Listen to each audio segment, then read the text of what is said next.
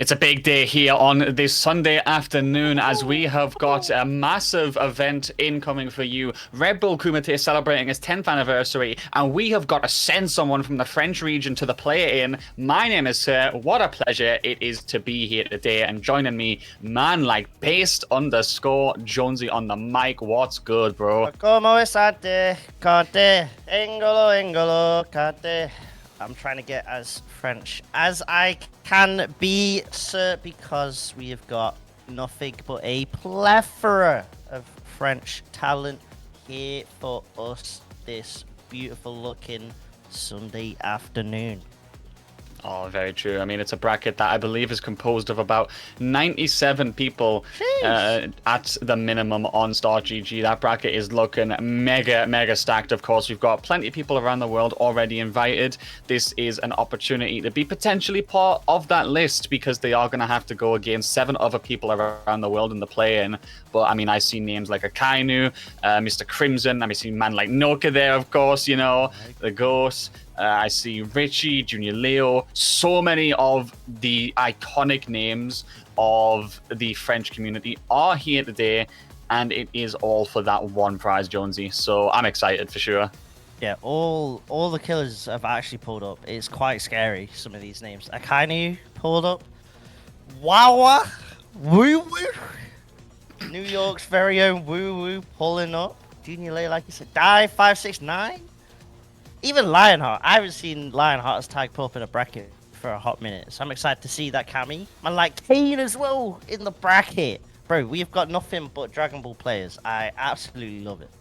Hey, listen, we're sending these Dragon Ball players around the world to different games, and they're just going back and conquering everything. What do you know? But it's actually so gassed though that we've got everyone here. Yo, hang on, man, like Damascus in the bracket. Hello? Oh, yeah. It's going to get... Oh, yeah, please, let me just check. Oh, yeah, set for the next stream. It's time to lock in. It's about to get peak toxicity here. I mean, we'll definitely support Damascus in these endeavors. Of course, yeah, well, you know, that's my goat right there, of course, as he tries to get through. And not prey on the O2 downfall. Yes. Oh, man. But looking at this bracket here, I'm just seeing what sort of shape things are taking. I do see that quite a few games have already launched. I see Alphen currently sitting comfortably in Winners Round 2, waiting for his opponent. Kane is already playing his Winners Round 2 match. There's going to be a lot of games here today, Jonesy. Out of curiosity, any potential favorites? Anyone that you want to see go to the play-in? I think it's going to look... My heart, it tells me that it goes to either Mr. Crimson or Alphen. I think it's one of those two. Mr. Crimson's obviously, you know, one of the top French reps. And Alphen right now with the May is a force to be reckoned with, to be honest. Recently won the local. Shouts to the Abu Dojo. Oh, yes. Winning that earlier this week. So I think going into this, that Mai is definitely going to be a scary contender for this slot. Yeah, probably. The Mai has definitely developed a lot for a lot of players as well, I feel like. Her initial release, people were definitely opinionated about where she was standing, that much is for sure. However, she has very clearly defined and evolved in a few weeks at most, just over a month. And I do feel like she's a character that's definitely going to be in the contention, definitely in top 8 brackets everywhere. And getting a W so close as well is very important. So shout outs to Abu. But just looking at the stream order in the background, oh my. Am I going crazy? Or do I see man like Damascus in the stream queue? Yeah, that's what I'm praying on. That is definitely what I'm praying on for sure. But yeah, Yo, I think he actually is. It legit is. I'm locked in. That's how locked in I am. I understand it. I see the vision. I understand it. But yeah, it's gonna be. I understand it now. There's gonna be some interesting stats that we might get later on as well. Not even before top 8. Looking at it, like there's a possibility of a Die 569 Mr. Crimson set or an option selector Mr. Crimson set. Those will definitely be some key ones there.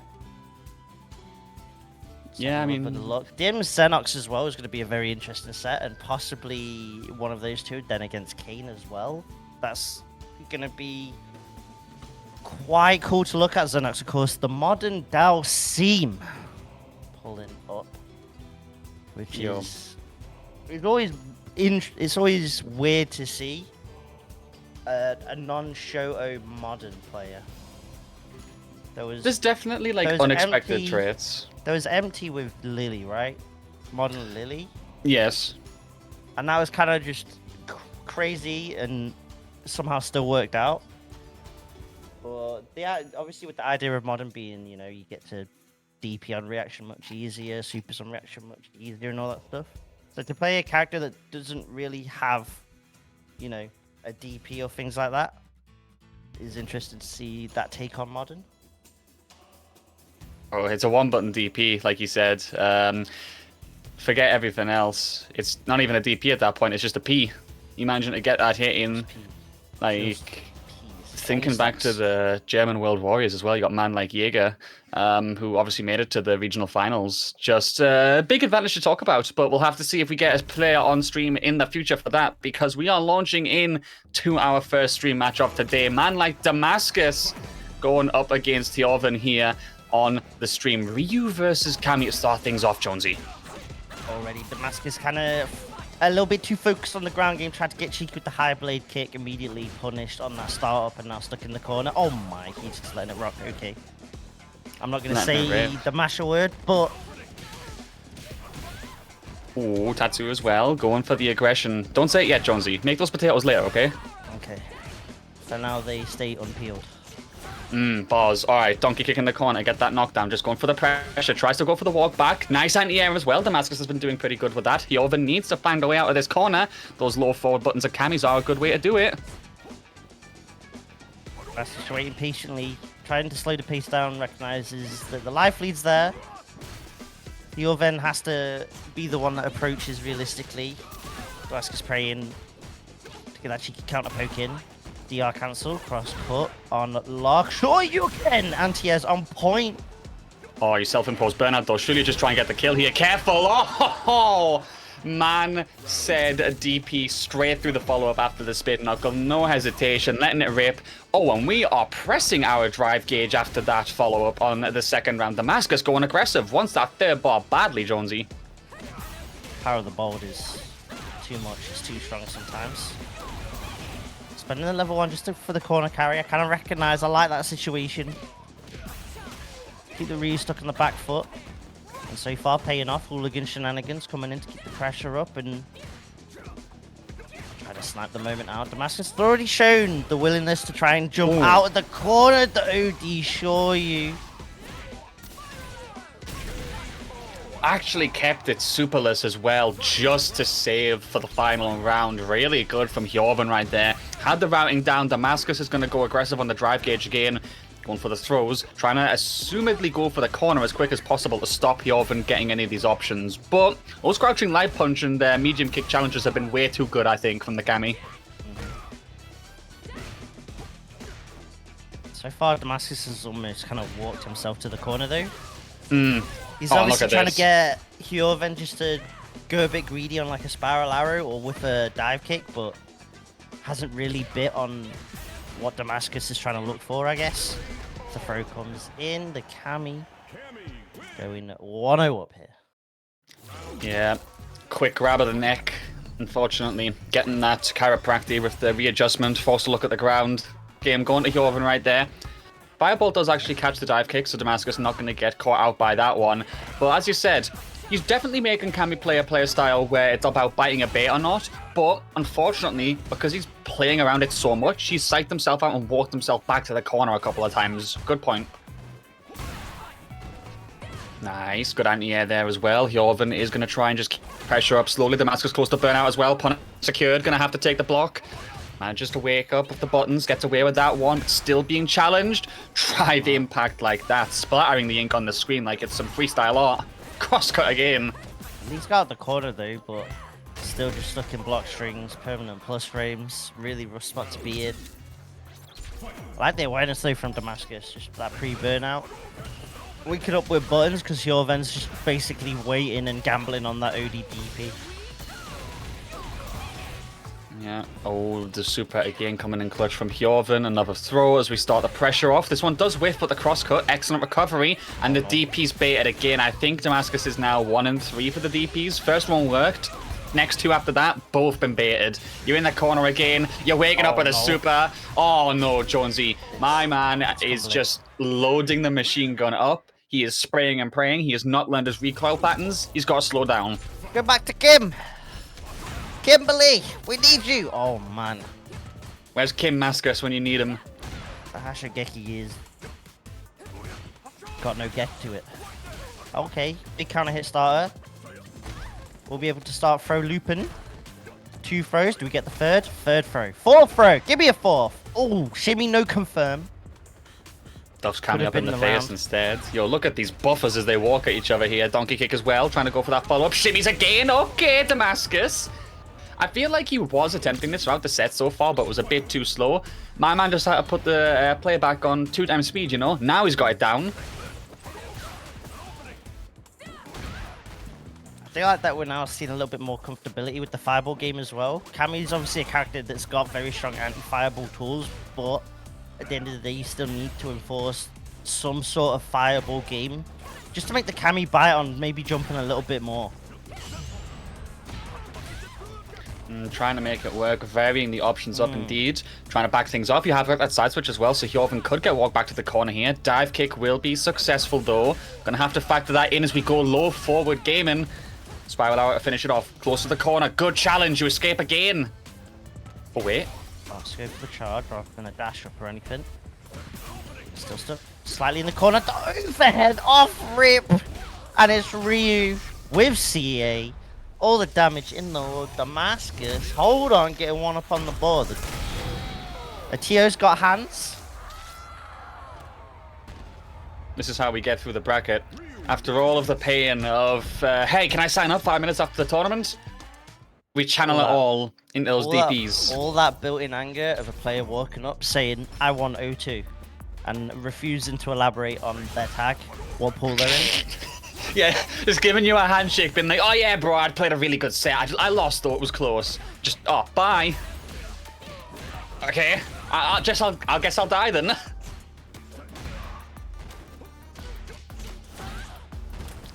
Yo, Geo in the chat. Imagine Ryu as a TO. TPing anyone who does not tolerate or get through the rules. Alright, going for the solar plexus strike. Going for the pressure. Low forward confirm. Doesn't have the kill just yet, and you are in burnout. This is very good in terms of life lead, but still, do not throw this one away. Damascus, no! The last 3 times you've done this, it's been blocked.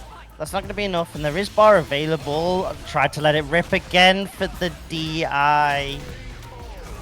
Did not work out. But my man is not frugal. Bro. The last 4 times in a row he's done a reversal like that. 2 times it was a DP. 2 times it was the Hadouken. And now it's been baited. Oh no, Jonesy, not like this. I beg. No! It's crumbling a little bit quickly. What's funny is a wake up of 1 there would have worked. The one time you don't. That's mad. Oh no. The low, level 3 available. And just like that, Jorven now has to get banned by Damascus. It really be like that. Oh, the perfect to finish it off as well. Laying the peas out on the table when you need them most. Jorven is going to take winners round 1 in a 3-1 victory there. A very fun set for sure. Unfortunate for Damascus, but you know what? It's fine. We go for the OS. Now he's just ready to start the Shark Tank early, all the way from losers round 1. Man's going to have the most COD-like of runs all the way to top 8, Jonesy, clearly. Building the storyline nice and early, I think, is what that play is there. But Hjorven looking like a very solid Kami, so be interested to see how far they go. Of course, in their path is a player like Wawa. In order to get to winner side top 8 as well, you effectively in this path, in this side of the bracket, you'd have to beat Wawa and Akainu. That's a pretty tall order just to get on winner's side top 8 today. But that shows how stacked this is with 97 players as well. Yeah, I mean, pretty much everyone, like you said, showing up in terms of heavy hitters, Jonesy. So there's probably going to be some very, very early upsets as well to factor in as we take a look through the bracket. I see Noka has unfortunately already been sent to losers in round 2. Mr. Crimson currently playing his game. Link Excello getting DQ'd from winners round 2. That's an unfortunate one. Hopefully that may have just been an error. We'll have to come back to that. But I see Kane playing the Terry, making it around 3. There's definitely some names here that I'm expecting to see. I know we talked about who we expected to win. Like, obviously, Crimson potentially been just a obvious pick for a likely winner, Jonesy. But who do you think, outside of the people like Crimson, is there an unexpected name you'd very much like to see in, say, the top 8 today? I wouldn't mind seeing like a senior power, maybe pull up into top 8. Maybe even a Kane. It has been a hot minute since I've gotten to see sort of the Kane. Very strong in the early goings of Street Fighter 6 way back when Ken was the second strongest Shoto and not simply the bottom one of Shotos. Yo, I'm looking out my window. Logan, is that you? Just had to be careful. You're summoning him to the scene. I don't believe it. Trying to avoid Phenom right now, ducking. The downplaying squad incoming soon enough. But yeah, stream matches should be getting underway soon, of course. Thank you all for joining us so far. Very early on in the afternoon, of course, here in the EU and the UK. But do remember that this is a very, very big tournament. This is for a chance to go to the play-in for the Red Bull Kumite 10th anniversary. Jonesy, I mean, that event is going to be, without a doubt, one of the events of the year for Street Fighter. Like, just there's no chance otherwise. The images of the commentators are actually too cold. The aura that they are giving off is too much. And if all those that go in, so like Damascus, F-Word, and them lot, if they don't wear those exact outfits, I'm going to be very disappointed. If they don't recreate that announcement pic, I'm gonna be very, very upset, sir. Clearly, they designed those pics with the outfits in mind. There's no way otherwise. But it's like, I think I saw an absolutely hilarious tweet as well, where someone was like breaking down what every commentator looked like they did with those suits on. It was like someone was saying like Logan, oh, he's running like a Peaky Blinders bar, something like that. Damascus and someone else were running like an airline, I think it was. The art style is just incredible, but I think that's another part of it as well. The production value that you're going to see that weekend is going to be unmatched, genuinely unmatched. I want to know what the French equivalent to JP's theme with air horns is, to be honest, because the last Red Bull Kumite had certain vibes to it that made it such a hilarious watch as a spectator. So it'll be interesting to see what energy the French can match with that regard. You know, the crowd is always going to be absolutely OD. Oh yeah. To be honest, they might just need to put a mic just on Flashno. Do they really need a mic for Flashno though? Like, I don't think that man needs a mic to make his presence known. He's too goated regardless. They could just have maybe just a little corner cam just in the corner of the screen, and it's just the Flashno cam. The entire stream as well, like it never fades out even on break. But to be fair, if you were to get like a crowd cam, I promise you 90% of it will be taken up by like the NSXC lot just waving the banners and making some noise. They know how to make their presence heard in a crowd. I think I swear I saw a few like proper French flags or crowd support's been waved the Capcom Cup as well. And I mean, man like Damascus was right next to the player walkouts too on the group day, I think, which was really cool to be fair. Those camera shots were sick. Yeah, for real. Capcom Cup, they just killed it. There's no other way using that such a historic venue as well. The way even sort of the Japanese crowd started getting behind some of the players, and even the players themselves starting to have a bit of fun as the event went on with things like just playing around the camera and stuff is always sick to see. But yeah, Kumite is gonna be some amazing energy. Yo, speaking of the energy, I'm just remembering in my head Noah running around the entire venue. Man was a ghost. But in terms of energy that we've got here and now, is that the man, Mr. Vowel Changer himself? Woo woo, whoa whoa, I like wawa. How many vowels are we using now? This is too much. There's wow wow woo woo wow wow. It's like the Infinity Gauntlet, bro. He's assembling them all, and he's mashing hard and pressing well. Look at them go in this corner as we go up against Dalsum here. Man's been doing a very good job at shutting down the pressure. And we are teleporting hard. Goodness me, it's like watching Strange all over again. Yeah, trying just to reset into a more suitable situation. You definitely don't want to be stuck in the corner against the Terry. It's a rough spot to be in. OD power wave.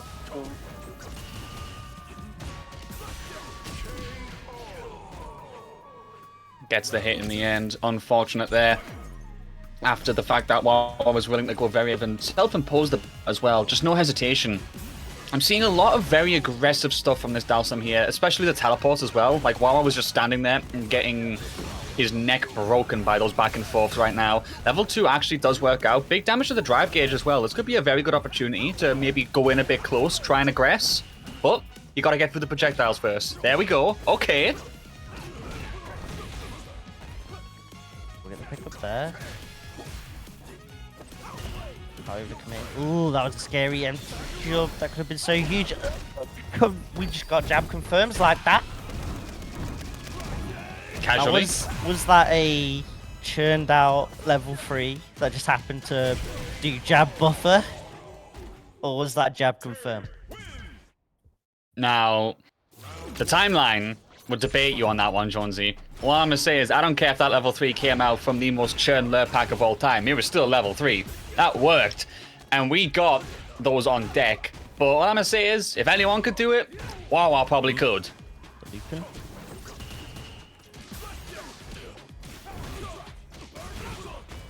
Okay. Linked. Okay. Caught the parry on the wake up.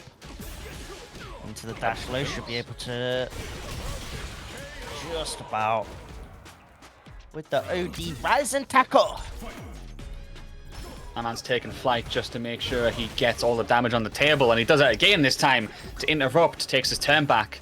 And we see the Dalsum backing off, being a bit afraid here. Another jab confirm, raw after the jab. Good stuff indeed. Drive reversal, get off me, spinning around like we are fan in the wind. Needs crouch strong as a way to counter poke some of Dalsum's normals. This has been they kind of hit starter, and there's meter available. Boom. Oh. Boom. Oh. Geyser. Getting that kill as well out of that. Wow. Okay. I see you with those combos right there, finishing things off strong as we go 2-0 up. Oh, Yo. That's the Battlefield movie. Oh, he's getting himself ready to sing that on deck. I see you, Jonesy. I see you. He got like, that's a huge counter hit. Could have been a lot more, but it's okay. Reset with the throw as well. Actually got the tick, but still went for throw. And I think B-Calm is just trying to stem some of the bleeding by trying to be as active on defense as possible, and none of it is working out right now. Yeah, the teleports, which are something I saw even more of during the first round, have kind of proved ineffective because Wawa's just been doing those jabs. There we see it again, just single jab, calling things out. We catch the parry as well in its recovery frames to get that punish counter. You're stuck in the corner, but you are going to wake up with a back throw. That's a good opportunity. Okay, catching him on that side switch. However, you can suck in all the air you like. You are still getting caught out by that Terry. 3 bars on deck. Next hit kills probably. Yeah, definitely. And it's jump in. Tags the landing. Blaster Wolf! And wow. Oh, wow. This is a dominant display from the prodigal son. I mean, looking very strong. He's been kind of you know, waiting in the wings, as it were, for the longest time, while I've obviously been keeping up with a lot of games in the scene. Good to see him in a tournament like this as well. You know, a lot of stakes on the line. Might be a big chance for him today. We'll see where he goes later on in the bracket, of course. Just trying to pull the start GG up right now, see who he could be fighting. Looks like he could be going up against, as you said, Jonesy, Hyoven or Masashiru. Depends on who goes through there. Might be a Wawa's way to get revenge for our TO Ghosts, but we'll see. I'm trying to think out if we've got any upsets so far. We are starting to actually get close to winners round 3, winners round 4 already. Bracket is moving very nicely, so shout outs to everyone who's been turning up and playing the games. But yeah, I'm trying to think. That Terry matchup in particular, obviously,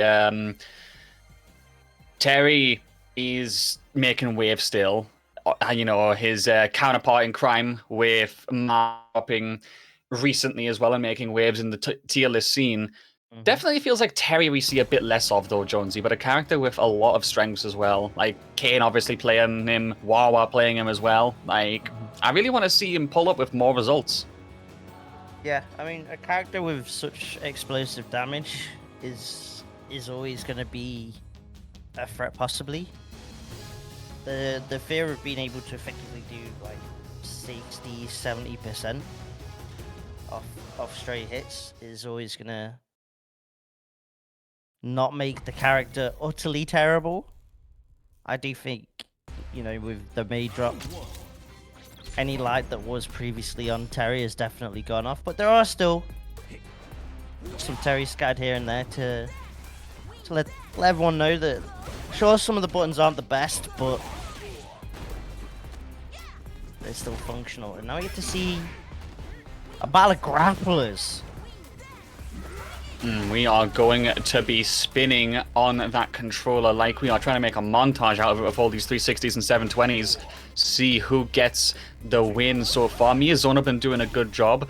A matchup that I actually do wonder about being viable for Geef right now. I feel like Lily probably has the advantage. I mean, just in terms of overall button range, win stocks, allowing her to kind of engage and disengage, and obviously her aerial specials as well.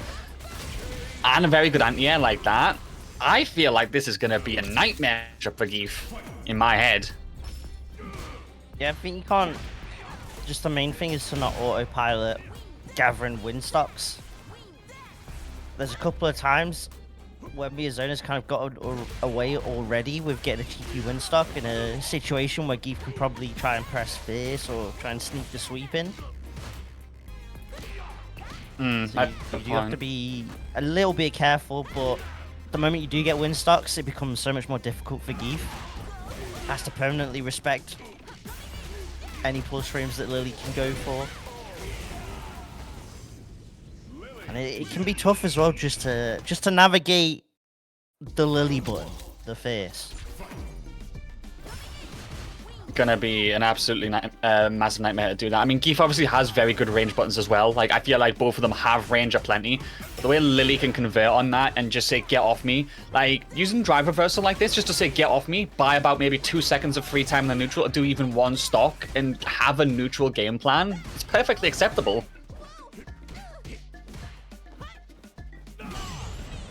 Oh, okay. Oy, oy, oy. Miyazono in the zone. Oh, smack back to reality though, getting sent straight down to earth with that SPD. Good stuff from Sign right there. Nice punish. Backdash on Wake Up, trying to escape. As we keep the pressure up, jumps over the Spire. The two of them are swinging hard right now, but Sign is looking for a way to turn that into consistency. Technolos at the range. DI is going to recover in time though. Should be able to close that round out. Yep, unfortunate there. As we go into the next round, Miyazona have been doing a good job at going for those recovery options that are quite quick, catching out buttons like this. However, Sign, I think, is 2 for 2 on those soft reset SPDs. Oh, make it 3, a trifecta. Why not? Okay. Oi! Yes, that was good from them right there. The very, very quick call out. Literally no hesitation, letting it rip. And we do get a final round here. This is much better, Jonesy. All it takes is just some cold reads. DR cancel into DR to get SBD. Guess the level 1. The Batista bomb. Jesus. The most advanced of gaming right now as we launch into this final round here. Alright, we're going for the swing, getting a stock again, getting 2. Sign holding back at the full screen range. I think in this matchup, if you want to have viability as Geef, you kind of can't stay at full screen Jonesy. You got to be at like mid-range at the maximum just so you can try and catch Miyazono doing stuff like those stocks. Yeah, the problem is now that Lily has those stocks, just OD Spire makes it a lot scarier just to walk up. You're effectively just inviting Lily to say, do you want plus frames on me right now? Finds a tag, confirms it to super for the huge life lead. Saves that 1 bar just in case of necessity. Smart, just to be safe. May as well play for the future in case anything goes wrong. As Sign's still looking for the way in, and the poke is going to be successful, interrupting that attempted ankle breaker right there. And it's going to go 2-0 Sign. And I think it is a fair point. Once you get a stock as Lily, obviously the threat level is already there for being able to walk forward. This is why I think it's a problem. You essentially have to stop the snowball before it even starts. But if it starts at all, you're already in trouble. Could just be Sign taking a gamble on a round start, a hard read, a hard call out, just anything to force the initiative early on. Oh, trying to make some wind on the screen right now, showing Lily that she's not the only one who can do that with that Cyclone. Doesn't work out. Let me get the perfect to boost. Laying the peas out bare on our set point. Miyazono could be looking to move on here. Nothing but stacks and stocks for this Lily. Scoop and a slam. Only a scoopful of ice cream right now as we try and jump in. Does go for the cross up. Doesn't get the hit. However, that back throw will be pivotal for securing the corner. We're getting caught raw on that counter hit. Trying to find a way out of the corner though. Sign has gotten to note the fact that there is burnout from the Lily here. You've got to get close. You've got to take this chance and do as much damage as you physically can. Oh no. Maybe try to call a backdash out or something. Has called out the jump. Oh. And the neutral jump. Ready with the call out. Miyazono moving on to the winner's side of the bracket. Sign just couldn't really get going at all. Constantly stifled by that Lily. Really strong display of Lily playing into that Keith matchup right there. Yeah, very, very good set overall from Miyazono, I think, showcasing the way that Lily can shine. A matchup for sure that I think was very difficult for Sign. They did their best, but very good performance from both players regardless. Looks like Miyazono will be moving on a winners round 3 to face man like Die569.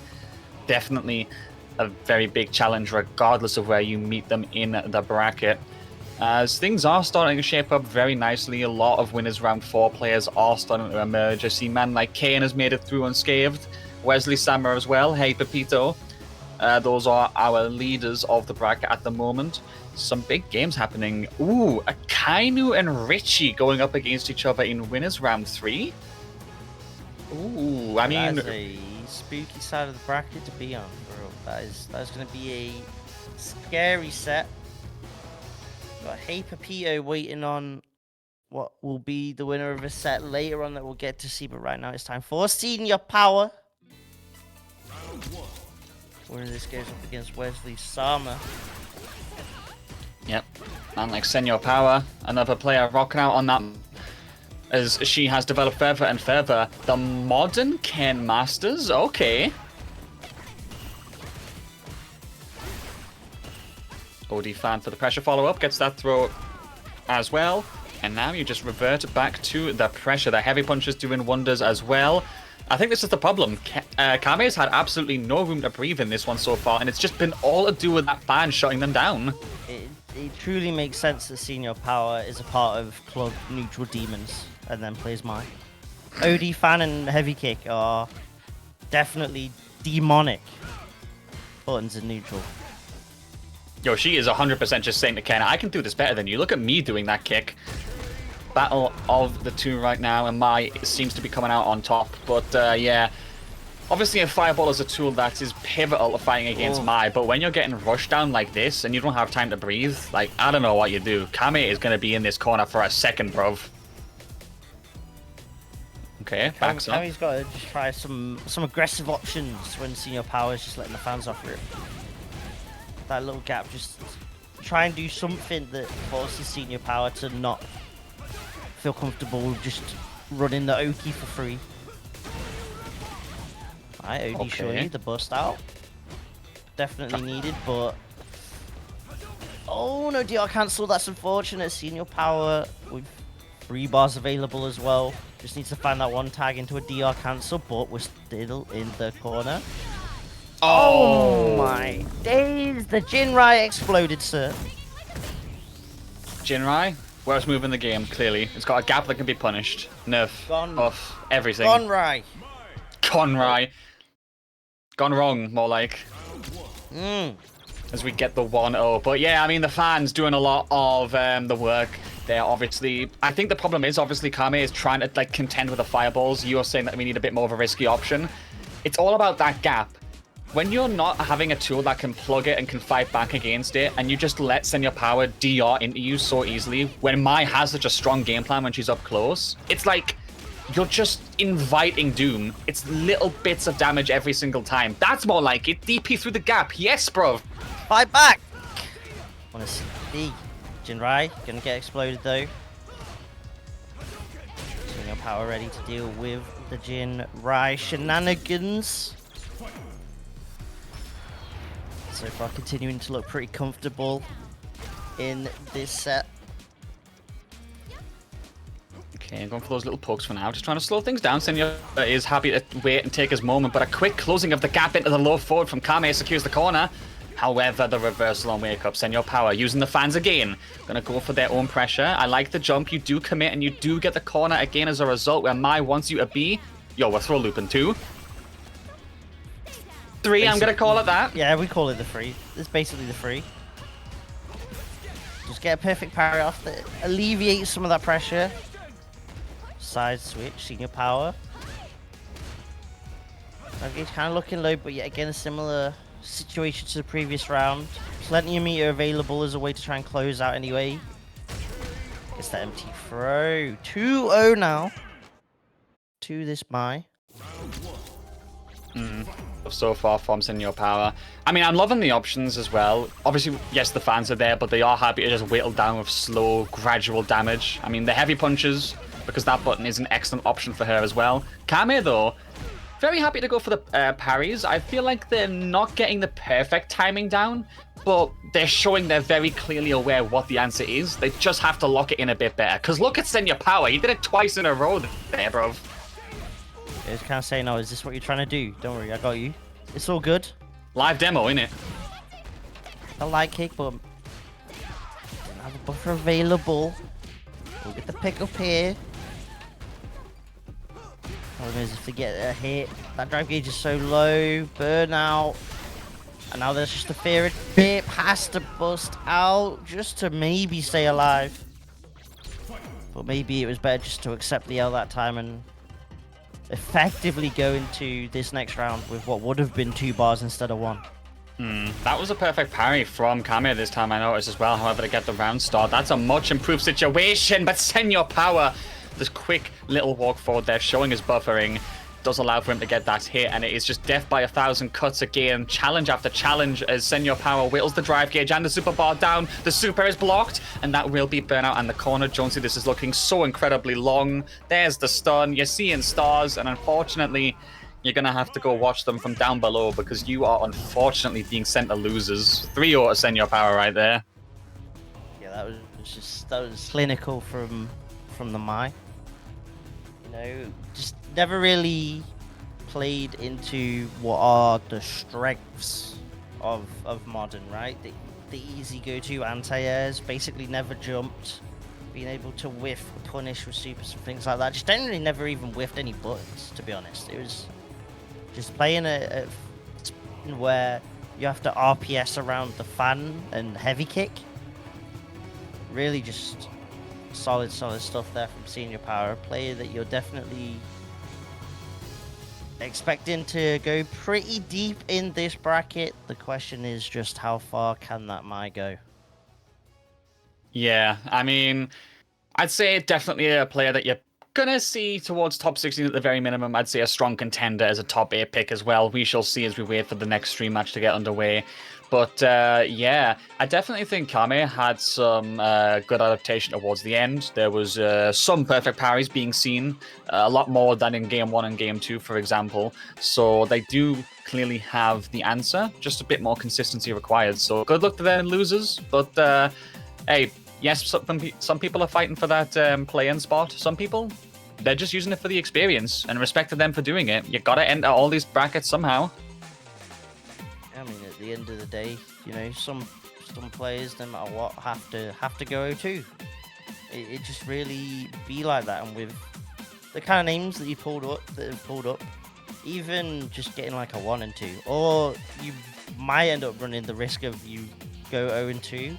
But the losses that were in the bracket were to really strong names, so it's a 0-2, but you can respect what you had to play just to even, you know, take the hard L, as it were, on that. Sometimes it'd be like that in brackets where you get really rough matchups or rough names. You gotta hold it. You gotta hold it. It's like, oh, damn, I'm going to end this little bracket real quick. Just, you know, play with something EU's best. Oh, what's that? War round 1? Yeah, GG's. But, as you said, it be that way. It's a learning experience at the end of the day for some people, and it's still all good and fun, and definitely done in the spirit of a good competition, because obviously we are still here for that Kumite play-in spot. Big opportunity for someone. I do believe that we already have quite a few qualifiers around the world already, or at least half of the names be known by now, if I'm not mistaken. I do believe Takamura, Kusanagi, and Mark the Shark have already made their names in their respective play-ins, so we are here for next. Idom and Higuchi as well. We might be missing 1 or 2 names, but I think those are also in there, so I think there's about 2 more spots left in.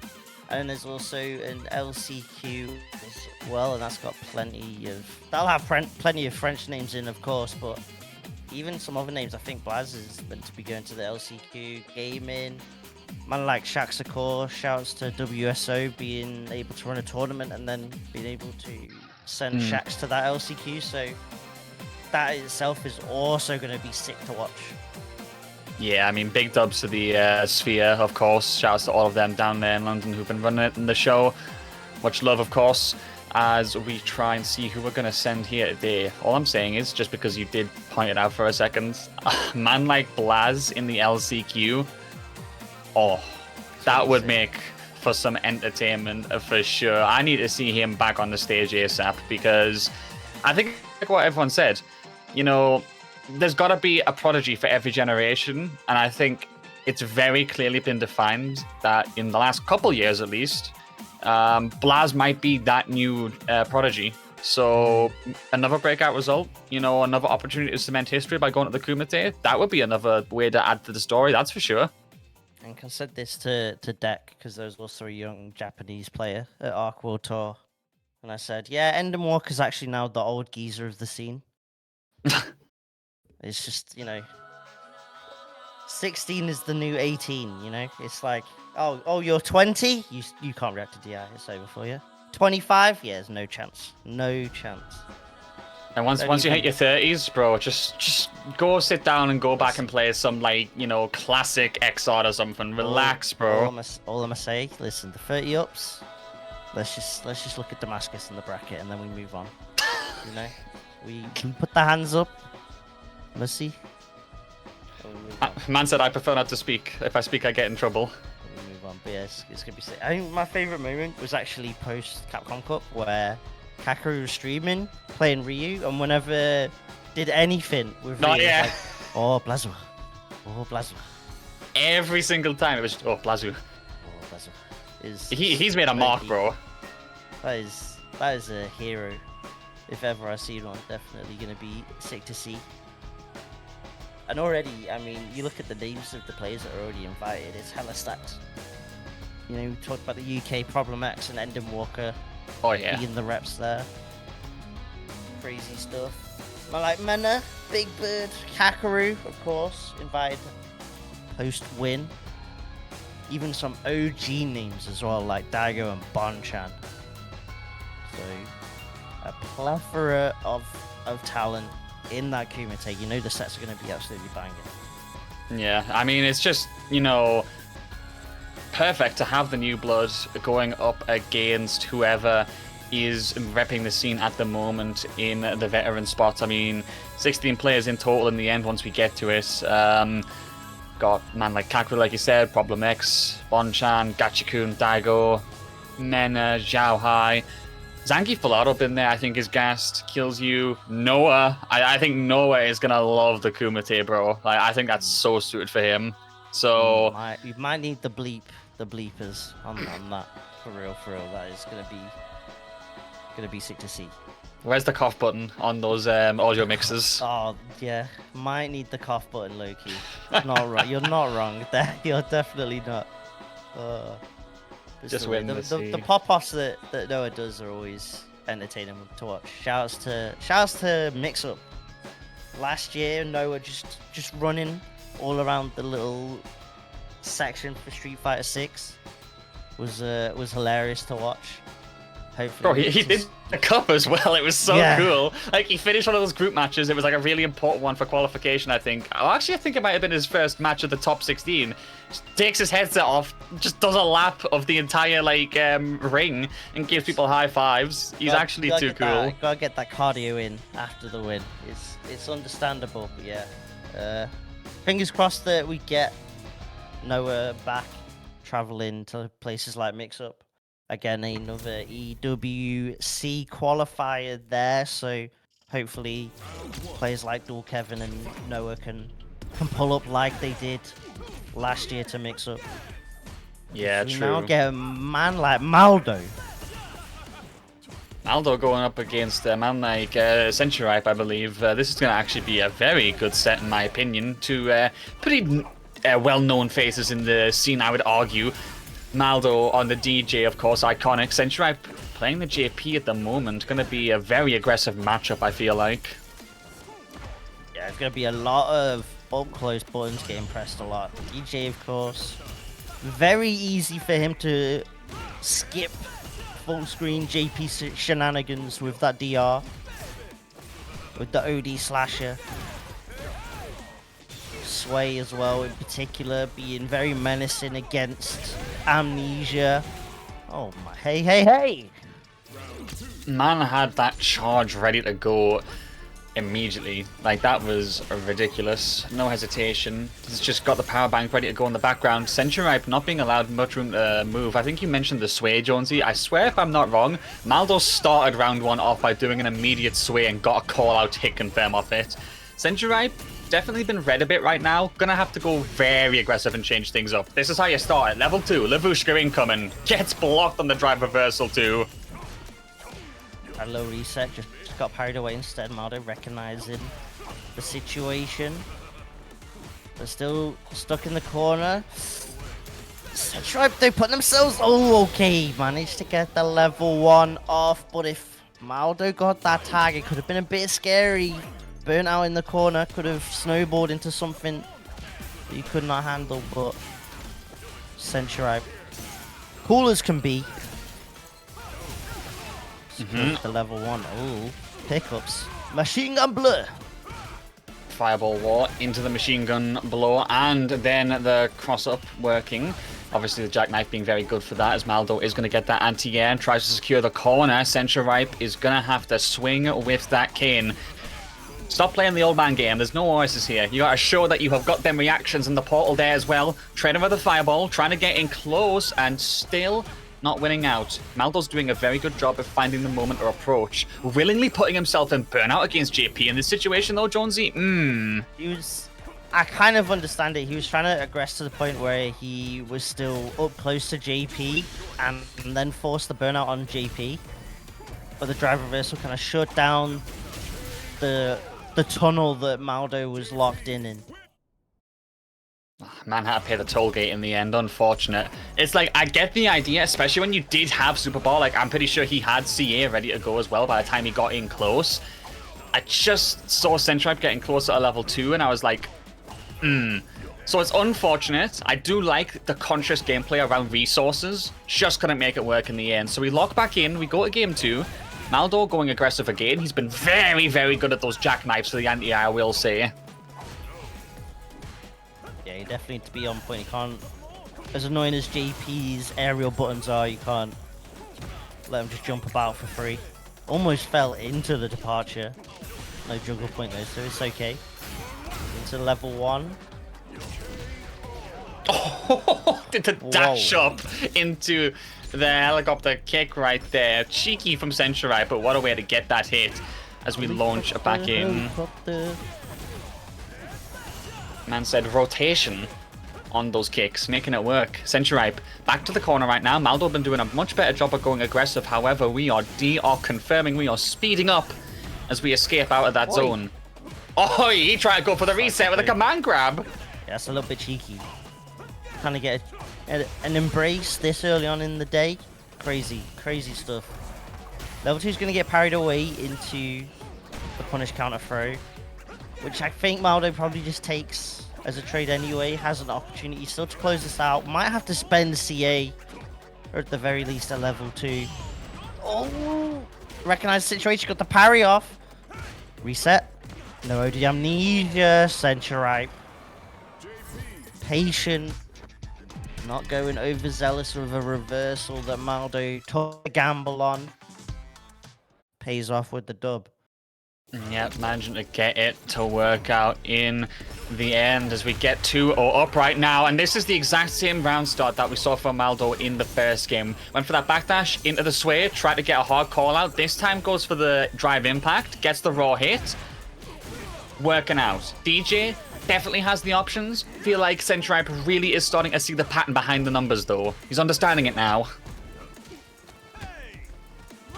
Alright, time for the throws though. Plus frames, another throw. Maldo just keep the pressure on, another throw. Projectile based focus as well with these slashes, just in case of amnesias, but Centripe hasn't really thrown them out all too often. The throw, nothing that the JP could have done. Sometimes those rounds happen. That's a Street Fighter 6 round if I ever saw one. Unfortunate stuff towards the corner as it all came crumbling down. However, we are going to build back up from that as we go for the perfect parry to start things off. Maldo's sustaining a lot of damage already, so Centripe could try and make the most out of that. But I do feel like Maldo's been doing very good at going for those corner carries. Hold on a minute though. The frame 1 return to sender with that drive impact meet. The Vushka incoming. I like that. Switch, yeah. Yeah. Scary situation for Maldo. Does have meter available off this. Oh, tried to reach the pickup and the reset with the overhead. Yo. Just like that, 7 point. Kinda nice with it, Jonesy, to say the very least. Just absolute overwhelming pressure. However, Maldo back where he has found the most success in the corner with those DJ throw loops and pressure. Going for the OD with the fireballs, trying to get that escape. Oh no, the neutral jump call out on the drive impact. Looks like Maldo is going to get a game on the board here. Machine gun punches into those beats. Alright, Maldo getting one up on the board, denying the 3-0. Okay, Starting to get a little bit more comfortable as the set has gone on. Just constantly trying to keep Centripe on the back foot as we go back to the lobby. See whether it's just a case of taking a breather, taking a little bit of water. I mean, I respect that your opponent's got one on the board. Maybe you just need to take a second and let your opponent stop in his tracks. Don't let them get the confidence boost that they need, because it would suck to get reverse sweeped in a situation like this. Because in my opinion, Centripe's playing a very good game. However, they are definitely crumbling a lot in that corner when DJ gets the conditioning going. Like those throw loops, the options with the sway as well have been shut down a lot. So you've got to figure out how to get out of that situation a bit better. We're going to launch back in. We're going to go to game 4 here. Let's see if Maldo's taking us to a game 5 or we have a winner. Let's find out. Striborg actually connected off that string. Maldo maybe not ready for it. Tried to prey on a gap. Pulled out the amnesia there as well, so you've just lost drive gauge and the punish counter as well. That was huge resource damage to Centuripe right there, as Maldo keeps that corner, but the drive impact is going to escape this time. Called it out before, couldn't do it twice. Lightning is not striking this time. As we go for the portal setup, Ghosts are there as well, trying to make him scared in the neutral, but trying to just go for the trades. Centuripe has to overcome this life deficit somehow, Jonesy. They're slowly whittling this drive gauge down, but we'll get tagged up. So Maldo able to secure that round, and a lot of Maldo's pressure has been based around baiting out or punishing that OD amnesia. Jab's trying to chase down, doesn't quite work out, but there was a trade, so Maldo didn't really get forced into an awkward situation. Did so there with the level 2. Oh, catching him. By the spike. Oh, the meaty. The Triglav Gaming, the parry, and the DR afterwards, which was neutral, jumped over. That was a big call out from Centuripe, but he is going to get put back to the corner again, and Maldo's got 3 bars. This is still precarious. However, you do actually manage to get that target combo with a heavy kick. Should be able to go for the OD, and you do get the kill. So set point going back to Centuripe here. Counter hit roundhouse paying off. Ooh, called out again. In the corner with a throw. Punish counter as well. We're going for the sweep. Where's the broomstick? As Lavushka comes out to play once again. Level 2. Damage to the drive gauge. Corner secured with the setups as well. Damage in general. Let's take control of the screen. Ooh, that punish counter confirm. Crisp. Alright, if at first it whiffs, just throw again. Oh, they're going to be so careful. Life bar looking low, and the jumping is on point from Centuripe. Gonna move on. No one inside of this bracket. That JP looking scary. Yep, discipline and dignity with a cane to the face boot. Centuripe finally found the mark and managed to move on there. Unfortunate for Maldo, because in fairness, that was looking like a promising response from them overall as they began to adapt, but just couldn't get it over the finish line fast enough. So they are going to have to go for that loser's run, but that is that set done. We are getting closer and closer to that top 8, and I'm seeing some players start to get ready for the top 16 matches. Man like Wawa is in winners top 16 right now, and he's going to be fighting the winner of a Kainu and Pulga. Oh, that's actually done. A Kainu versus Wawa? Oh, we're eating good. Oh, we're eating so good. I am so glad. Oh my days. Jesus. We are feasting here today on reversalgg. That is actual facts. Emphasis as well on the fact that's top 16, Jonesy. Not top 8. You know, not the final phase. Top 16. Yeah, that's to get into top 16. Bro, but like Kane's also going pretty far in. Currently waiting on winners top 16. Most likely, you want to say, looking on paper, to face off against Senior Power as well. Whew. Looking very likely indeed. We're getting into the main meal for real now of the bracket. It's looking beautiful to see the way this is shaped up. Centuripe against Alphen as well, and that's top 32. So the JP that we just seen facing off against probably one of the top Mize currently in France. That is off stream, but that is definitely one to keep an eye on. And you can do so, chat, by doing !bracket. Maybe you got a buddy as well in the bracket. You want to check how they're doing. That is your opportunity to see that. See, maybe they're on a loser's run. I mean, it would be nice to see if you can keep track of your friends who are in the bracket right now. Just looking at all these stream matches, another thing that I find crazy, bro, Mr. Crimson versus Die569 is like a top 32 match as well. Like, what? This bracket is too condensed of killers, man. Happening everywhere we go as we launch into our next match. And we've got Leo going up against Junior Leo. Definitely a Ken that I recognize from all over the place. And he is swinging hard. There is one thing that I need Capcom to do, and it's like dynamic intros. One of my favorite Street Fighter things is when you get a Ryu Ken and they do the fist bump. It's just all I need. Capcom, please. My life will be yours if you do that. Yo, the fist bump, especially with the way Street Fighter 6 looks as well, that would be too clean. You could do some special effects for it as well. We'll see. The aura farming would be generational. Grand Finals Capcom Cup, and you see that, Rock? Absolute cinema is all I'm saying. Perfect parry from Junior Leo right here, turning the screen blue as the ink splash happens. However, a DP to get out of the corner. Leo fighting back, gets the DP as well. Nice anti-air. I only spent the Hasho charge. Leo was for the longest time. It felt like the whole set was sitting on it. The stockpile in the background, trying to save those stocks and get all the investment fund on it, but couldn't make it happen in the end. As we go to the next round, whiff punish there, nice confirm and finishing things off with the donkey kick, but the counter hit. Junior Leo woke up with violence there. Get the charge as well, post OD fireball. Sweeps the legs. Something about Ryu players, they just love a cheeky sweep.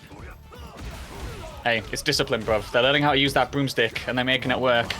Nice confirm. Perfect parry response, though, from Junior Leo as he goes for the Dragon Lash. Nice follow-up as you go for the Tatsu for the corner, of course. Take for a dealt with Leo. Red attack. So give me my space and back, please. Get out of my face. Junior Leo putting themselves in burnout for an opportunity to try and close the round out here with the corner pressure, but the fireballs, the plasma that Leo is constantly chucking out the barrage. Too much for the Ken. And this Ryu. Game one. The Ruru. Ruzu? Imagine if Wawa played Ryu, would it be Ruru? Stop it. Oh my days, we'll have to see how Wawa goes in the future. See if he actually does pick the Ryu up. We'll see for now, as Leo is swinging hard. Those donkey kicks definitely being a real big gut punch to Junior Leo right now, as he keeps getting sent back to the full screen. Nice anti-air as well. Leo is playing such a fundamentally consistent game right now, as he keeps going for those swings. I think the only thing that I'm noticing, like you rightfully pointed out, is those Hashogeks, Jonesy. However, that confirm was nuts. I actually like that Leo just has it sitting there constantly. It's like a deterrent. Saying, if you dare OD Fireball to try and skip neutral, if you dare want to do OD Fireball DR, I've got a Hasho ready. I can do the improved Fireball. It's on lock. Essentially just saving it as a backup battery every single time in neutral. Okay, I see the vision. I think it's actually quite a smart idea when you're putting it like that. And Leo is a fight with it. Ooh. And then when it comes to these sort of close to the end rounds, you've then got the ability to then get a Hasho confirm to help clutch out. You're not going to see it here though. But it was an expensive way just to secure a round and to stem a little bit of this momentum that Leo's built up.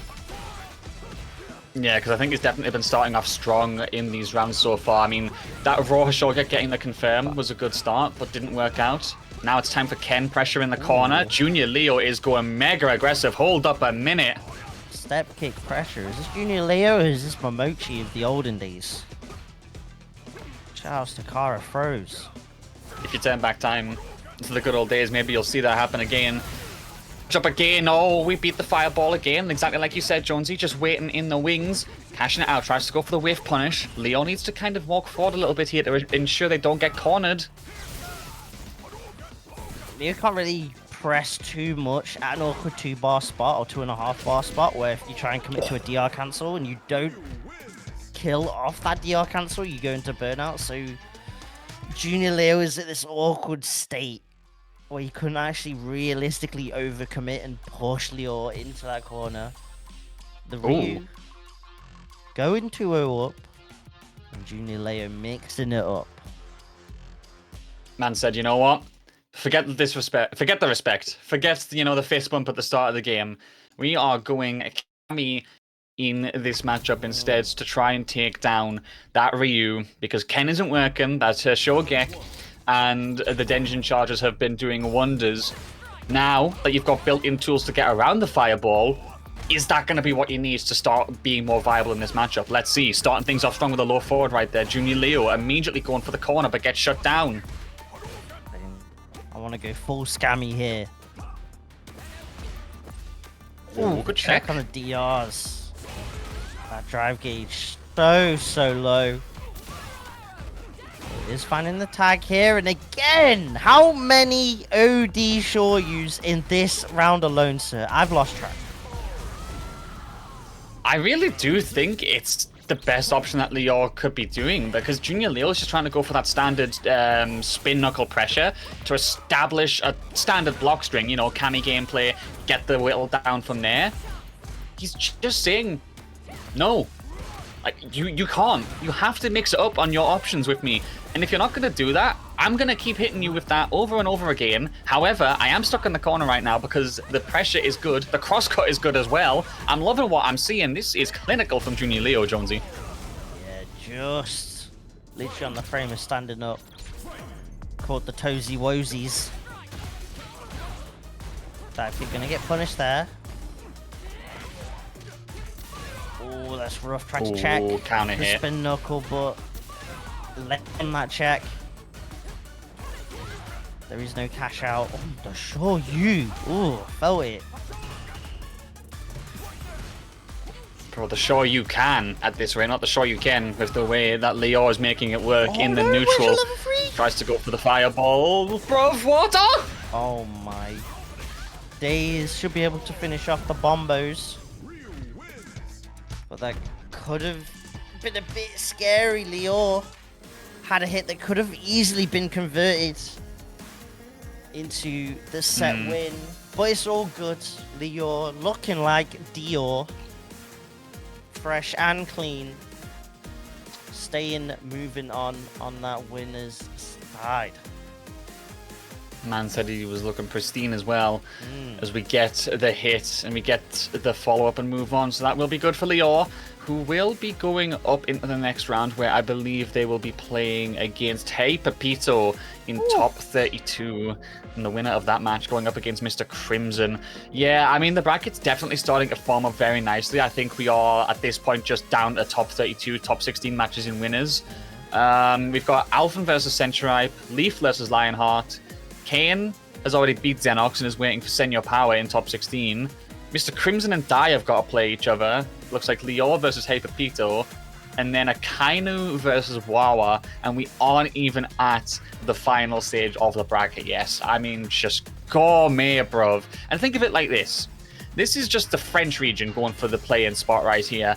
And they're all taking it to each other to try and get that chance. Imagine what the bloodbath of the LCQ is going to look like when we get to the Red Bull Kumite. This is just a sample of what we're going to have on offer at that event, bruv. It's incredible. Yeah, both the LCQ and the play-ins, just to get those last two spots, are going to be so sick to see. They're gonna. I want peak toxicity. I want all the emotions. I want broken controllers, sticks thrown into the bin. That's what I want to see. That's what I live for. Yo, the broken controller tech, not after last night, bruv. Not again. That's my hero right there. That is my goal. Peak energy. Let's see. Losers is churning its way through. Shoutouts to the TOs in the background, putting in the work, as we've been getting the sets thick and fast so far. They're definitely blessing us with some beautiful work. And shoutouts to Geobreaker, of course. Yep. The goat behind the scenes. Can't wait until April 19th to beat you at MVCI again. It's going to be an amazing time. Wow, being toxic to the streamer so they can't say anything back in response is crazy work, Jonesy. But I do think it's smart. But yeah, shoutouts to Geo, shoutouts to the TOs as well. I mean, you got man like Ragyan, Rags, Leafez as well. I've seen them all making things work. And it's just, without them, we would not be here. So big ups to them as we launch into this top 32 match. A big one, Die 569 going up against Mr. Crimson for that top 16 spot. Let's do it. Crimson in an awkward spot drive gauge wise, being stuck in the corner like this. Oh, the pickup is so clean from Die. Okay, trying to make things work. Perfect parry though, good response from Crimson. As he does, puts the back throw secure, Die towards the corner, trying to find that challenge. Fireball gets walk forwarded on. Nice response again, but just can't get the conversion. Oh, whoa! But you ain't getting cheeky with a DI like that. Make me respect you first. Something that I always like from both Crimson and Garnet is the way they find such optimal Dhalsim confirms that are seemingly just always out of nowhere. Yeah, It's insane to me the way they've pushed this character. they really have to though, because with the way Sim is, obviously there's so much potential with the character, but you have got to lock in so hard to get the cash outs and make things work. Dai's been fighting back very nicely so far though, but Crimson's doing a fantastic job at whittling the life bar down. Tried to go for the medium kick there, didn't work, and is instead going to get thrown for your troubles. So final round, crucially, both players on 3 bars. This is going to be a cash out race, Jonesy. Who is going to get to the bank first? Oh! Hands on him! Oh, Die! Angle. The adjustment right there. Fireball jumps over it. Crimson though, nice challenge to get that. And we'll be able to DR back out of the corner. Here comes the pressure as we go for the throw. Parrying away, doesn't quite get the perfect parry on the fireball. That probably would have shut down the pressure completely. The stanky leg, the roundhouse coming in. Oh, punish counter as well. Mr. Crimson willing to go into burnout. I actually don't think you're dead here. I think you've got a sliver of life left. However, Crimson's got the setup with the level 3. So he can just play calm. He can catch you with one mistake and still probably make it work. You do have CA's Chun though. Die? Have you got those? Oh, no. Evidently not in this first game. That's unfortunate. But I'm seeing a lot of predictive gameplay from him. Crimson wasn't actually in his face, but I was seeing a lot of crouching medium punch attempted from Die. He is focusing so hard on those reactionary button punishes. Exactly like that, Jonesy. He's going to be looking for those the entire set, I think. Yeah, it's making the call out on Dhalsim pressing the button, tagging the hurt box to the limbs as they get extended. That's just what Chun kind of has to do in this matchup though. Buttons that you normally get to abuse in people's faces, you kind of have to throw out at funny ranges. Ah, couldn't get the full confirm there, but a nice interruption going for that dome strike. However, the interruption by Crimson to go for that back throw and then the DI after as well. Unfortunate. However, a very nice round from him. But yeah, like you're saying, Chun kind of has to. Like, this reminds me of, like, I think it was Daigo in Street Fighter 4 in, like, some of the initial Capcom Pro Tours where he was playing Ryu and, like, Dhalsims were literally in the startup of their buttons and he was just DPing them and getting away with it every time because it's all about stopping him in his tracks. You can't let Crimson even try to get close like this, and I like that Dai has a focus on how he's going to navigate this matchup. Reversal from Mr. Crimson to reset the spacing, keep that Chun away. The Dai's done a solid job of slowly walking the Dhalsim. However, Crimson, just like that, out of there. Bust out level 3. Oh, I like the idea of what Dai tried to do, I think. Tried to get some sort of invul. Maybe if it was OD Tenshos, there might have been the invul there to actually avoid that level 3. Yeah, super unfortunate, but not going to work out. So Crimson is going to get that game in the end. But despite the fact that Crimson's gone 2-0 up so far, it's been a really interesting game so far overall, in my opinion. Like, Dai is going for a hyper-focused way to navigate against Sim, which has worked out a few times in terms of perfect parries and punishes. Crimson obviously playing his standard fair game plan, which is so effective and such an embodiment of Dhalsim, but it's a shame this is a top 32 match in my opinion. There's a lot of breakdown here. Yeah, after initial interactions, where Dai is ready to punish the startup of this, Crimson's gone more for just stand strongs and fireballs instead.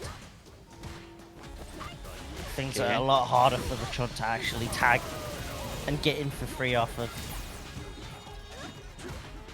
Alright, trying to just go for the silent buttons again as Crimson did fight his way out of that corner. I liked him going for the super as well for extra drive damage.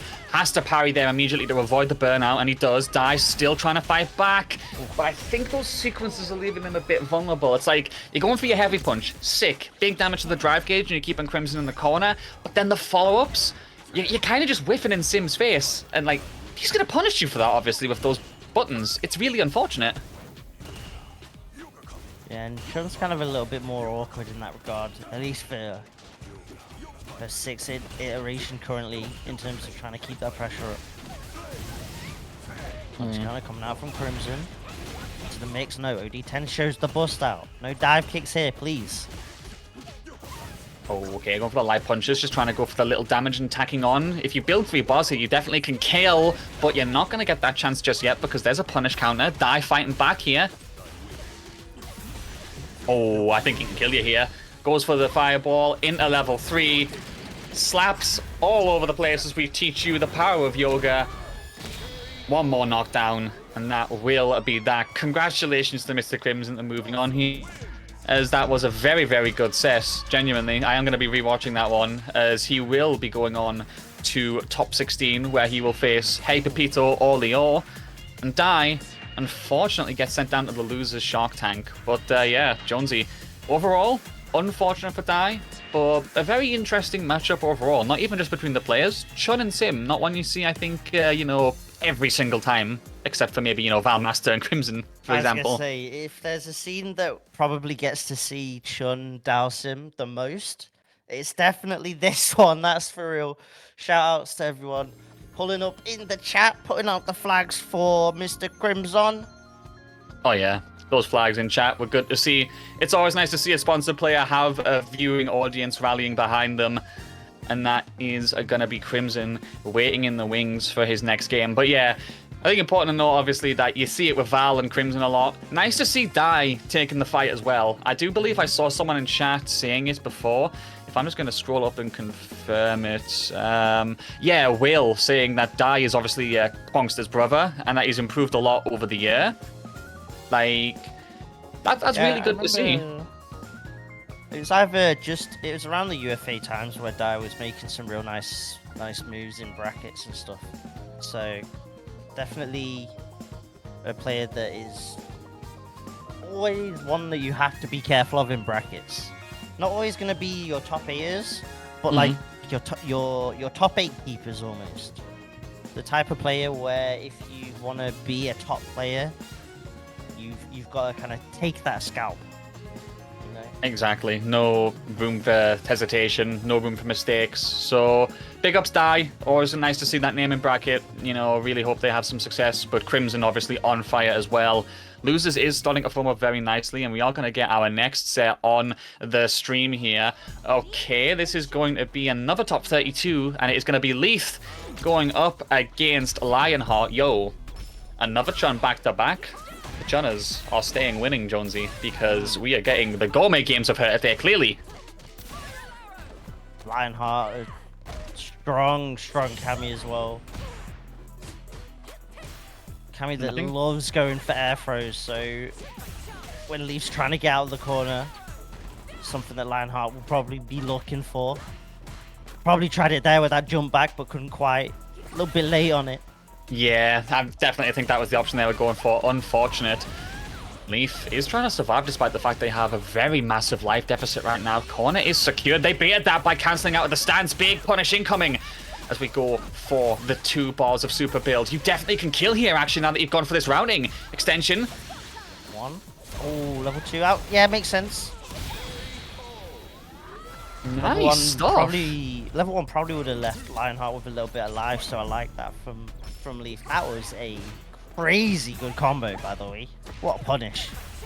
Yeah, the immediate use of the Hazanshu as well to get the follow-up. That was sick overall. Lionheart's going to fight back immediately, though, going very aggressive. And going to have to back off for now, however, as the fireballs will become a question of navigation again.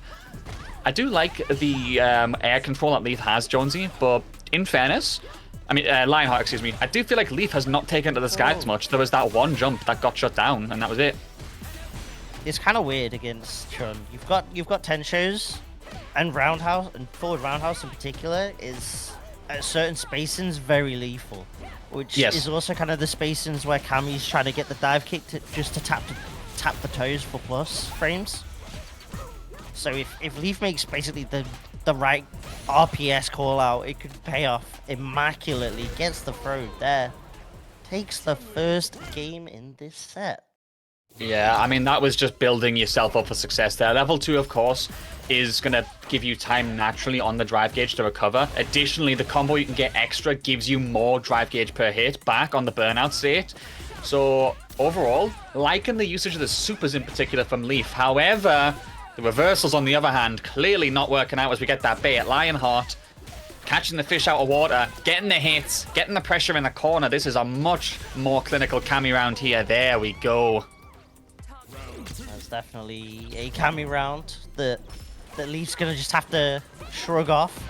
Oh no! Most unfortunate of 10 shows. Gonna have to try and get more hits to get in here as Lionheart is looking for those hits. Okay, the sweep, just standard fare, going for the knockdown instead. I like it.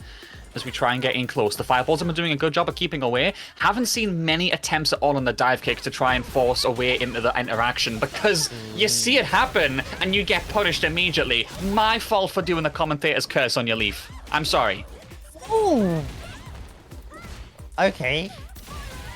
That set play was sick. That cross up was from so far. It was from downtown.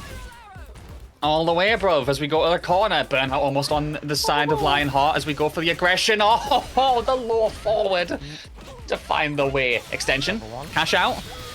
Yes. Nice stuff. Bro, this has been another banger match so far as these two go back and forth. Now, Leaf, crucially, not even at 1 bar of super right now. Lionheart has 3 sticks ready to go already. I mean, I think you go aggressive here, especially because you've already spent a few of the drive gauge bars. You could be pushing them into the corner very quickly here. Also means Leaf can't really do fireballs at all, just out of respect for Kami level 3. Oh my god, speaking of OD Hooligan. Grabbed up, scooped up, locked on. Lionheart, tying it up one apiece.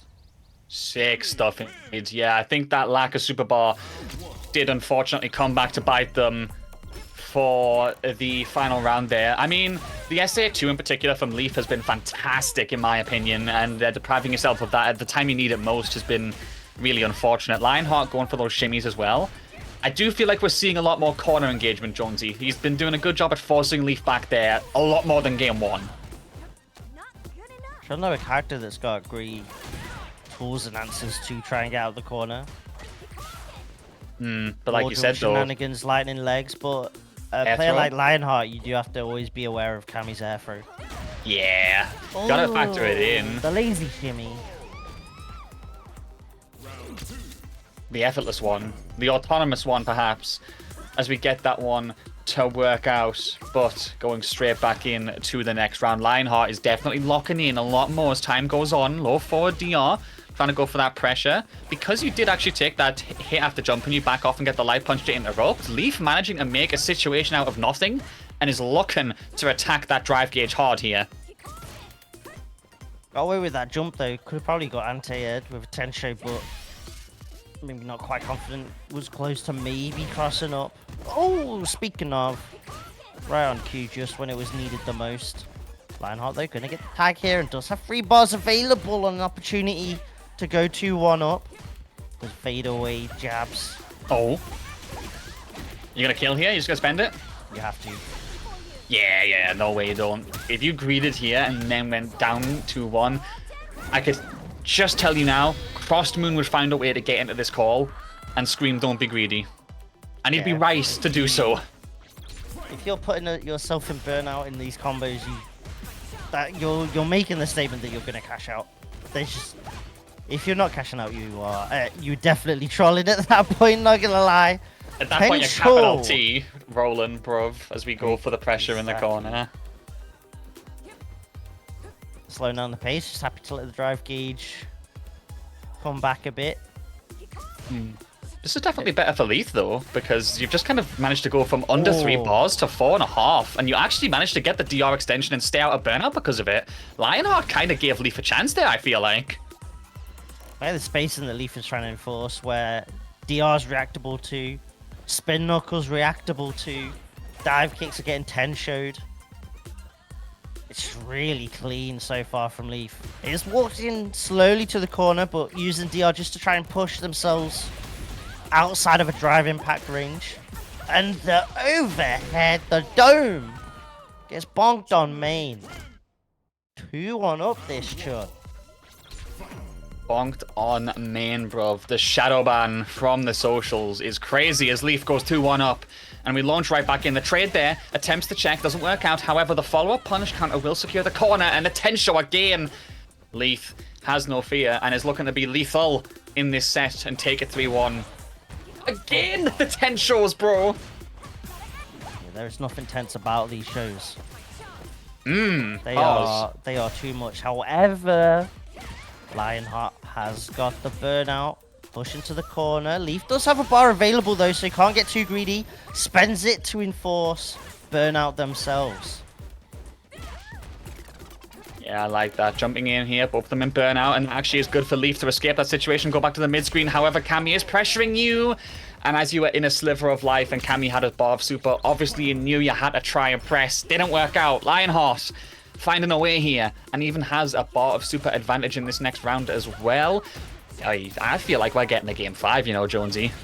It's kind of looking that way. Lightning legs though on the wake up. Suddenly changes the situation a little bit. Lionheart now the one stuck in the corner. Big punish counter. So can I set play? Opts to go low off the stance. Keeping it serene. Fancy pick up there. DR cancels to plenty. Level 2 available. To force a set point situation. Not quite. The magic pixel, the 1%. There's no shot. Leaf in burnout. Lionheart with CA. Is this comeback possible, sir? Oh! Oh, just gets caught in the end, so now it's set point to Leaf. But I believe, Jonesy, you know what? This is kind of better. At round 2, you had 1 bar of super advantage. Going at the final one, you've still somehow come out with 2 bars of super advantage. We are talking profit margins here, baby, as we go into it. Lionheart going aggressive, spending that drive gauge fast, and really trying to get the damage. Crosses up, baits the throw as well with the neutral jump. Okay. Not quite. You have to maybe spend... Oh, now that the drive gauge is a little bit lower, the level 3 will regain some of that. It's not gonna kill. Leaf is gonna have some bar available, so Lionheart won't get risky, but Leaf ends up taking the biggest of gambles, gets no payoff for the OD10 shows. And we get ourselves a game 5, sir. Oh my, whoa, someone clip that, I beg of you. I saw with Tensho, with DR to go underneath and not get the punish. Guess come on fair indeed, Jonesy. Guess come on, fair. Guess come on fair. Game 5, we go into it. Aggression so far from Leaf and Lionheart as we go for the throw, trying to get to the corner ASAP. Slides on in with the low. Oh, huge jump in, no Kikos. Okay, Koken, we're going for those fireball games right now. Trying to maybe bait Lionheart. We haven't seen Spin Knuckle come out a lot from them. Tensho again, reactions on point as ever. Dialed in. DR check as well. Been drive cancelable, but Buffer did to slide anyway. We'll get the throw. Nevertheless, set point check on the DR round start. Lionheart ready. I like it, putting in work. Look for the reset, no go. Okay, fighting back. Leaf trying to just walk forward again after going for that nice Tensho. Nothing tense about it, like you said, Jonesy, as they keep getting the composure in. Lionheart tries to go for that DR, didn't get it. Gets shut down instead. Level 2 for the raw confirm. Mix. Oh! Nah, that was nasty. Looks for a shimmy yet again. Lionheart not biting on, trying to reach for the throw tech. Stuck in the corner though, plus frames. The tech staying alive. Oh, the Tensho's so sick! The spin knuckle denied, and Leaf staying alive on that winner's side. Nothing lethal in the book for Lionheart, and man like Leith himself is going to be the one going on. Jonesy, like you said, those 10 show kicks, nothing tense about them either, because it was just pure composure. So many dive kicks, so many jumps shut down by that. I feel like what happened in the end was Lionheart, unfortunately, was getting stuffed way too option on the grounded approach. Like, you saw raw jab checks into level 2 confirms. They tried to go for a mix-up of the options with a jump. That gets shut down too. Eventually, the mental stack gets too high for anyone, bruv. That was really good gameplay between these two players. It's a shame that one of them has to go to losers, but Leith is going to be moving on. And that actually means that they're going to have to potentially fight yet another Kami, because they're going to be going up against Alphen for a top 8 winner spot. Yeah, do you try and take the greater of two evils and take on Alphen's Mai, or the lesser of two evils and take on Alphen's Kami? That is a lose-lose situation there, if I've ever seen one. But with the way Leith was playing, this Chun is definitely locked in, and we could be due an upset, maybe, perhaps. Potentially looking at the future of the bracket. We will see them soon, I am sure. Just looking at the stream order here. So we've got Leith versus Lionheart. Oh, it's cinema time. Now, if I'm right about this, and the next set coming up is the one that I think it is, we could be about to see man like Wawa going up against a Kainu for that top 8 spot. Okay, this is where things get serious, Jonesy. I think with the way it's lined up, the possibility of the DBFZ winners finals of Kane up against Wawa could be on the cards. I'm trying to enforce this. Don't say that. To happen, but the way it lines up, it could be that kind of winners finals. The DBFZ player propaganda that would happen from that, bro. It's like, oh, these guys, they got no fundamentals, no skills. Boom. Nitro is kind of jaded that a little bit. The Evo dub helped, but not getting out of Arxis groups didn't. However, it's gonna be nothing but ridiculous sets, top level sets. As Kainu up against Wawa. We saw, of course, the Terrence earlier on today. Most likely up against the Gwilly. The Terry crew in chat, as we see FreeNL. Shout out to FreeNL, by the way, the GOAT. As we also see Zan in the chat saying DBFZ players rise up. I got you, Zan. Look at us here as well, supporting them. That's my MVC collection hero right there. Carried me against Tyrant and Jay. Huh. Absolutely cooked. It's my GOAT. Flashbacks to that collection showcase, bro, of that match. Obviously, so fun at the time. As we see who is going to come up next on stream, it does look like we are just trying to get some invites issued. So as a reminder, while we are waiting for the players to get in the lobby, guys, this is a very big tournament, of course, because Red Bull Kumite's 10th anniversary coming up shortly in Paris. And in order to assess who has the right to play in that absolutely iconic venue to cement themselves in that anniversary's history, we are hunting for 8 players around the world to qualify for the Kumite play-in. We've had a few names already from various regions. Today we are determining who will go in from France to get that match. And that is, of course, the prize for today, the qualification. And you know what, Jonesy, I'm going to be honest. Even if you were not to win the play-in, just imagine how sick it would be to even have the chance to be part of the Kumite event, you know? Yeah, just to be a part of the event, playing on that stage would definitely, it's just a huge positive in and of itself, right? Being able to be at the event as a player is definitely would be a godlike experience for whoever manages to make it here today in this bracket. Of course, shout outs to the Set and Reset crew for putting on this qualifier for the play-in. You know, last year Set and Reset doing the Road to UFA stuff. Shout outs to the video there on the YouTubes. Make sure to go check that out. Whoa. Hold up a minute. That is a name. The Chun? Chunners? Chunners. Okay. Against Guile.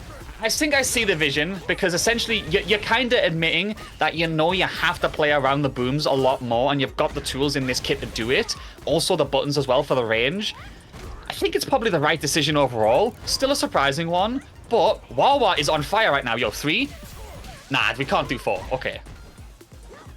There's quite a heavy fireball game pressure that Chun-Li can go for, which could be a bit annoying for a guard to deal with. Oh, punish counter. Big damage, not dead yet, though. Wawa has to try and survive in this corner. Tensho try to get in the gap, but unfortunately too tense this time. Nakainu, he is going to get that one to work out. But you're right, Fireball alone, Hazanshu is going to be very good to at least try and contend with the booms here, Jonesy. Feel like your Hazanshu pressure needs to be on point. And Chun's buttons as well, just to try and combat this mid-screen spacing, whereas on the flip side, Terry, really, you can maybe fish for roundhouses, but the rest of the buttons just can't compete against Gals. Yeah, I like that actually as well here from Wawa. Offensive drive reversal. Yes, you're putting yourself in burnout, but you're keeping Akainu in the corner, and he's not getting a chance to cash out on this install, so he's kind of not really got any use out of 2 bars of super. Now you have to survive about 5 seconds here on this drive gauge. Oh, never mind. Big damage incoming. Optimals? Beautiful. Crispy. As expected from Akainu. In a huge life lead. Level 2 yet again. Waiting for that straight tag to try and get some confirms. Tack on that damage. But the drive gauge of WoW is already back to so low. It's going to be so difficult to make this comeback possible. CA still available, but the other meter isn't in favor of a comeback. Certainly not. Fishing for those hits right now with those punches. Desperately trying to get closer and closer, but Akainu's doing an excellent job of going in and out of the effective zone right now, stopping Wawa from getting a chance to even get the hit. And he's almost built a bar of super again to cash out on. 17 seconds left on the clock as well. Wawa, you need to spend the cash if you want any chance here as we go closer. Still fishing for those hits with the punches. OD boom to keep away. 8 seconds, Jonesy, and it crumbles in the end. Just keeping him away so efficiently. I love it. Yeah, prayed for the counter poke that stands strong, but couldn't quite. It kind of just never really bit. Never gave Wawa the opportunity. Happily set up a nice defensive wall towards the back end of that round to secure the dub. And Wawa sticking with the Chun. Still believing in this pick. I do like the idea because, as you said, the advantages that I think she has over Terry in this matchup specifically are palpable. It's about how he gets a chance to use them, because Akainu's been doing so good at playing keep away and keeping Wawa in the corner. The boom navigation has been difficult, but that's how you do it. Good perfect parry, good fight back. I think really the only con is Chun's jump can sometimes make it awkward to make the hard read on a boom. And go for jump ins. You do at least have lightning legs as your sort of boom call out, but air lightning legs, should I say. Okay, fishing for those hits again as we try and damage the drive gauge. Big whiff though, and a massive punish from Akainu. Nice backdash there. Using the blade to get in close, of course. Excellent spacing behind your fireballs, and an interruption on the drive rush. He's doing so good at backing him up slowly at the corner here, Jonesy. Boost getting whiffed in the face of Chun though. You've got to be ready for that whiff punish. That is your opportunity as the Chun to really break down and get in on the guile. Looking for the lows, no go. Counter hit, didn't want to commit to the DR cancel though. Wasn't quite at 3 bars. There's a kind of huge life lead. Huge lead in general, got the tag. Wawa got a bit greedy on the pressure. A huge gap got blown up in the crossfire. Secures a 2-0 lead. And an opportunity is ever closer to getting to winner's side top 8 for Akainu here. Be huge for Akainu to secure this one as we look to go back to our character select. Yeah, Wawa's going Terry now. Okay, the Chun isn't working. Now, it's a shame because I could see the idea behind it all. Like, we were seeing a lot of the swift thrust or the back medium punch from Wawa. I mean, it's got like less recovery than your crouching medium kick, almost the same amount of range, and it's not immediately punishable. It was smart ideas, but my goodness, Akainu was so good at keeping him away. So you're gonna change it up? Terry? Let's see. There's some funny interactions with the different versions of Power Wave and how it can clash with Boom. L version, of course, just sneaking nice and under Booms can occasionally mess up some guile timings here and there. Back throw right into the corner, Akainu. The pace has changed completely. The perfect. Okay, starting things off strong here. And I think that's been a very strong start in terms of fishing for those hits. Now, obviously, like you were saying, primarily it's going to be the roundhouse that you're finding these confirms out of, Jonesy. Wawa's just been staying very close to his face and also tacking on those roundhouses to fish for his baits. I like it. Stand first as well, the first hit can always be a bit scary. Fishing for the punish counter, ain't gonna find it. Got meter available as well, so even just that medium kick into level 1 can be a sneaky confirm. Oh, caught him out and start up there. Counter hit, and you're going to go for the rising tackle. That will force him into the corner after the wake-up options are attempted. Now the roundhouse is there. 3 bars are built. However, Akainu gets the back throw. This is where he wants to be. That level 2 install was coming from him a mile away, bruv. Drive gauge damage. Cross-cut on the flash kick as well. Oh, Jonesy. Charge ready and on lock. The perfect parry, though, from Wawa. And now Akainu's got to be careful. You're in the corner against the 3-bar Terry. The next hit could be lights out for the round in the game. But Akainu finds that crouch strong to connect. Set point for the Gwilly. The Gwilly. He's grilling right now because he's on fire, clearly, as he gets these hits. Now, we go back to the Fireball War. Power Wave trying to go underneath the boom, like you said, and a nicely timed jump over to secure the corner with the knuckle. Oh, backdashes the throw, though, and Akainu gets his own back throw. He's back to where he wants to be. We could be seeing another install soon enough. I got the low crush. The so bad. Ooh! Awareness to get the overhead. Big duff. Hold the face. Oi, second, yeah. Just keeps Wawa a little bit frustrated, trying to slowly walk down. The perfect parry is going to help alleviate. Does tag destroy normal. Okay, that drive impact is huge as we go to the corner. Duffs him on the dome piece right there. Wawa gonna go for the cash out. Level 2. More than enough. And he's not done yet. Man like Terrence is gonna put a smile on our faces because he is giving us a set. 2-1 the scoreline. And we go to game 4 with hope still alive for Mr. Wowo. It's a power case. Oh no. Flash kick on point. Ooh. Oh, the taco is no longer rising. Yes, we're not blasting off again, unfortunately. We're coming right back down to earth.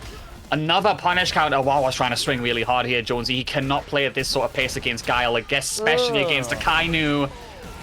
As he gets the composure, and he gets the stun, and he goes right back to set point. That was very, very composed from him there, and a very good dismantling of the matchup. However, Wawa comes in swinging to fight back. Akainu late on the check of that overhead. Enabled Wawa to get in, but at least got out of the corner. As Wawa slowly back to square one, having to try and push Akainu towards that corner. OD Power Wave's going to at least help in that regard. Tries to get through the booms again, not going to work out as we continue to zone. Bro, oh my god, those medium kicks from Akainu are so good in this set. Drive reversal to get him out of the confidence of the install again. You minimize the chip damage, you minimize his pressure. I really do like that. Okay. Damage. If you're Wawa, though, you're happy just to take the throw. Even another one. Drive gauge is going to be back up, I think, in time anyway. But now it is nice and full. Rising tackle! The anti-air, the shimmy! Oh, Wawa, my god, you did that right when Akainu was looking to get you murdered, bro. That was ridiculous. Go to the final round of this game here. Is Wawa giving us a game 5, Jonesy?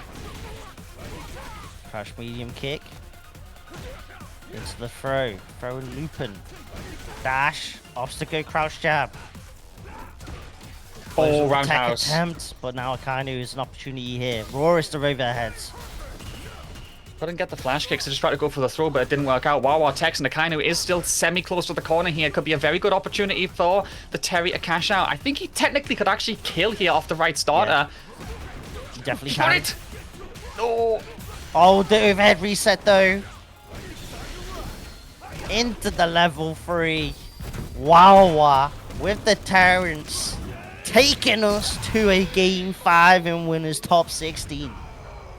Yo, the reverse sweep with the Terry to get a winner's top 8. Wawa, you could be about to write a ridiculous storyline here against Akainu as we launch right into game 5. Going for the kick right there. Trying to go for the power wave interactions to get the pressure as well. All to play for as Akainu lands the first clean combo.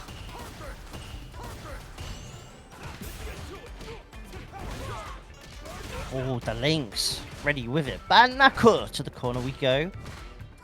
Akainu's drive gauge kind of a bit awkward here. And I'm stuck in the corner. And while I was just sitting at a spot where it's like, if you're going to try and jump out, I'm going to be ready with the anti-air punish. Counter roundhouse. Been fishing for it. Finally gets the bait. Okay, the boom does land the counter hit as Akainu tries to escape, and he does find the hit. However, the two of them are trading back and forth. The buffers are 1,000,000% being inputted right now as we look for the hit. And Akainu, recognizing how patient he has to play, he has to crack the composure. Wawa, still trying to shimmy and challenge though.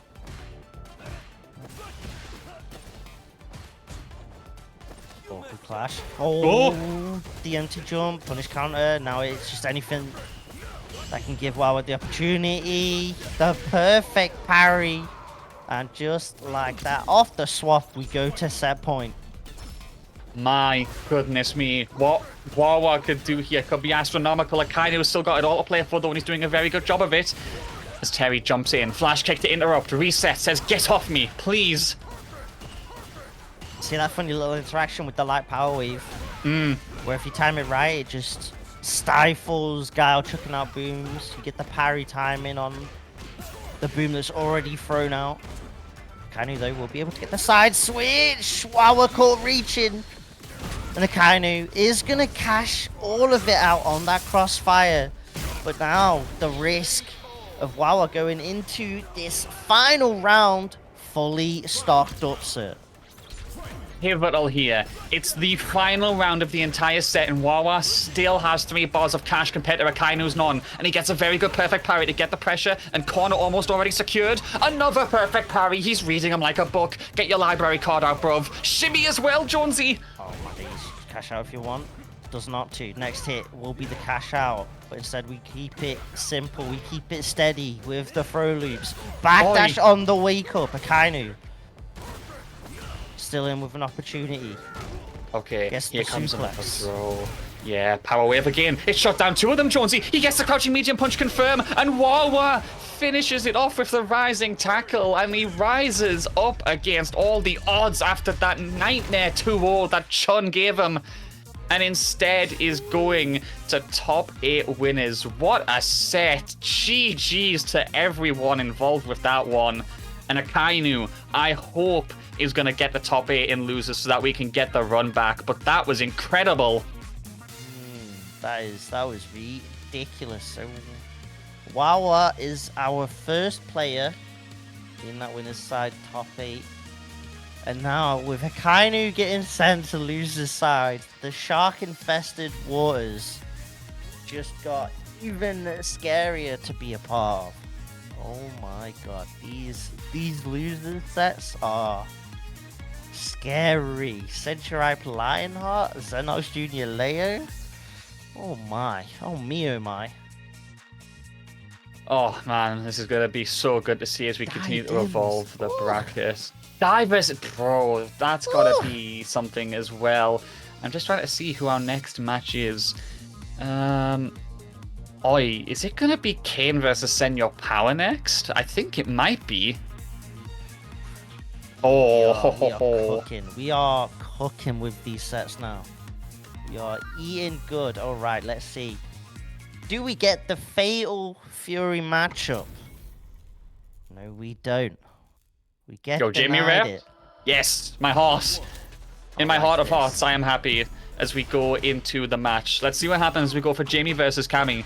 Battle of the dive kicks, Jonesy. All right. Initially, not quite, but now with the one drink it is. You're not wrong. Ooh! Impact for impact, blow for blow. Drive on drive right here, trying to get the drive by as we go for the pressure. Forces the burnout there by going for that uppercut. I like that from Senor Power, keeping Kane locked down, whittling away at his patience as he desperately tries to challenge. Ooh, no, you're not escaping just yet, are you? Okay, we'll be able to get a drink, and now drive gauge is back to full. This is suddenly a shift in momentum, it feels like, and you can see that, which is why Kane's going a little bit more aggressive. Recognize the situation. Oh. Nice. I mean, 3 drinks on Kane's side. Really good opportunity for him. But he just couldn't make it work in the end. Nice composure from Senor Power there by going for those cannon spikes. The anti-airs coming in clutch as Kane looks to play a bit slower this time around. Before it was an immediate throw into the drink. Now I think he's just trying to look for a very good confirm. Fishing for the counter hit stand medium kick at the moment. Senor Power's just happy to not go crazy with button presses, especially at ranges where nothing that Cammy will press realistically tags. Alright, backed up to the corner right now. Kane does have a drink at the very least, so he's got options here. Just a medium punch to the face. And there we go. Excellent confirming to the Wrecker series right there, which will allow for your second drink. However, your jumping buttons are going to get turned into jumping misfortunes as we get caught by the perfect parry. Kane has been struggling to leave this corner, Jonesy. That much is for sure, but he does finally get the back throw. Counter hits left, right. No one really getting too much until that moment where Senor Power punishes the dive kick. Cashes out. Locks on to a game 1 dub right there. The Jamie just didn't really get going. Yeah. There are some characters in the pockets of Kane, and we are going straight into one just like that. The Terrence is back on the field, sir. I'm not surprised that we've seen the immediate switch. The Jamie, Ooh. look, I love the character, Terry, yes. but we're switching things up. And we're increasing our source levels as well. You know, while we got to rock the other costume, now it's my turn to bring out the drip. Kane going for the Terry here. Cleanest jacket in the game. Without a shadow of a doubt. He's got the fur. That's all we need to say. Like, look how clean and drippy this guy is. But he's got to try and get himself out of this corner. He's got to flow like liquid, clearly, if he is going to be having the drip. Okay. Counter hit on counter hit here. These two are swinging back and forth. However, Senor Power is going to find a big punish counter. Level 1 to secure the corner. You are in burnout, though, but you are going to catch a counter hit on wake up. Ooh, Kane must have been trying to exploit that burnout and did not make it work in the end. That's better, though. Okay. Bust out there from Senor Power. Oh, and get the juggle, so you were able to get the burn knuckle. Could have maybe got even more, actually. You could have maybe got crack shoot into rise and tackle off that juggle. Hard to say, but that's why we got replay takeover. Best in the business, bro. Street Fighter with all those options. Gotta use them. As we try and go for the aggression with the DR follow-up. However, Senor Power says, get off me. And still finding the way as we go back towards the corner. Now it's all about that conditioning with the jabs. Trying to find the hit. Kane won't bite just yet, though. Those roundhouses. Oh, when that jab as well. That's kind of just made it really awkward for Kane now. Can't do you take the risk of going for a parry? Solo, even a throw will take it. Even a jab will take it. Everything has to be so clean from Kane. He didn't commit to the attempted punish. Oh! Burnout. Okay, keep the pressure up. Goes for the throw. But oh, he saves the ball for the final round. Didn't even try to go for the chip because he didn't need it. Kane gives himself a chance here as we go into the final round. I am seeing very composed gameplay from Kane, and I'm loving his risk management. There was a couple of attempts at rising tackle I think he had free that he didn't go for because of the risk of if he lost them, he's 2-0 down. I respect it. You've got to accept sometimes when things aren't working out for you. However, things are definitely about to go disastrously for you as you get caught by Delta at Assault. Less than a bar of drive gauge, stuck in the corner. Senor Power is on fire right now. Okay, just also a little soft reset. Thought maybe we'd just seen strong into burn knuckle as the way to get out of the corner, but Kane tried to get a little bit more cheeky with it. Double dash just to reset the spacing a little. Oh, that's a big whiff on the reversal. Oh my days. Hold on. Hold up. I feel the flames in the oven. The question is, are they going to turn into an inferno? Is he going to get the comeback? Because he's got more than 3 bars here, crucially on that drive gauge, as he taps away with those buttons, still trying to find the way. What a DR check from Senor Power as he goes for the level 1. Not enough, but still, what a check. Oh, the spin knuckle didn't get checked. Senior Power 2-0 up, but the Terry definitely a lot more closer. Viability has definitely increased since that character has come out. However, that's the same situation we saw, I believe, with the Jamie as well, where Senor Power got the DI check like that. Do feel like there are some player-specific interactions that Senor Power is winning in terms of conditioning as we go to the corner. Look at that drive gauge disparity as well. Cammy's just so comfortable right now. You've got to disrupt this somehow, Kane. 3, don't be 4. Oh, okay, he teched. UFA mode. Oh, no. Oh, like this. Went for the tech again. Core reaching. Oh! Rising tackle!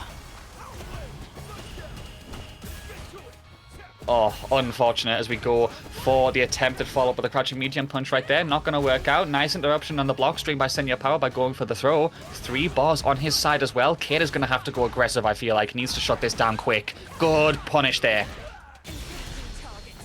It's interesting the slight differences we get with Kane's and Wawa's Terry. Wawa's Terry is a lot more link focused on the combo game.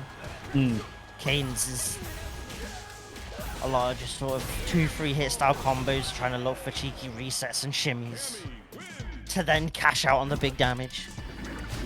But unfortunately, we won't get to see that Terry possibly for a little while. Hopefully we get Kane making the loser side run, but Senior Power with the Cammy looking clinical moves on also to win his side top 8.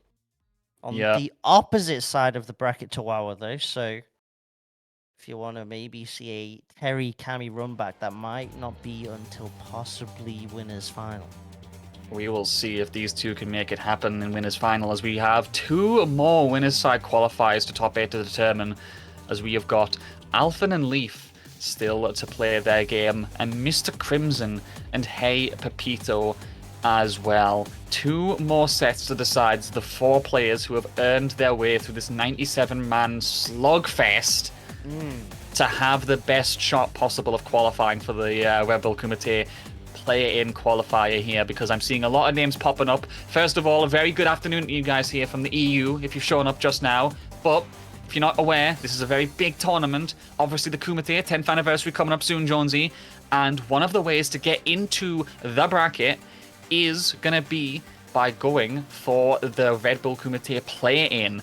I believe there's been 8 regions around the world who have had a qualifier, France today, and we've had Belgium, Mexico, South Africa, Japan, USA, Taiwan, and Argentina. And those 8 players are going to meet in Paris. They're going to square up against each other, and whoever wins between them all, they get to go into the Kumite and try and make history. Yep, I think after this, it's only Argentina left, which is, I think, next week as well. So I think theirs is an offline tournament as well. So the energy for that will be godlike. Excited to see the stream links for that.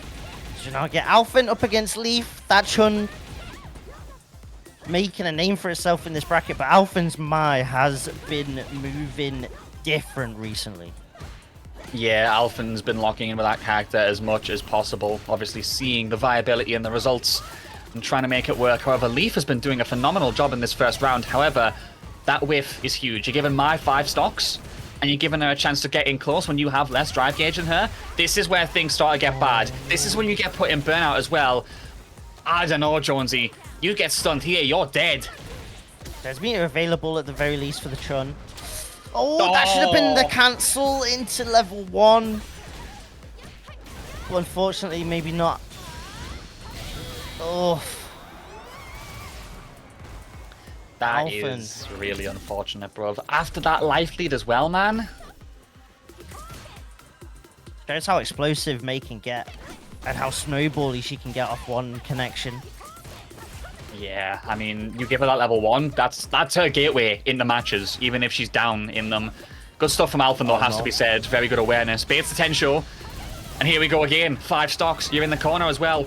Desperately has to get out of this situation somehow because the pressure's incoming. Nice punish counter follow-up. Oh my god, that's Level 1 dead. again? That's just dead. Yep, run it back.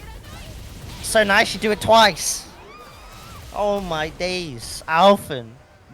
What a whoop here. Bro, it's been 1 game and we've seen 4 level 1s from Mai already. Hello? It's not enough. Need more. We need more indeed, you're right. We need that Inferno. Gonna have to give some rivalry to Dalsum here as we get that counter hit. Leaf trying to press. Get shut down instead. Shout out to Bardock level 3 animations. Oh, where's the statistics, bro? Shouts to Cronin DP into level 1s. Is this gonna be how it goes for now? I'm just naming all the supers that you'll just constantly see. Shouts to the Bleach game. Aye. Those supers that have unique interactions, some don't even work, depending on who they hit them on. That's just how gas they are.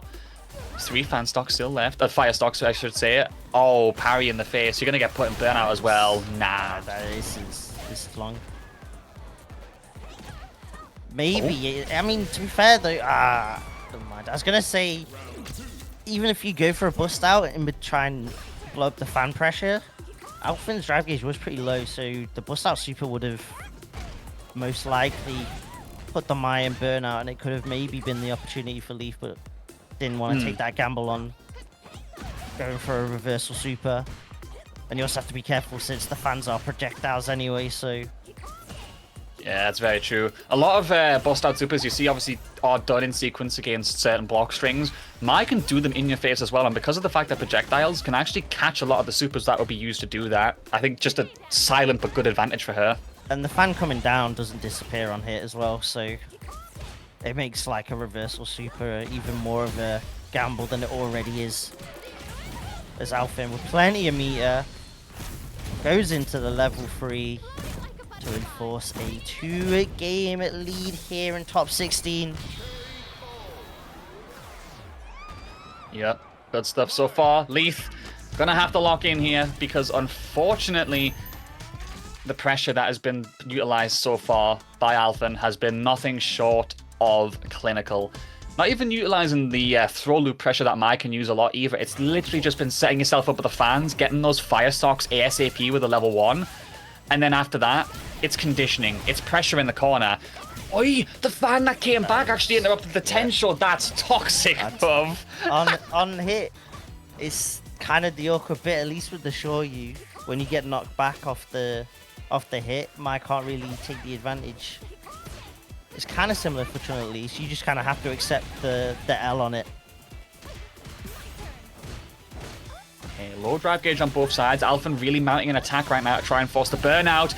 Wakes up with a super. Here's the stocks again. Leaf, you've got to escape somehow. You got to take to the skies. You got to mix things up with the stances, maybe a profile. That's your only options. It was kind of Galaxy Brain though to take the hit and not block that first fan post level 1, because it would have put Leaf in burnout. Whereas now you can still play around at least for a little while longer whilst the stocks are getting spent. Factual. You've actually survived the fire stocks and you're not in burnout still. Leaf, unironically, only did that from that single decision, Jones. That was pivotal, you're right. And they get the low forward punish counter, which allows them to get the DR cancel. One decision Beautiful stuff. influencing all of that. That's sick. Moving like Arcane. It's Chun Vi. Sometimes it's actually best to block with your face. Cool. You know what? If I speak, I'm in trouble. I'm moving on. I prefer not to speak. No. Where's the Mourinho gif? Oh, Tensho blocked again with Pence. Oh no. In the corner as well. This is EX Toxic Gaming right now. Little shimmy as well to rub it in. Perfect KO. and Alphen on set point once again. Those stocks are just doing so much work. Wow, no overhead. That's Where the you way to going? shut down. Indeed, Get the corner set carry as plate. well. Safe jumps all day. Trying to find that hit with the Kikohan, keeping the pressure standard, trying to keep it safe. Nice little shimmy as well by going for that quick walk back. Haven't really seen much of that from Leaf either. And there is the Tensho. You're stuck in the corner. This is clinical from the Chun right now. I love that Alphen hasn't really gone to the skies, and the one time there's a jump, Leaf's still ready with that Tensho. The level of muscle memory is ridiculous from the Chun, even 2-0 down. The opportunity is definitely on the cards to get one on the board. Alphen's so low, but he's going to get the throw to possibly start mounting this comeback on. Let's see. 2 balls on the side of Leaf as well, so has options here. And there's the throw, and does make it work. I mean, I did notice someone in the chat as well before saying that they find that Leaf might well have some of the best Tenshos on Chun in the business. And I can see the argument for that. But it is the muscle memory, like you said, because if anyone had been doing shimmies throughout this set so far, it had been Alphen in the first 2 games. And the one time that you could go for it, the one time that you could also go for the Tensho follow-up, you managed to hit both things back to back. That is muscle memory, and that is awareness right there. So that's sick. The 2-2 executions as well. The C, not the M there. On lock. Ready anytime Alphen's gone to the skies, but May on the ground is just as potent. Okay. It's probably even tough in like the mid screen as well when you're Chun, you're trying to maybe fish for faces. And Mike can challenge your face with roundhouse and arguably get a better reward. It's be scary in that sense. I like these fireballs though, very close to the face. Oh, the dome. Leaf The run up starting dome to find crack. footing here, sir. Yeah, you love to see it, and it's the confidence as well. After everything we've seen so far, to DR from what was effectively full screen and just do the dome piece crack in your face. I like that from Leaf, showing that they are trying to fight back in this set. As the 2 players do make it to 2 bars apiece there. Perfect parry from Alphen. Not going to get any follow-ups though. It is all about who can find a way to get out of this neutral situation, because at this point, they're just exchanging the fan parries, they're exchanging the ways to get in with the Kyokens. But look at this. Leaf slowly starting to get pushed back to the corner here, Jonesy. Bro's gonna at least deal with that. We've seen with the way Leaf is happy to level 2 rock, Alpha does have to be careful with the fans occasionally. Oh no, the tension, not like this. Live by the anti-air, die by the anti-air, it feels like. Alpha with the level 3 to force the burnout. And in the corner as well. Now, you have got no fan stocks here, but it doesn't matter. You've just got the pressure. OD follow up. There it is. It was coming eventually. And Alphen secures set point at last. An advantage to Leaf potentially to secure themselves that game 5 in the sense that they have about 2.5 bars of super advantage. But they're going to have to find a way to cash it out. Oh, baby. Oh, they actually got it. Level 2. Mix. Good tech from Alphen to reset that, though. Oh no, but then greeted on that tech opportunity there. Caught reaching. The shimmy connecting. Tried to get cheeky with Serenity, but Alphen did not care about how stanced up you were. And so yes, as per on point. As expected, OD fans though is the opportunity. No level 1 just yet. Saving the bar. Yeah, keeping it safe, keeping it ready, trying to keep it for the last moment so that those stocks will have maximum utilization as Leaf does have those 2 bars again. Could be a chance to interrupt. There's the Tensho again. Overhead, cracks the dome piece, and we're going to a game 5 again. Leaf trying to make the most incredible reverse of sweeps happen here because we saw how difficult those first 2 games were. Alphen was in pivotal control. That much is true. But somehow, Jonesy, we're here. Let's do it. Went for Kiko DR, but Alphen PPing away the fireball to check the DR. Beautiful stuff. Cleanest of interactions yet again.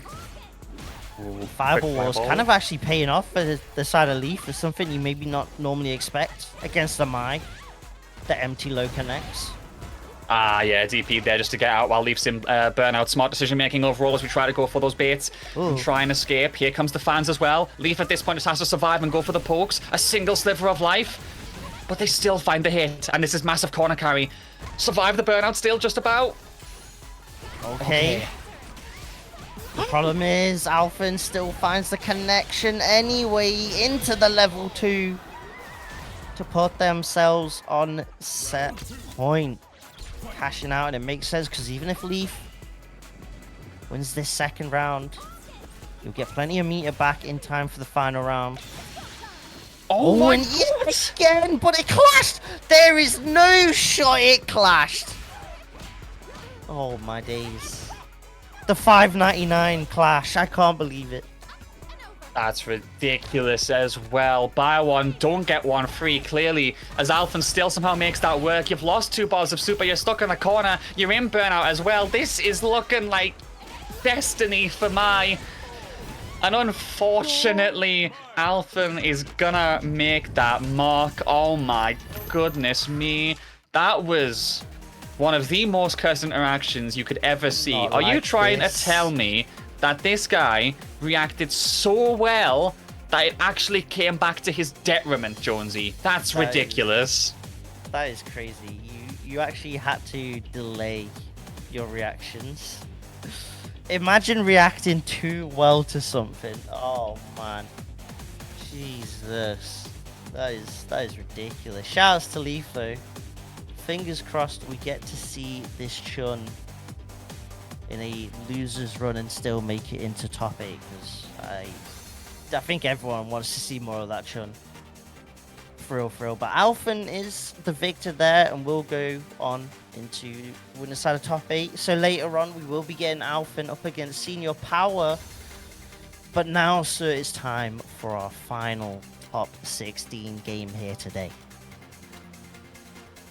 Yeah, it is time as we take a look at that bracket, guys. One more set, one more winners top 8 match to be determined, and it will be done between 2 juggernauts of the scene. Mr. Crimson going up against Hey Pepito, and we are going to have to lock in for this final battle before the bracket is pretty much ready to go between these guys in the winner's side. We're launching in.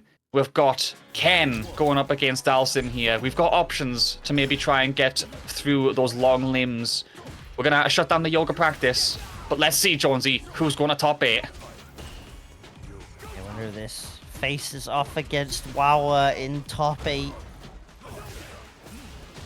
Oh, the fireball tagging the limb. So it can be rough for Dalsim if Ken finds the way in. Pepito is definitely finding the way in now. The looping, it beginning. Never mind. Stay golden with the perfect parry. Oi, the quick DP as well from Hey Pepito. Absolutely no mercy here against all these options. Backdashes away from that throw as well. Catches the recovery frames and has Crimson in burnout here. Okay. Oh. Even with the clash, Pepito is undeterred.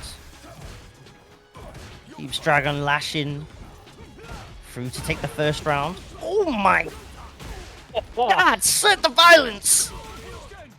Man said, step kick don't matter. It's not just these kicks I got, it's the fists as well with a DP. Gets the hit, secures the corner. Crimson has to find a way out here. Makes sense to not bite on the shimmy there. Pepito was sitting on level 3. That would have been it for game 1. The overhead, the throw. One more tag is needed, but Crimson, the jab wake up, the DI. Bounced against the wall. Pepito taking game 1. Nice stuff from Pepito there. And it was the mix-up of the standard game plan that really does work.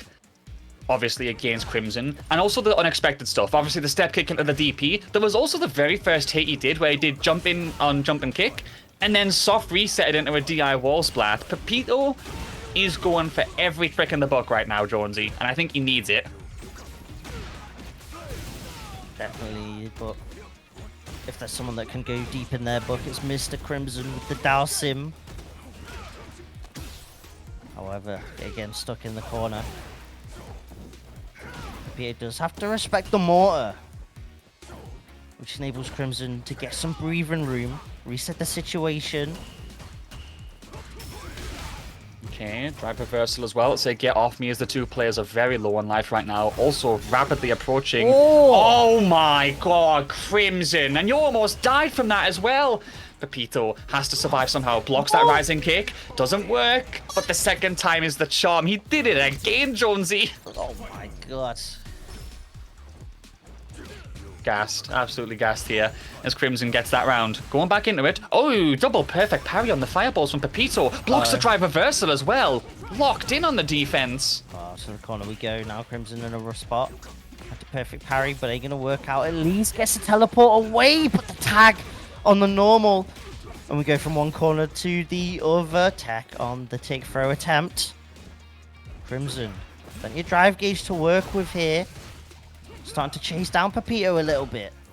He's feeling confident with these chase downs, which I think is pivotal for him as Sim here, because Pepito's been doing a good job at shutting him down and going for the checks. Nice profile under the fireball right there. The triple nuggy. Perfect parry though. Soft reset for the throw. Now you're in killing territory with any hit here. The supers could do the job. Looking for the wave. Nice tech. God. To stay alive, that tech is because the throw would have been it. Cashes out the CA. Okay. You're burning them out. Your CA is Dalsim. You've got options. Quite gonna be enough, but chip is such a factor, and the jump back, the fireball. You can't run away from it. Dread it. Fear it. Dalsim's fireballs arrive all of the same, and Mr. Crimson evens the standings up with the 1-1 right here. Unfortunate for Pepito right there, because I think he knew as soon as he woke up that he was going to have to contend with that and still couldn't get the mark. So, launching back into game 3 here, all about those trades. Crimson still going for those usual aggressive drive reversals, Jonesy, of his that get people away from him. But speaking of aggression, corner secured for Pepito. Interesting. We saw just previously Crimson happy to let the drive reversal rock on Jin Bribe, but in that instance held off on it.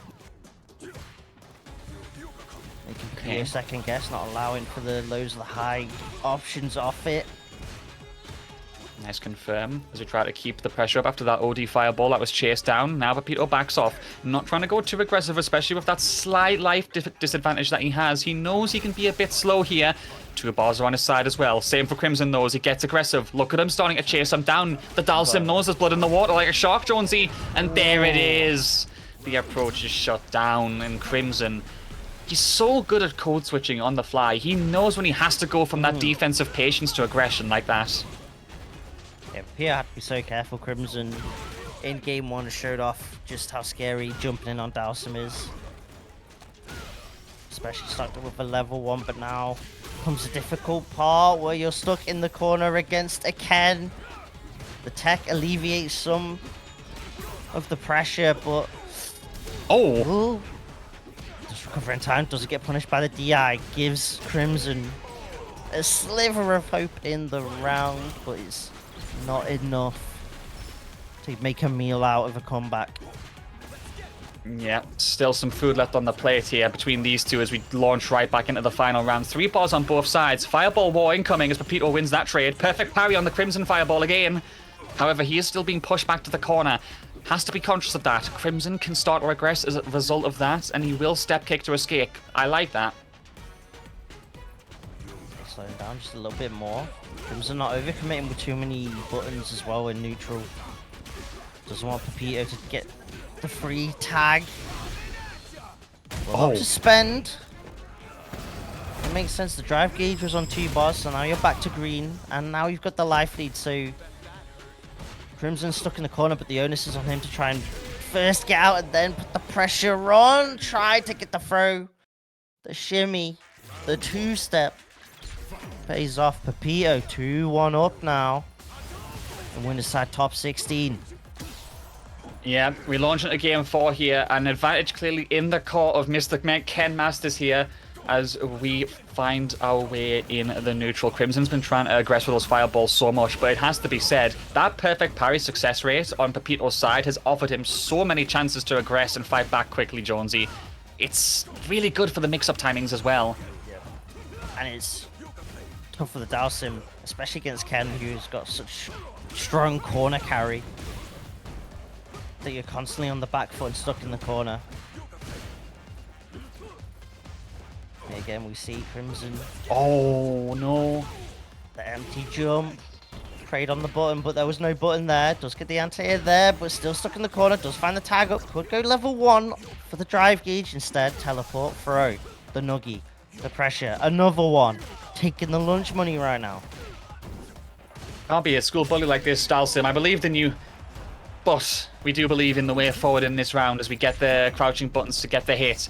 Crimson doing a better job of keeping it grounded and keeping it composed. He did get baited a couple of times, but that was a very, very nice profile under the fireball right there to secure himself a hit. Pepito is being walked back a little bit into the corner here. I think he is starting to get the adaptations a bit, you know, Jonesy. Backdash is just to get out of range of like step kick or face. Ooh, that float was clean, but it's not going to matter though. Pepito still finding the way in. The lows, the overheads. Little hits that aren't getting too big of a conversion at the moment. Oh! Speaking of big, this is going to be huge. Yeah, recover your drive gauge wherever you need it. Get the battery back in stock. Go back above the 1% as we go to the corner. Securing the pressure. Drive impact for the wall. And Pepito. Just close.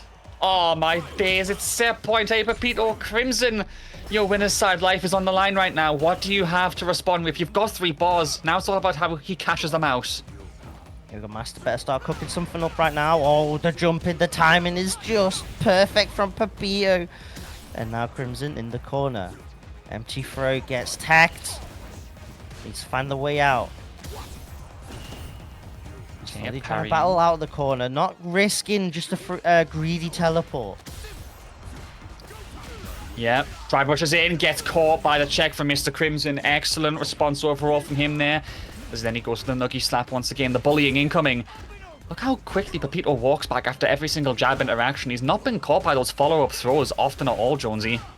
It's hard for Dalsim just to check those walkbacks.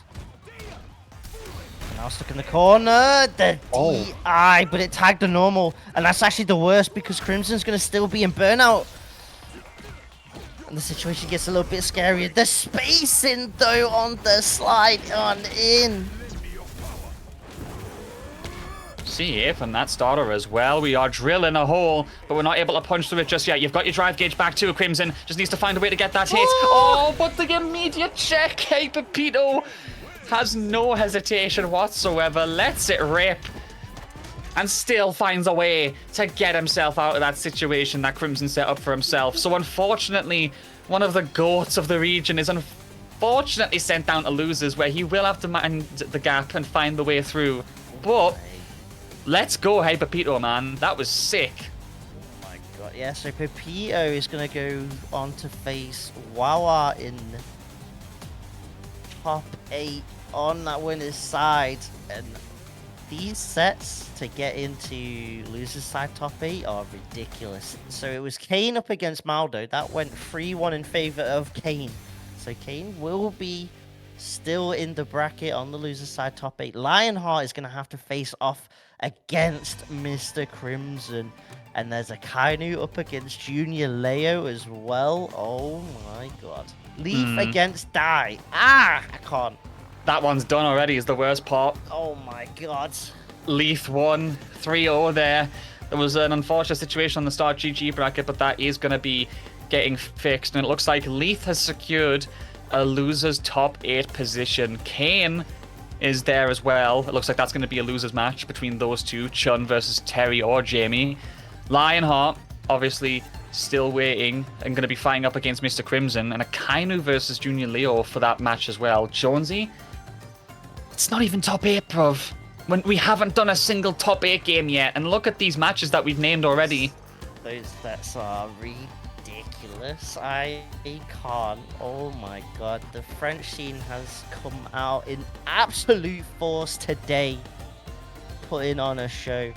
And we still have top 8 to go. Oh my goodness. Yeah, so we will, of course, have so many more games to offer you as we get to that top eight, of course. We'll let the players rock those losers matches to see if they can give us names to complete that roundup. The question is, of course, if we're just going to go to a quick break or not before we come back to you with the top eight action. I believe we are. So, obviously, first of all, it's been an absolute pleasure to take you through this first phase of the bracket with such big stakes to go to the Red Bull Kumite in Paris for the play-in. But we're not done yet. After this short break, 8 players are going to be fighting it out for that play-in qualifier spot. It's all to play for, but for now, me and Jonesy will be joining you again very shortly. Until then, get yourself a drink, get yourself a snack, do anything you want to do, take it easy, see you again soon, and let's find out who's going to Paris in just 5 or 10 minutes. Peace out.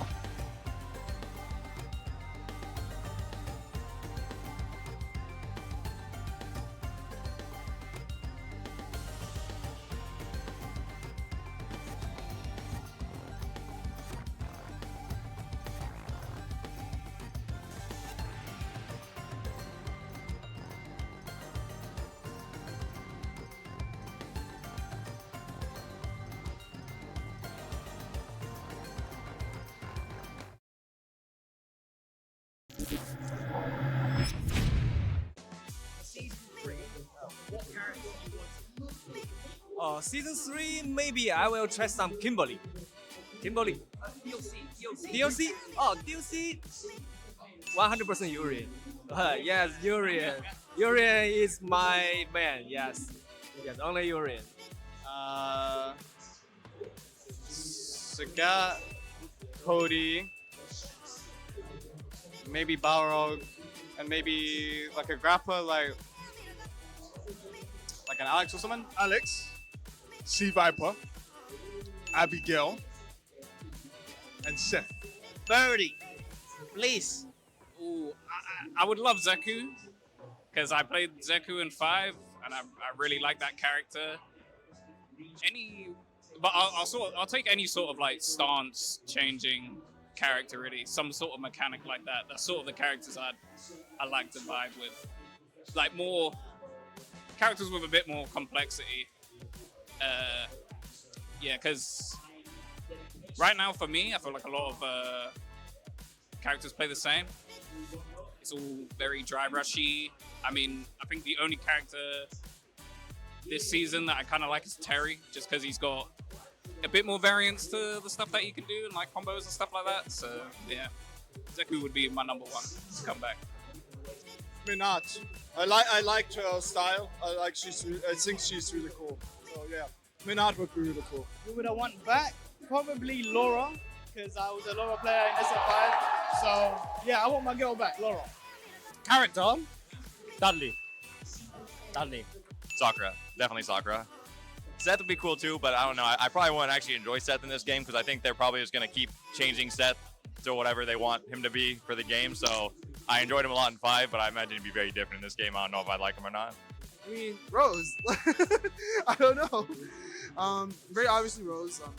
I feel she'd look really cool in this new system. The design's gonna be so cool. And I feel like she's an easy character to kind of make for any type of game because she's so standard and so easy to kind of transform onto any system because she's so she has normals and her uniqueness comes from her specials. So I think she would work really well in the driver system. Sea Viper. Going into season 3, I'd love to have Dudley back, that's for sure. I'd love to see Makoto back. I want to see some cheap stuff from that character, a real rushdown character that, you blink and that's it, out of the game. Wait, which characters? Even Ryu. Cody. I always like Cody. NT Viper. 100% an Illuminati character, either Gil or Urian. And that's difficult. Like I'm a Shoto player, so I want a Shoto like Evil Ryu. In Street Fighter 4, I was like 6 years old, and I didn't have the opportunity to play with Evil Ryu, so I want the character back, and I want Dudley because I really like boxing and my favorite anime is Haikyuu April, so I want that back, and I really want Sagachu. Poison easily. Don't even give me 5 characters. Just give me poison and just blank slots.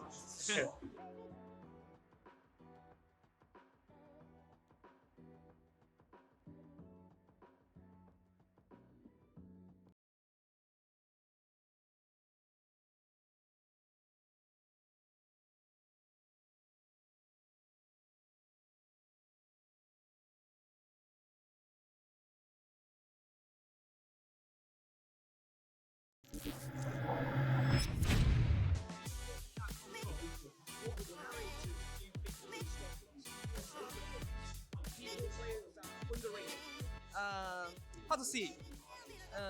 Kimberly now just strong, but it's a little random. A little random, yeah. And in tournament and offline tournament, I think Rashid maybe best because level 2 very safe and he can break out. He can think about how to play. Just maybe only 2 or 3 seconds, but enough. Yes. Aki, Luke, Kimberly, maybe Ryu. That's about it. I'm actually going to say they're underrated because they never get nerfed. Rashid. Technically, he's underrated. Capcom seem to not think he's a problem.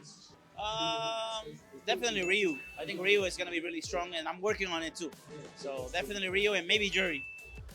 I think Aki is going to do really, really well at Capcom Cup, no matter who it is, if it's Broski, or there's the Australian Aki player, yeah, and he did really well in this tournament as well. So I don't think a lot of people are ready for Aki. I think she's going to do a lot of damage. Underrated. I think Joey. She won the $1 million and people still talk enough about her. So yeah. Oh, okay, so there's 2 Akis in the cup right now, and I think Broski is one of the strongest players in our region, and I think he can do some serious damage. So I'm expecting Broski or Soul to take out some strong names in Capcom Cup this year. Aki, I think. I think people have got their eyes on Ryu. I think Luke has been overshadowed, and not a lot of people are talking about Luke. He does ridiculous damage at the moment, and is still super strong. I'm trying to think. I think Aki is the one that most people will be sleeping on, yeah. Underrated? I think Ryu, for sure. Ryu is... I could see a lot of people switching to Ryu. Like, I think Mena is practicing Ryu right now. Obviously, you have Kusanagi is already playing Ryu. But I wouldn't be surprised to see if more, Shoto players start playing Ryu as well in, the couple months preparing for the tournament. I don't know. I feel like everyone's appropriately aided. Maybe an Aki will show up and show out. Maybe like Roski. I think people are not going to prepare for it. Outside of that, all the top characters are there like in ample amounts. So I don't know if there's anyone's going to be super underrated. Maybe a Chun-Li will show up. Maybe it's going to be me. Let's see. Let's see if I'm my Road Warrior. Maybe Chun-Li.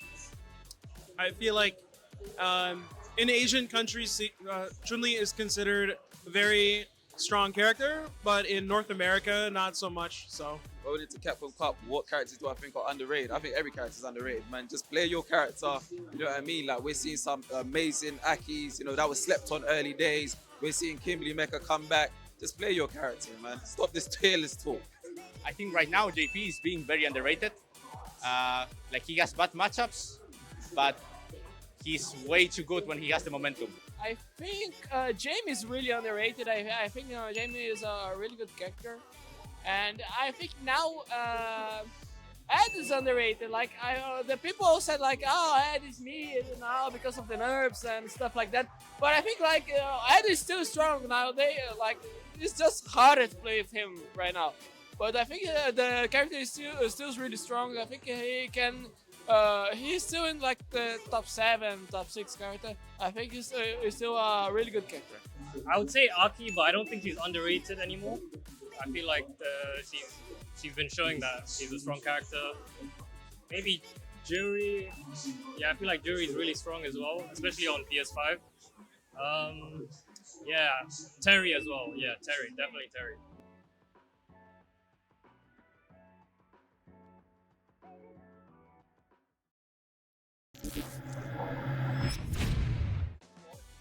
Shotos, including Luke and Terry, can you give us a tier list?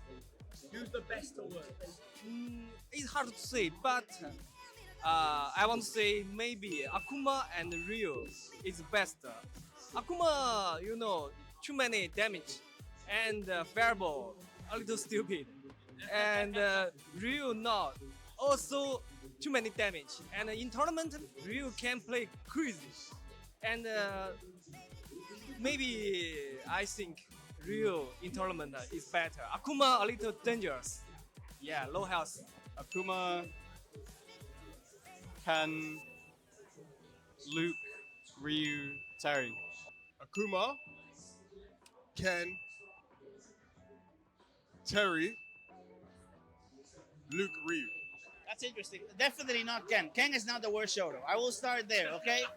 So I will say Ryu, Ken, Akuma, then Luke, then maybe Terry. That is a tough decision. Oh, Akuma is the best. Then Ken. I think it's very close between those two. Either one. Then Ryu. Then Luke, then Terry. The Shotos. It's hard. Akuma, Ryu, Ken, Terry. And I don't count Luke as a Shoto. Ken number 1, Akuma number 2, Luke 3rd, and Terry last. Is that all of them? Ryu before Terry. Shouters in order, Terry, Luke included. You guys are trying to get me in trouble. So who we got? We got Akuma, Terry, Luke, Ken, Ryu. Is that it? Yeah, Terry at the bottom. Akuma at the top. Ryu second, Ken third, Luke fourth. Rank this in order of strength? Ooh, okay. Number 1, Ken. Ryu. Akuma. Terry. Luke. It's Ryu, Ken, Akuma, Luke, Terry. Akuma. It's impossible. Okay. I'll say Akuma, Ryu, Ken, Luke, Terry. Oh, between Luke and Terry. Oh, including Luke and Terry. Can I rank the Shotos? I can't, honestly. That's just me being true, man. I think they're all great. Like, Luke's amazing. We saw him come out today. Terry, we saw Hurricane using him today. Ryu, oh my gosh, you know, and then Walker and so forth. Ken, Emperor, come on, man. You're seeing them all here. Akuma, you're seeing them all here, you know. So yeah, unfortunately, I can't. Oh, okay. Right now, I would say Akuma and Ryu are at the very top together. They share a place, and then I would put Ken right below it. So Akuma, Ryu together, then Ken, and yeah, who else is there? That's pretty much it. Terry. Oh, Terry. It's hard to tell for me right now, but Terry seems quite strong. I would put Terry, and then Luke in this order. Yeah. I think number 1 right now is Akuma. Number 2, probably Ken. 3 is Ryu. 4th Luke, and 5th Terry. Akuma, Ken.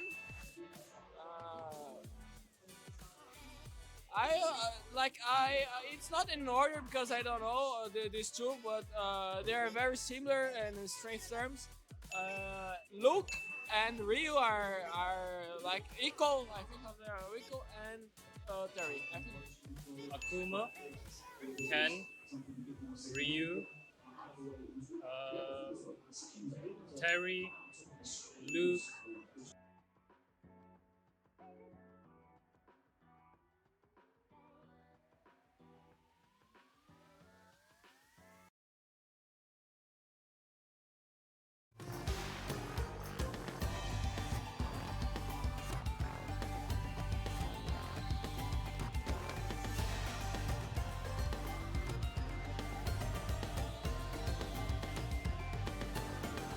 And a big welcome back here to the top 8 of the Red Bull Kumite playing qualifier for the French region here. Thank you all for waiting patiently in the wings. We've seen you guys chatting plenty about those shotos in chat as we've been talking about Street Fighter overall in the break. My name is Cert, and man like Jonesy is joining me once again as we take you through the final phase of the bracket. 8 players left, all hunting for the chance to be part, potentially, of Red Bull Kumite's 10th anniversary in Paris this year, Jonesy. Very exciting stuff, and it is going to be one to remember for sure. Yeah, this top 8 is looking insane. Absolutely ridiculous. The sets that we got to enjoy leading up to this top 8 were ridiculously gourmet. So this top 8 is, I'm expecting nothing but beautiful Street Fighter action here today. Shouts to reversalgg, the team, been able to put this on for us today, especially on a early Sunday afternoon as well. Not normally the times you might expect to see Street Fighter action, but here we are. And looking at this top 8, oh my god. Alphen up against Senior Power, Pepito up against Wawa, Leaf Kane, and Lionheart Akainu. Oh my god. Just making sure that the match between Crimson and Lionheart went the way that it did, because I did notice there was a potential DQ timer happening. We'll find out soon enough. But in regards to the matches that we have available right now for certain, Alphen versus Senior Power is going to be an absolute banger. We've seen Alphen mix things up, utilizing the Maya. It's been cooking up a storm. We got man like Hey Pepito going up against Wawa, who managed to clutch up with that reverse sweep to get through to a winner's side. Leaf versus Kane. Leaf has been cooking a storm and managed to almost give us an amazing story to get a winners before. Kane, of course, I mean, the GOAT for us. And we've got Akainu sitting pretty in the wings after his unfortunate loss to Wawa. So many big names looking to make a statement here, Jonesy.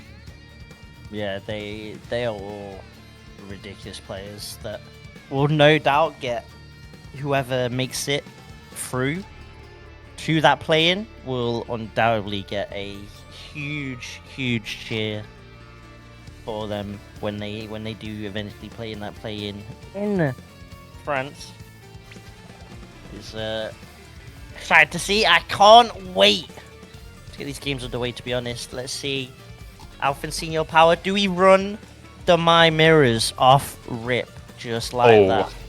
Oh, it's a possibility for us as we see who is going to come out on top here. Man like Wade in the chat as well. Perfect timing seeing the GOATs in the bracket still. Kane and Wawa trying to do us proud as we figure out the matchup potential between these initial players here. Like you said, My Mirror is a potential one that we could see. I haven't seen it too often since the week 1 tournaments of Saltmine that I encountered.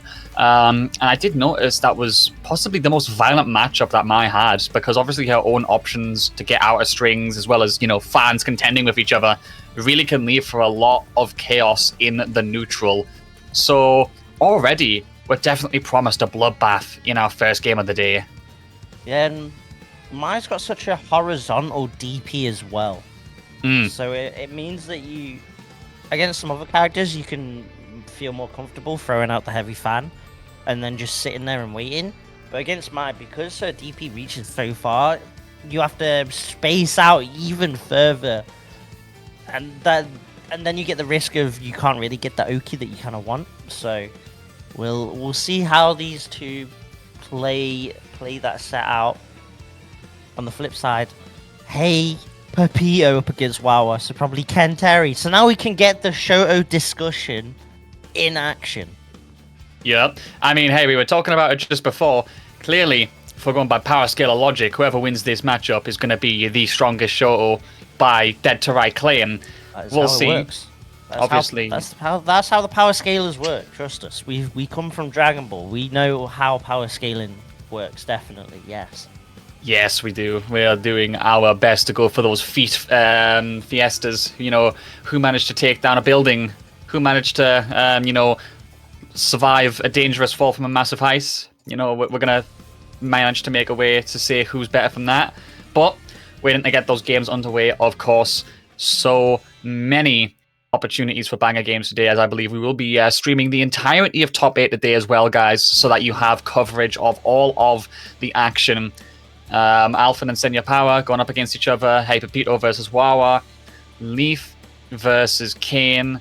And I do think at this stage of the game that Lionheart is going to be the one who went through between themselves and Crimson. If there is any changes to that, you guys will be the first to know. We will tell you. But regardless, going up against Akainu here as well. A very nice spread overall in terms of potential character representation here, I'd say, Jonesy. Yeah, a couple of Terrys who, you know, is kind of a bit on the low end in terms of, like, the video suggested, right, of the Shotos at least, but still plenty of rep there. The Mize, of course, duking out early on so that they can send each other out, or at least into losers early on. That's what we want to see. Even characters like Chun. Yep, but we are launching into it. Winners semis, Senya Power and Alphen both fighting for that winners finals spot. One of the best opportunities to secure yourself that chance to the grand final at the very least, as Alphen has been backed up with the corner so far, but he does a very good job to escape. Goes for that massive corner carry as well and escapes the situation. Perfect parry to boot as well. Defense on point. Ooh, the backdash to avoid the roundhouse. I'm seeing your power. Alphen, though, ready with the anti-airs, the fan. Landing on the noggin of Senior Power.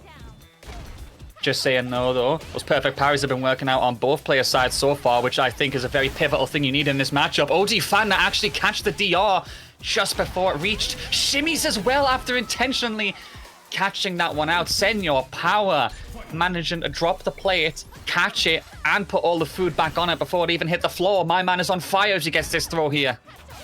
My, with that Shinobi walk speed is just so scary. Whoa, what is that?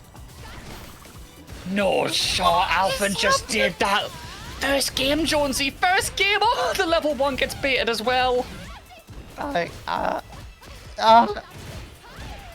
Words hard. Oh my days, the perfect parry back throw could be the Winston for Senior Power, who's now able to start spending those stocks on pressure, but Alphen crouch jabs out, bust out from Senior Power.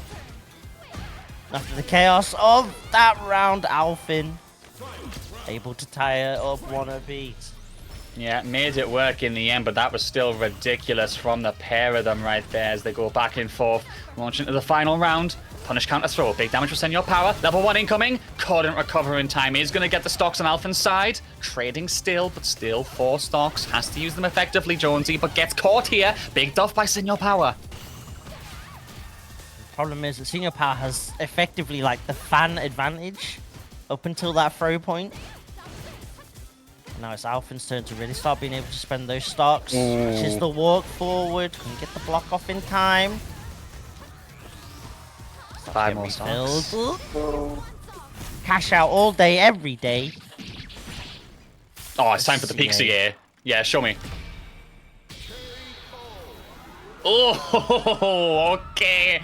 Senior Power with the emphatic way to take the first game right there. But my god, these two are swinging between each other so hard right now. I'm noticing a lot of perfect parries on the fans where possible. They are desperately trying to stop each other from getting caught up in those follow-up hit pressures. But either way, this mirror will prove to be explosive until the end. Senior Power starting off strong despite his initial hits. It allows you to get the moment to challenge before the second lands on your noggin. Alphen does manage to get out of the corner though, and now Senior Power in a really rough spot in terms of drive gauge. Blocks the fan, there's the burnout, there's the stun for Alphen.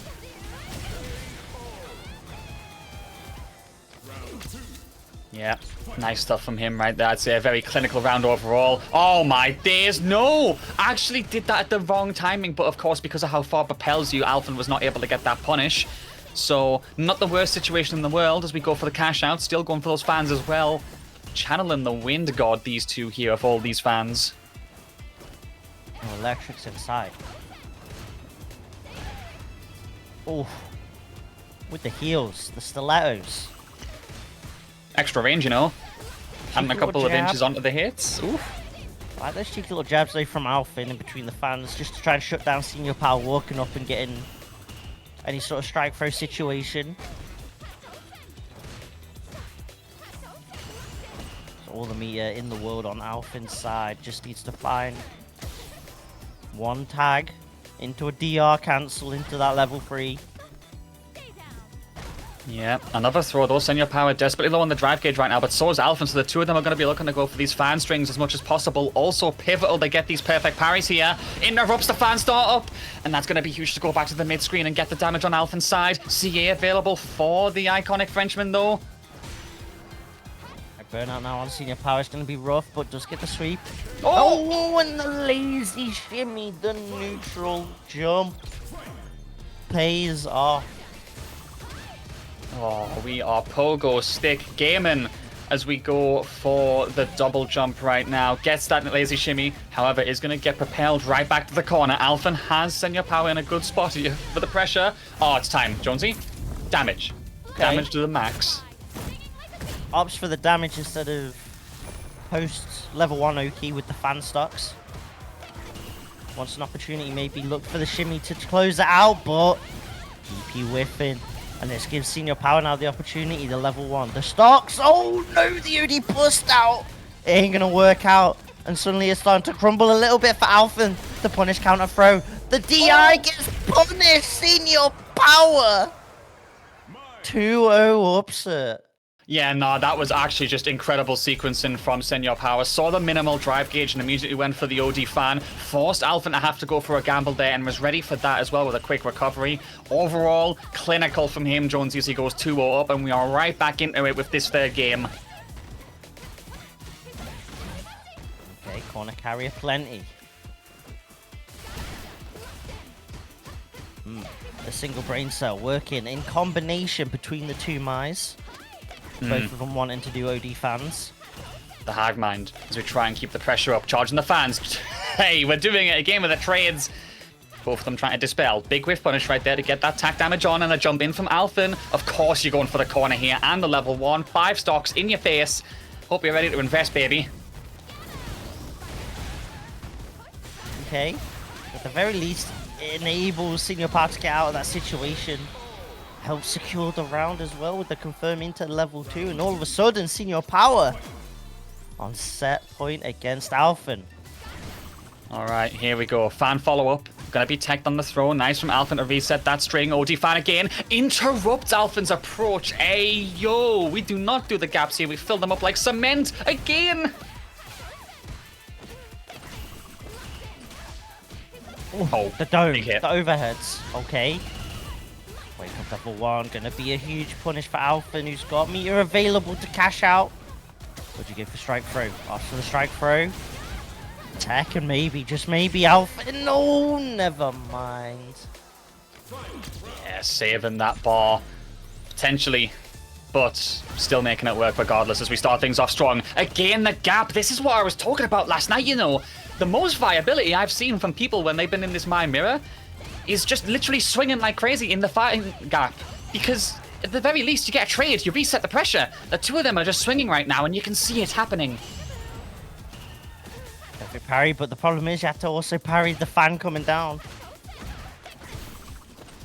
Could have had your set and reset moment 37 there. Oh, burnout for Alpha. Here we go. Slowly taking them away to the corner, just going for the conditioning, not being too greedy with it either. Oh, I think you're too late. Yeah, that's huge, but you don't get punished again.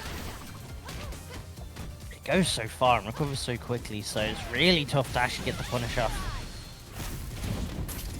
Burnout here. Level 3, yeah, burnout. Great opportunity to at least get one on the board. Oh. Tag. It's on hit though. Then the counter hit afterwards. Senior Power tried to press, tried to call out the meaty. Or the fake meaty. Now Finn stays alive. No Frios just yet. Alright, we are going to launch right back into it. Alpha with one on the board at last. You love to see it. Man is not done yet. Gonna need his icon of cheering to start piping up. I need Treddy to start making some noise for Alpha. as we launch into game 4. The two of them trading with the fans again. Nice tech on the throw again to reset the pressure. And Senior Power fights back. Look at that drive gauge depleting as well. Harry's at least trying to alleviate it, but eventually blocks one fan and now there's burnout. Senior Power, though, not overcommitting, wait for the moment to get a relatively safe OD fan off. Another strike throw pressure, started to build up, has to be careful. Charge fan again. Alphen blocking for his life, but he gets caught by that one. Trying to go for that tech, and unfortunately he's scooping up air. Not catching these hands. As we go to set point again for man like Senior Power. Oh, he's trying it again, and he finally gets it. What a reaction, Jonesy. Oh my days. Listen. One out of 10 times, it works every time. You just have to have the faith bust out. No fans here. The rawest of overhead, Senior Power. Every little bit is starting to pile up. Set point, still Alphen. Almost 3 bars available. The fan shuts down the DR. Drive gauge advantage on the side of Alphen, but the anti-air is on point from Senior Power. Looking to close this out, sir. Yeah, any second now as we go for the build into the third bar here. Alphen's still got a chance in this one as we try and get away forward. Senor finding the hit once again. Cross cuts it. Excellent input there. Right when he needed it most. A single hit will do the job. Ooh. Oh. Took the shimmy, the low tagged. That drive reversal makes so much sense because Senior Power's put themselves in burnout, but the boost out is exactly the power play needed from the Mai. 3-1. Senior Power moving on through to winners finals. Yeah, GG's indeed as our first set of top 8 is over. Senior Power going to the winners finals there. GG's indeed as I take a look in the chat and see all the names pulling up. Yo, the French community is coming out in droves right now. I see man like Kasuga, I see man like Flashno, DPK and Will Tupac are in there. Everyone is showing up right now and cheering or chilling for their players. You know, much love to everyone. C4 pulling up as well. Okay, had to come oversee the action. Definitely not ready to make some talking points out of us later, Jonesy. Hey. Whoa. Whoa now. Whoa, whoa, whoa. Let's not get too crazy with it just yet. Shout out to man like Flashno though. I think still currently in NA, no? LA. Played in the LCQ. Yeah. For Strive. Hope that run went well at the very least. It's the GOAT right there. And also shout outs to the mod team putting on game predictions, set predictions, enables the chat to get involved. Pop your channel points in there. Let's get gambling. Let's go gambling, baby.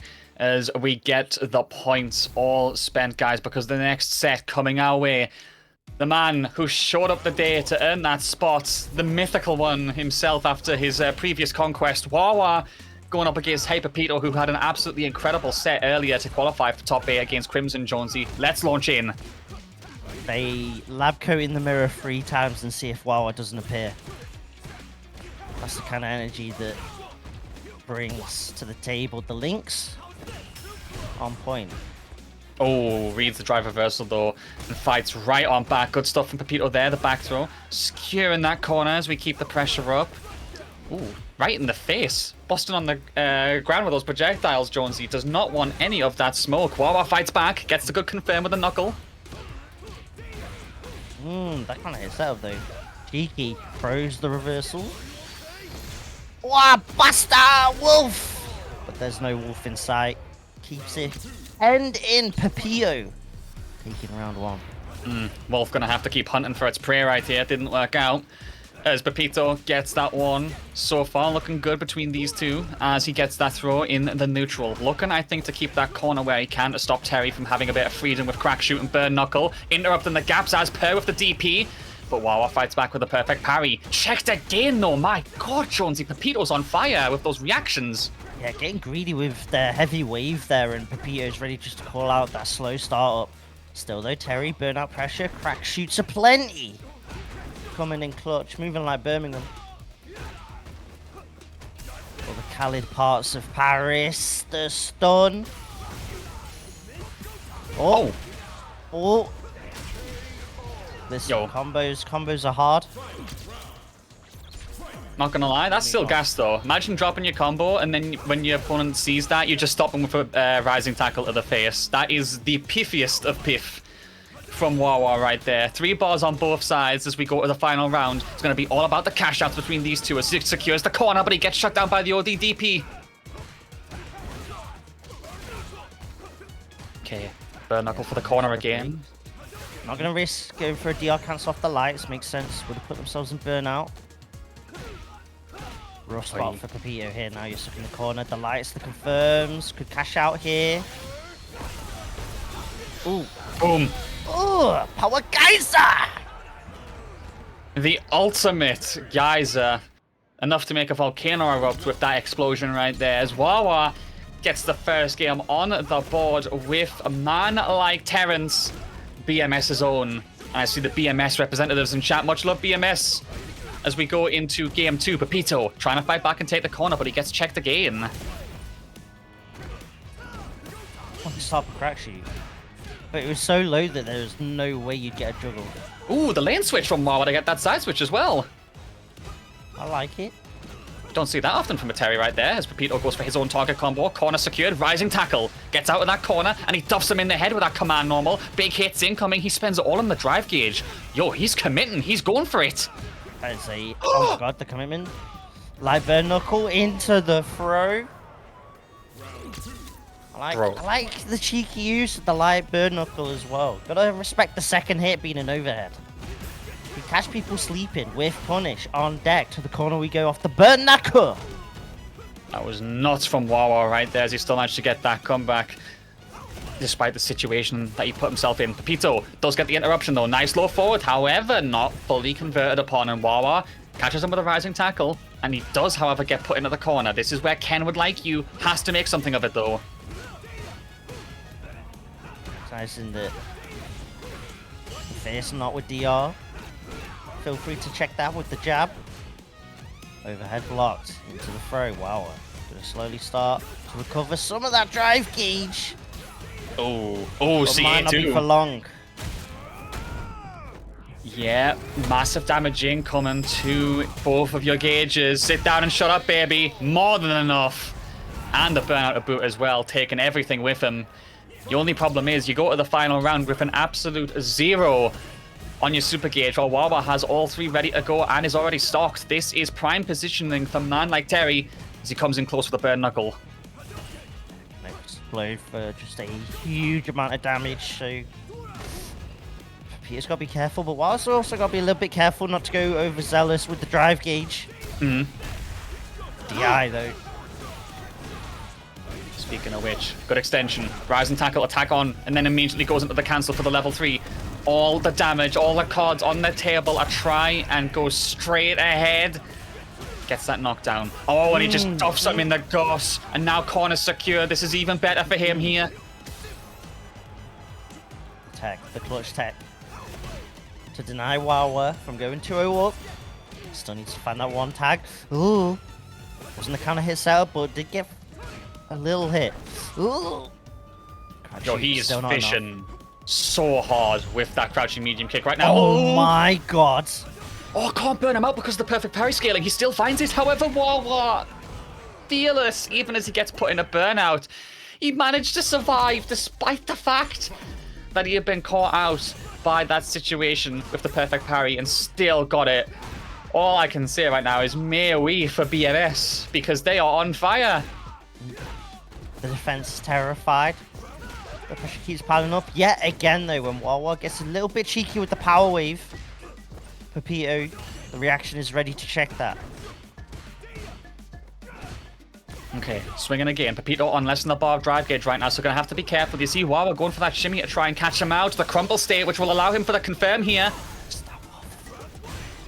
Nice, burnout. And off power wave as well, so Pepito couldn't even reversal level 1 that situation. DI on the normal, getting thrown out. Set point opportunity to go to winners finals for Wawa here. Of all the things that he could do here to make a statement, this would be it, as Pepito does fight back, however. Tatsu for that carry, but again, Wake Up Rising tackle. Hasn't really been challenged much. I think only once so far in the set so far, Jonesy. But he will fight back. A throw again. Somehow wrestles Wawa back to the corner. Tries to keep him contained. Oh my, eventually. One too many buttons. Wawa got tired. The Rising tackle. Connecting Pepito. Sitting on 3 bars. Question is, are you willing to spend it to close this round out? Well, it's pretty low, though. So maybe you can be a bit frugal. Didn't get the anti-air. Both of them still fishing with those buttons. Low forward from Wawa coming out all over the place as he tries to get the hit. Step kick, nicely spaced. Does try to capitalize on the fact there's low drive gauge, but that momentum kill. One more combo, Jonesy. One more combo, and Wawa's going to do it as Pepito still tries to get out of this corner, and he gets the jab after dashing in. The low kick will do it. He gets the extension, and level 3 one more time. I think he's got it. I think Wawa is going to win his final. Wah! Ale Wawa! The winner's final. The prodigal son moves on. The chosen one. With Terry. Oh my days. Wawa! Woo woo! New York's finest. JK. Oh, Let's no. go. If you know, you know, bro. That's all there is to be said about that one. But he is, without question, the prodigal son. And look at the amount of energy he is bringing into this chat right now. I see man like Joel from BMS showing up to cheer him on. We've got everyone else here as well. I see Yuki, I see Flashno, Pap. Everyone is going nuts.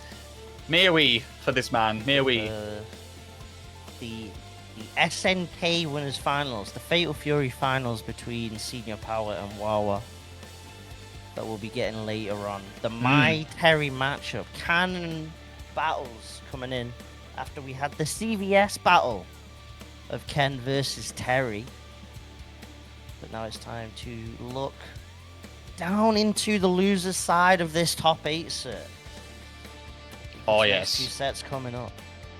And we've definitely got someone who's been making a massive breakout performance here. A name that definitely has got top 8s before, has shown their level of competition is viable with the French scene. But now on the verge, now playing for all the marbles, Leith is going up against Kane here. We have got Terry again going up against Chun this time. We'll get those names swapped around by the looks of it as we go into the next match. Thank you, production. Let's do this. Yo, on point as always. We're locked and loaded. And let's see, Leaf has been ridiculous so far today. Okay, a perfect parry from long range, just starting the establishment of that defense from Leith, as they're trying to tell Kane they have to approach. Catching him out with the Serenity stance delays as well. I'm liking it. Kane has to get in close if he wants to try and stop this matchup from being mental stacked. Oh, but then there's the Tensho. This is the problem, Jonesy. Leith has proven on every stream game so far, their Tenshos are gonna be a pivot in any set. Something that Kane might get away with, though, is Leaf going for tap parries and some of Terry's pressure. It enables Terry to then get the heavy power waves off. We saw Pepito check those constantly, and although Pepito didn't get the win, it's something that you can't allow the Terry just to get off for free. Very true. Has to jump over that one. Manages to actually escape by the skin of their teeth as Kane finds their throw. Attacking the damage on, but the Tensho, the stilettos from long range coming in to get that hit. Tip of the toes and still able to get that hit. We are dancing like we're on ice right now as Leaf gets the round. Oh. Ooh. Alright, reactions are kind of clean. We'll get the confirm. Ooh, okay. Speaking of checks, Jonesy, there's a good way to start things off against that. As we get the shutdown, 3 bars on either side. Yo, Terry's saying, yeah, you got Hazanshu? That's pretty. Look at what I got. Got the tap barrier again. Counter hit. Could possibly cash out here. Opts to save the bar. Overhead. Off rip the raw yet again. This time does block the burn knuckle. Oh no, Kane! Oh my god, the reset and then gambling on the hardcore read of the defense after into the CA. And you're gonna get the kill. A gut punch both in-game and on the mental as Kane tried to rise on up with that tackle. And instead, gonna take the L, Jonesy. That was unfortunate, but credits to Leaf for being willing to read so far into the future. Oh no, not like this. I know punish counter, but still. Oh, the anti-throw tech coming in clutch. The air lightning legs. Only power wave. There's an opportunity here.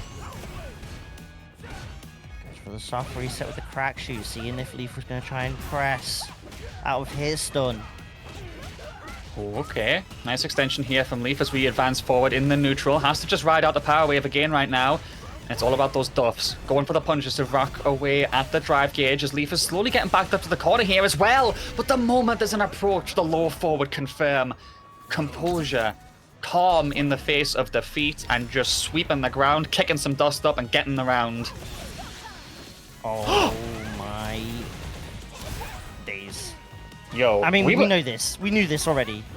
Leaf's reactions are actually too good that sometimes, depending on the projectile, it's actually a punish on the Chun to do level. Don't remind me, bruv. But it has to be said, though, right? The way he does that, he's just so aware at all times. But speaking of awareness, Kane gets that nice punish on the DP on Wake Up. Jumps over the power wave. Oh, no. Rising tackle. No. Not like this. Suddenly it snowballs out of control. But it's a back throw, though. The Toesy Woesies get tagged. Leaf 2-0 up with this Chun. Yep, looking very composed in doing so. And Kane Ooh. to Jamie? Okay. I mean, I kind of see the vision, and I don't blame them either, because what you said in the first game, Jonesy, about the fact that this was going to be decided by how well Leaf could check the power waves, and we were gassing up Pepito for doing that before, yeah? Leaf's doing it even better, and also having the conditioning of the Tencho behind it as well. I think you actually straight up have to switch off the character at that point. Yeah, maybe dive kicks can be a bit more of a nuisance for Leaf trying to anti-air. It's a possibility. Drinked up Jamie also has some really good maneuverability around projectiles. True, and some really good advancing buttons as well, and the target combos with the advancing little sweep of the ankles that he has after 3. We'll see. Kane changing things up, so far keeping it even in the life department as the two of them trade back and forth. But he is getting walked forwarded a lot by those Kikohans. Something he's going to have to consider carefully, Jonesy, about how he gets through the fireball game. Oh, wow, just kind of hit legs like that. Ends up working out as Oki. Stance cancel into throw. Another throw. Oh, counter hit. Kane tried to press. Didn't work out. Set point for Leaf. Tournament life on the line for Kane. We'll see what he can do as he tries to go for that little hop kick forward. Looking for those medium kick confirms where possible. Shuts down the step kick again. And is actually going to react with the level 2. Mix up incoming. Oh! That button reaches from so far away. It makes you kind of bite on attempting to anti-air. Just put the arm out, bro. Put the fries into my hand, not the bag at this rate with the way you are reading the situation. 4 drinks temporarily thanks to the Devil Song. And now it's all about the pressure. Leaf is in burnout as well. Kane, this is your chance here to get around. Okay. Oh my days, from the top. Chun Hardy. No shot. But it's not really a punish though. That's crazy. I'm not sure what that dash was, but it cost around the game and the set. You hate to see it. But if you're a Leaf fan, you absolutely love to see it.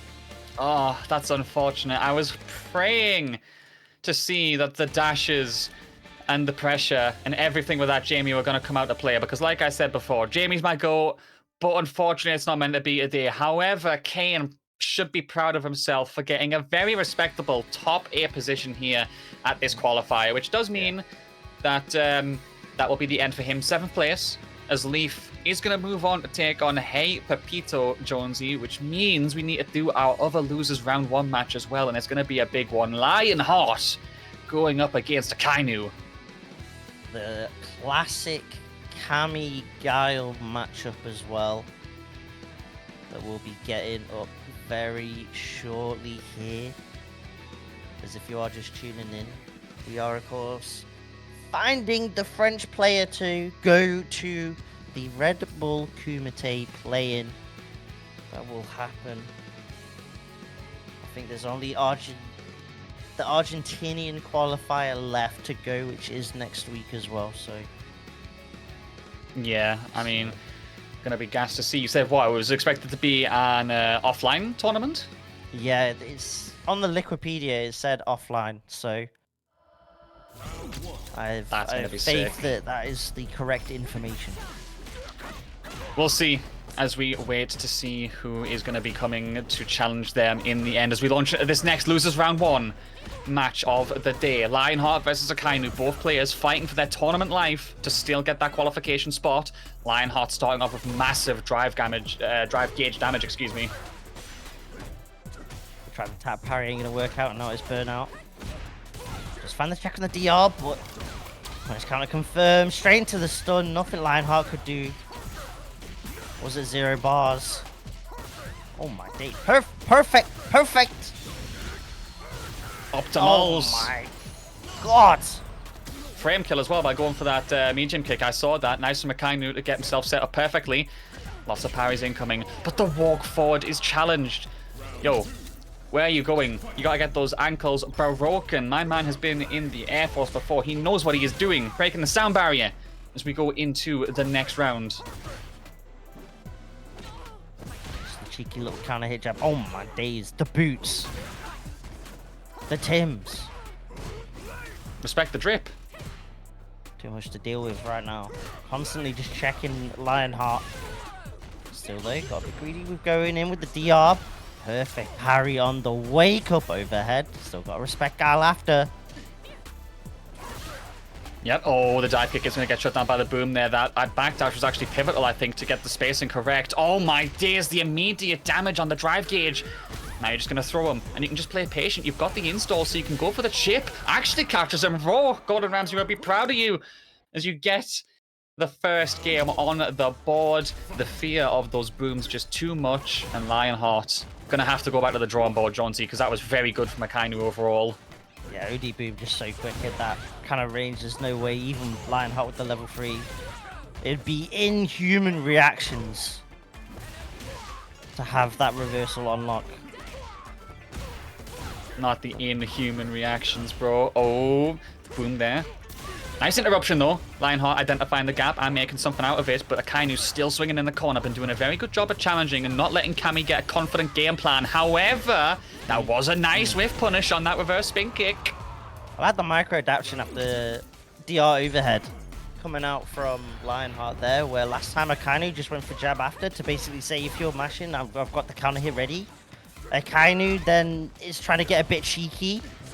So Lionheart, off that next interaction, happy to press, gets the counter hit, able to snowball that into the roundup.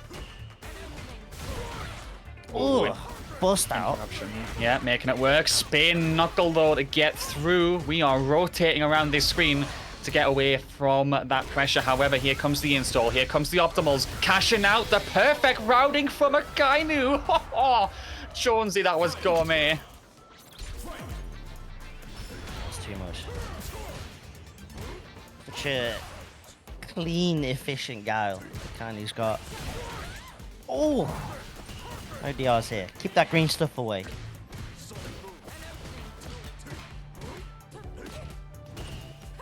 Maybe got crowd strong off that counter hit, but still. Flash kick yet again on point. Lionheart's approach is constantly getting shut down so far in this set. Steps! A level 3 and a hope and a dream. Very much so. As we see what happens here. Big damage to the drive gauge. Not going to be substantial enough yet to potentially risk burnout. And Akainu's going to get a big perfect parry as well. Fights back. There's the throw. Keeps the pressure up in the corner.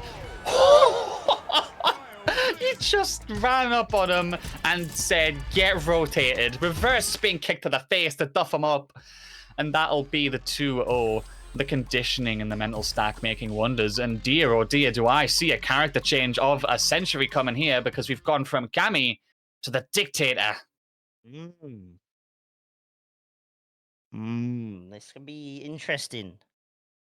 Devil's Reverse is kind of a little bit awkward since it's Guile. Any left-right shenanigans technically don't matter. All you have to do is hold that 2. Got OD Crusher, if you can make a hard read on a boom.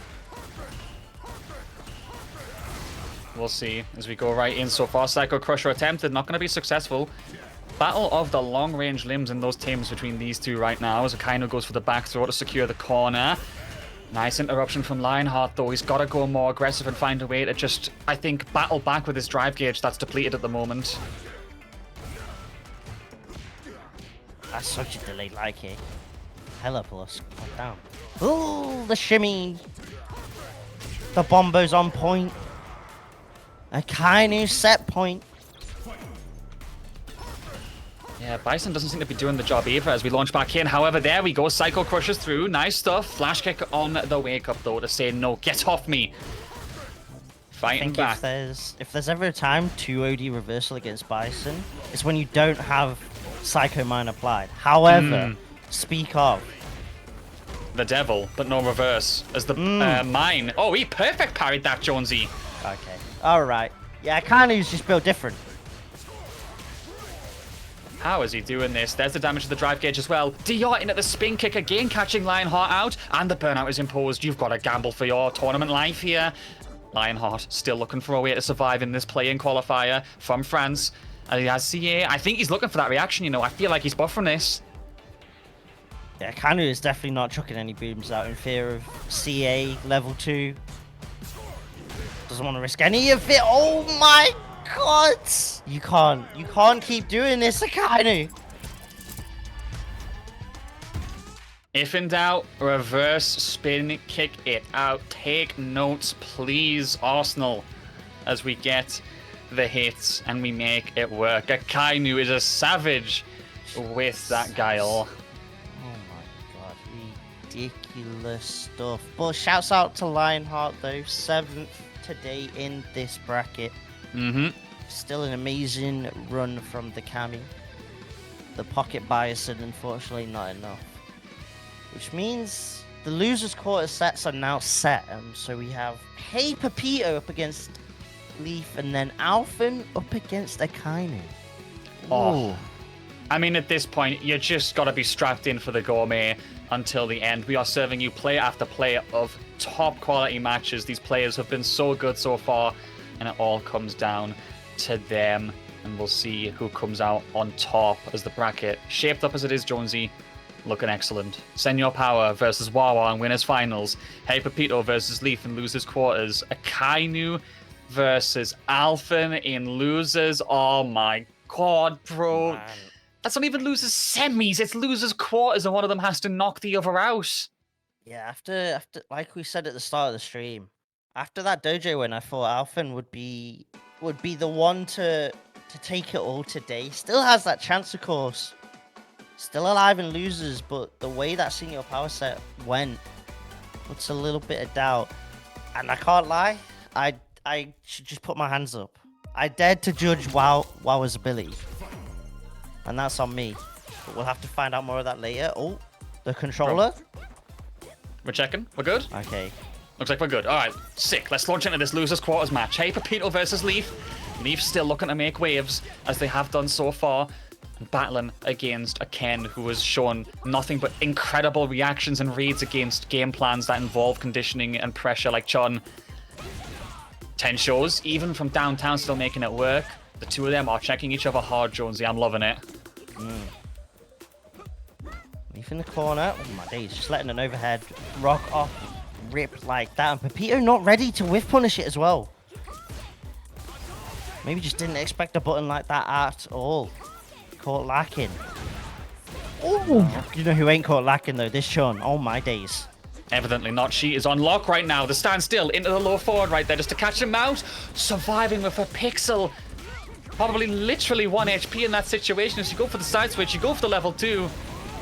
And you can't kill just yet, but you are in burnout. And no counter hit. Oh, the start of OD Kikosho. Just slightly too slow. I need some more frames in my plate, please. I need more room. Oh, we need some more frames in here.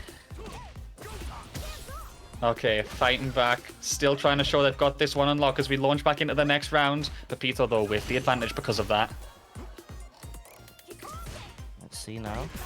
I think with the way you've been seeing how Leaf plays, Pepito would probably be respecting a Chun level 2. So you can't get too greedy with an OD fireball.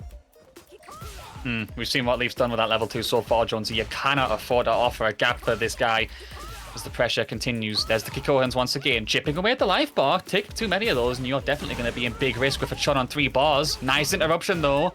Oh, we're swinging. Corner secured. This is now a scary spot for Leaf. 3, 4. Oh my god. Handshaking. GG's. Hold See you that, in bracket, Pepito. bruv. Good luck in tournament. And that was 1-0 up. 4 in a row to side and drive the message home, Jonesy. Unfortunate, but that was the first game. Leafs got time to adapt. Recovered in time to 10 show even in that situation. Mad. Actually just moving like Guile at this point. That's crazy. Oh my goodness. Reaching there though. Just get out of the corner for free. No crosscut. No attempt at a trip guard or anything. Chun no in burnout. Plenty of space to back up on at the very least. Oh, but the Jin Rise. They're slowly chipping away at the life bar. Pepito's able to close that round out. Yep. Managing to make that work, mixing things up with the axe kick right there. Pepito doing a very good job at exploring the options. I like the lack of commitment in a situation like that. Leaf is still trying to say, you're not allowed to come this close when doing the swift thrust. That back medium punch has been doing a lot of work for Chun in this tournament so far. Has to navigate those buttons very well. Nice again with the 10 shows. Yeah, the spacing's just been so optimal. The stance cancel into that 10 show. Side Proving swap. that. Be careful. Pepito is closing in on 3 bars. But Leaf's just gonna not mess about. May have to spend level 1 at the end. But you're still fine with that because you built up the bar anyway.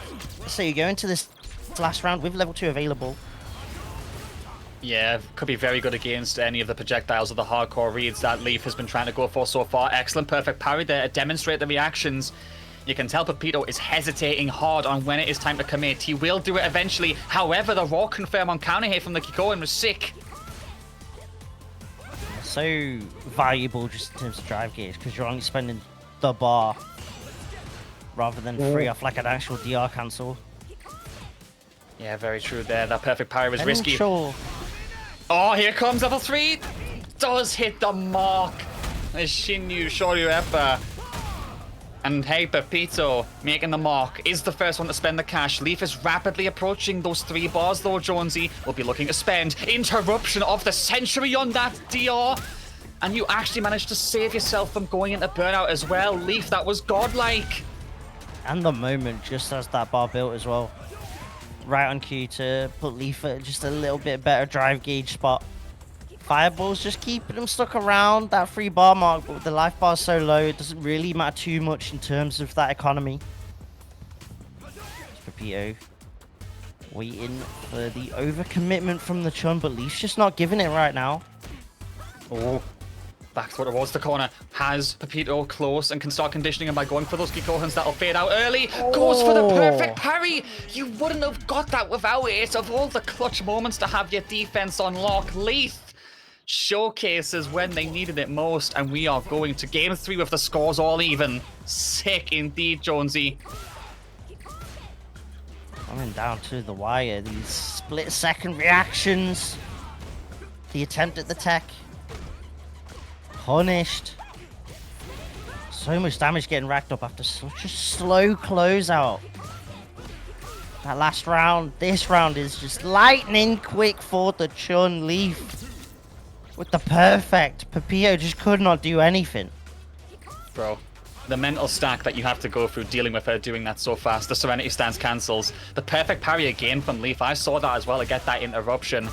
This is where that defense melds perfectly into offense. You get those reactions and you give yourself opportunities that you need in this matchup against Ken. Pepito has got to fight back and start securing this corner. Trying to walk Chun in, but the immediate level 2, which allows for you to walk straight back out and get the extension. Good decision making. Mix up his block though. Yeah, ready for that. Block same side. But still the life lead on the side of Chun. Leaf's not going overzealous or anything. Just sitting on that full drive gauge. Keeping it a space in where DI isn't going to push just onto the wall.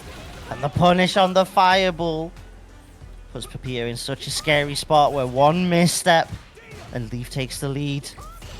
Can't even overcommit to Jinrise just in case of a mashed out jab that trades. No trade goes in your favor.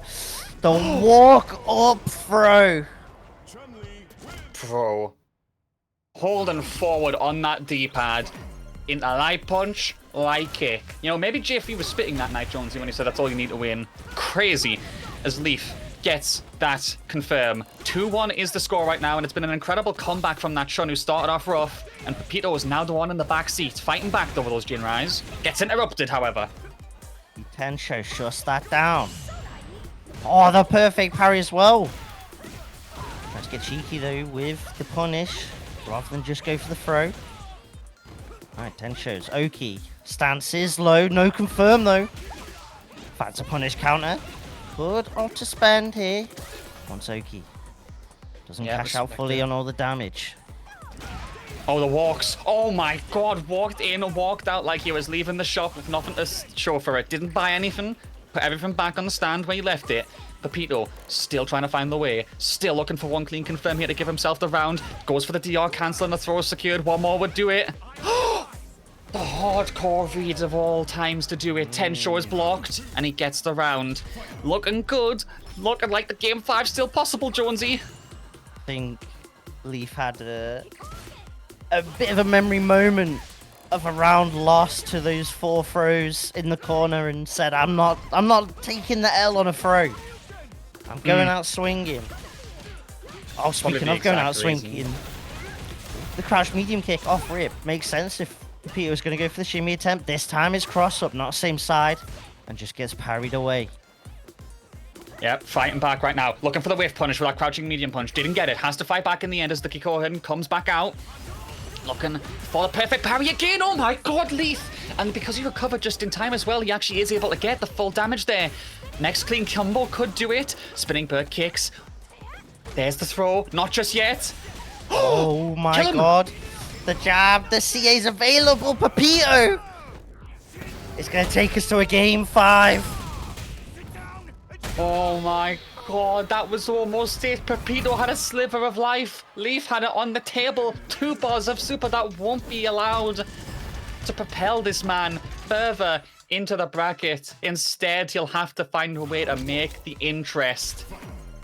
And so, 2-2, game 5. One more to do it, and Pepito starting off strong. Tatsu for the corner super quickly, Jonesy. Fireball war pays off for Pepito with the OD. And they confirm the trade's not really in favor of the Chun. Does manage to at least get out, but committed to legs was already out. You didn't need to cancel into legs. And that allows Pepito to get the punish into the other corner we go. Fighting the way out. Eventually catches Pepito, probably on the jump. Throw comes out, the pace back. Just slowing down to the plasma. Oh, perfect parry again. Nice reaction from Leaf right there. Doesn't go for the Tensho either because knew it was a little bit out of range. And so you have room to walk forward again. It's all about the Kikohans. Pepito looking for the way through. Jonesy, here he comes. Oh, but wait, the parry was there. Oh no, the drop. That's so unfortunate. That actually would have been it. You died and here. Instead, Leaf could cash out at the end of this. Level 2. Pretty sure you die here, level 2. Extension? That's not quite enough. You need the setup. You need to just do any sort of chip at all. Lightning legs. Oh my god, he still found the way and kept it airtight as well to go into that cancel there, utilizing the lightning kicks. We launch back in. Time mental cracked for the set point. Let's see. Could that drop be the cracking mental Pepito? Has to regather, recompose. Tournament life on the line for the Ken. Plenty of meter available. Step kick block though. Just to cash out. Go all the way to the final round. Fireballs. Back to this mid-screen, sir, and Pepito kicks it off. And he duffs it off of as well with a heavy punch to the face and the pressure incoming. DP not going to be cashed out on though yet. Really trying to save that bar where possible, but that dirty cross-up working out. Lightning kicks for the Yoki. Next combo could potentially build that there bar, you know. Pepito, you've got to get out of this situation. backs off. Papier's got to be so careful with a fireball now with level 2 available as well. It's not going to kill, but then you have to deal with the mix after. Papio recognizes this, not overcommitting, slowly walking this Chun to the corner. There's the throw again, trying to find the way. Perfect parry on the drive impact. Yo, hold on. Moment 37 is that you. I'm getting essences of it at the very least. And the pressure's there. And you get the punish counter. Finish it off. Final round. 3 balls on both sides. This is where it happens, Jonesy. Now we get an almost difference in player philosophy. Do they immediately look to spend off the first interaction? Or do they save it as a closeout? Both of them saving onto their bar for now. No counter hit, leaving the confirm, the bust out, no Jinrai, shut down. Oh, bro, the Jinrai into the say goodbye from Leaf right there. That was gassed as we go for the pressure follow-up. Serenity stance is going to be Diod. Shimmy! Shimmy again, he did it twice. He did it twice. You are absolutely incredible, Leaf. You are so composed in the face of qualification to the Red Bull Kumite play in, and you are going to take the set 3-2. And all I can say at that, Jonesy, is voila. What a way to get the game. Oh my god, the shimmies. Leaf is too nice with it. Oh my god. Shoutouts to Hey Pepito though. A crazy run with the Ken. Ends it here in 6th place. But props for putting on an absolute display here today. The Chun carries on moving. What is this storyline that is getting built up for this Chun? Oh my goodness. But we have to recompose and we have to find out who Leaf is going to be facing off against in losers semis. We've got a ridiculous set coming up now. Alphen up against Akainu. Oh my god, bro. We just went from one set that was an absolute cinema banger to this. Alphen versus Akainu, and it's still losers quarters, might I just add. We're not even in to the top 4 yet, and these two have to eliminate each other. Is this not hype? We need all of the predictions. Put the channel points where the mouth is. Get those predictions in chat. Show that support for Alphen or Akainu. Most likely gonna be the Mei Gao matchup. And Gao, to be fair, has pretty solid answers to the Mei fan shenanigans. Even if Alphen does get the OD fan off, Gao with the flash kick. The hit stun alone off the flash kick just enables Gao to reset the situation.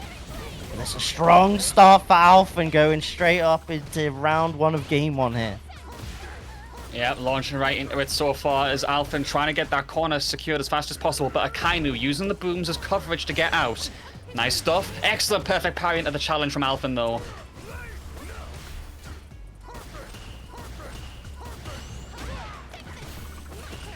Okay, follow up after the fan, using that to the advantage. Alphen doesn't make it work though, trying to channel a God of Wind, but instead we're breaking the sound barrier. Flash kick coming out as well. Akainu is going to get checked by the level 1. Oh no, here come the fans when you've got a sliver of life. You have to survive perfectly with so many guesses. Grab to check the shimmy. Ooh, jumping, but only a jump back from Alphen. Maybe tried to... Got caught in 2 minds between the anti-air and the air-to-air. Oh, here we go again. Perfect parry. Yes, the jump. One too many booms. Yeah, unfortunate there. Bro, these perfect parries, Alphen! Man's riding the wind like it's effortless. Gonna have to take some inspiration from him as we keep the pressure up. Heavy punch there to knock away, to try and slow him down. I love how he's just letting out Akainu do this, Jonesy, because really, he's still able to condition Akainu by going for these air stall specials, for example. Yeah, mine mixing up the timings makes it a little bit harder to actually get the anti-airs off. A range like that, Akainu is always going to be ready to punish. Does get the OD fan off. Bazooka knee being used to shut down the Oki there.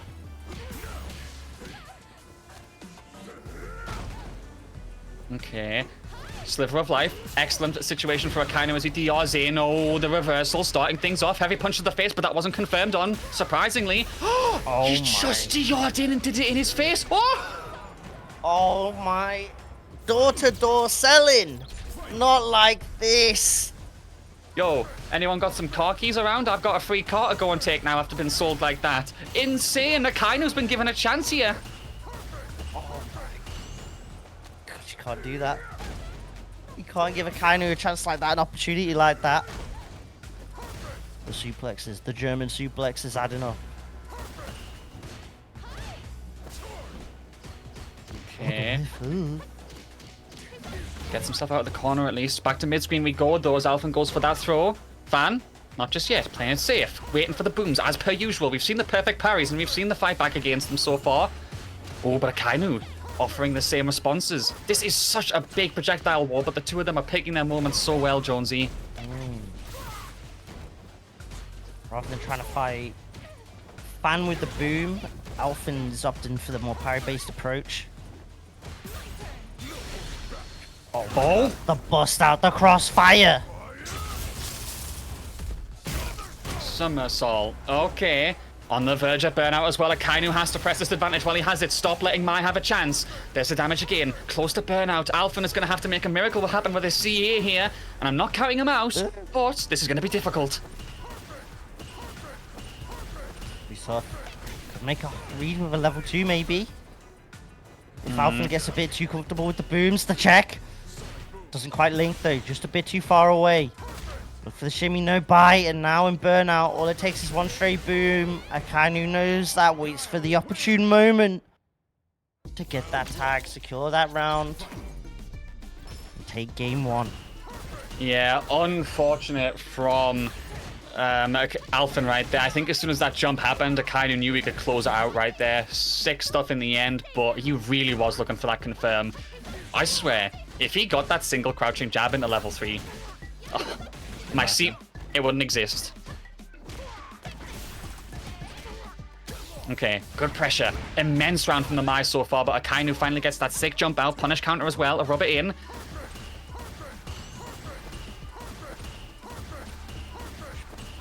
Nothing but booms right now.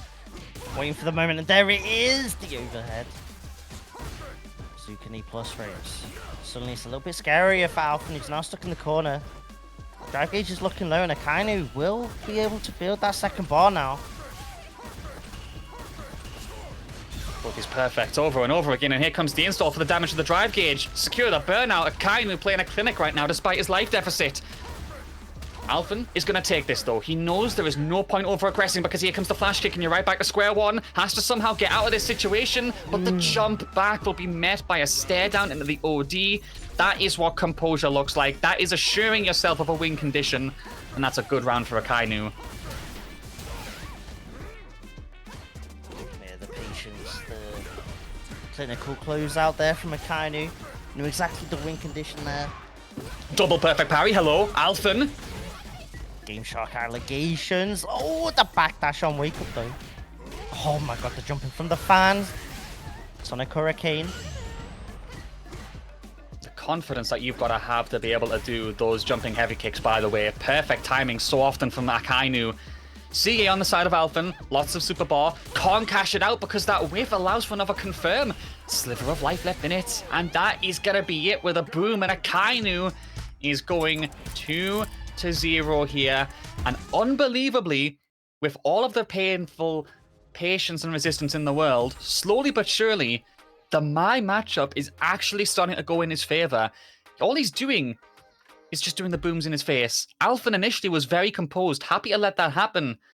And then out of nowhere, when the fans are coming back as an attempted response, he's just whiffing, and the perfectly timed jumping heavy kicks are giving him hits, Jonesy. But maybe Alphen was considering the Kami. I thought that too when he went back to character select, yeah. Going back to the old Bay, but instead sticks with the Mai.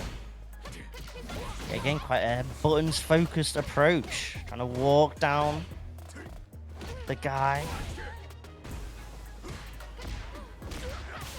Oh, my days, counter hits are plenty. Nothing but trades. Stock's getting profited.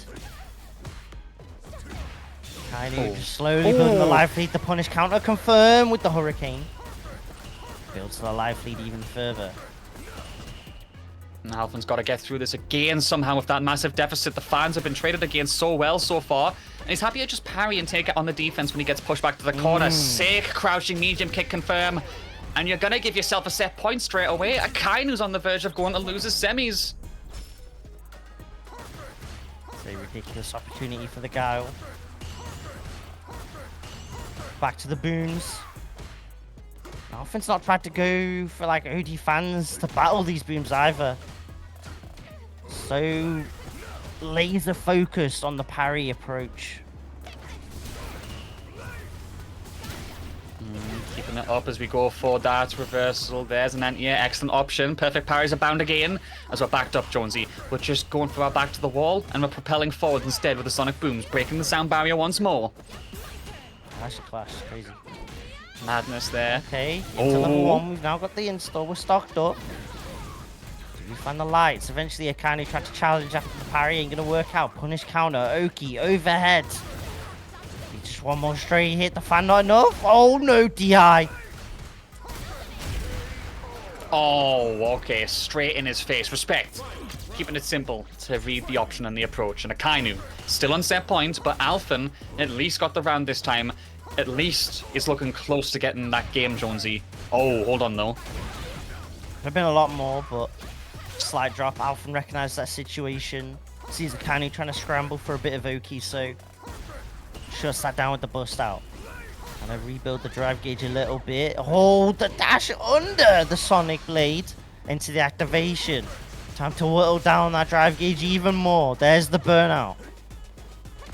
Okay, burnout's there, but it kind of doesn't actually get the anti-air or the air-to-air that he was looking for, so an opportunity afforded for Alphen here to get out of the situation. However, he's sent right back in, spiraled in by the flash kick.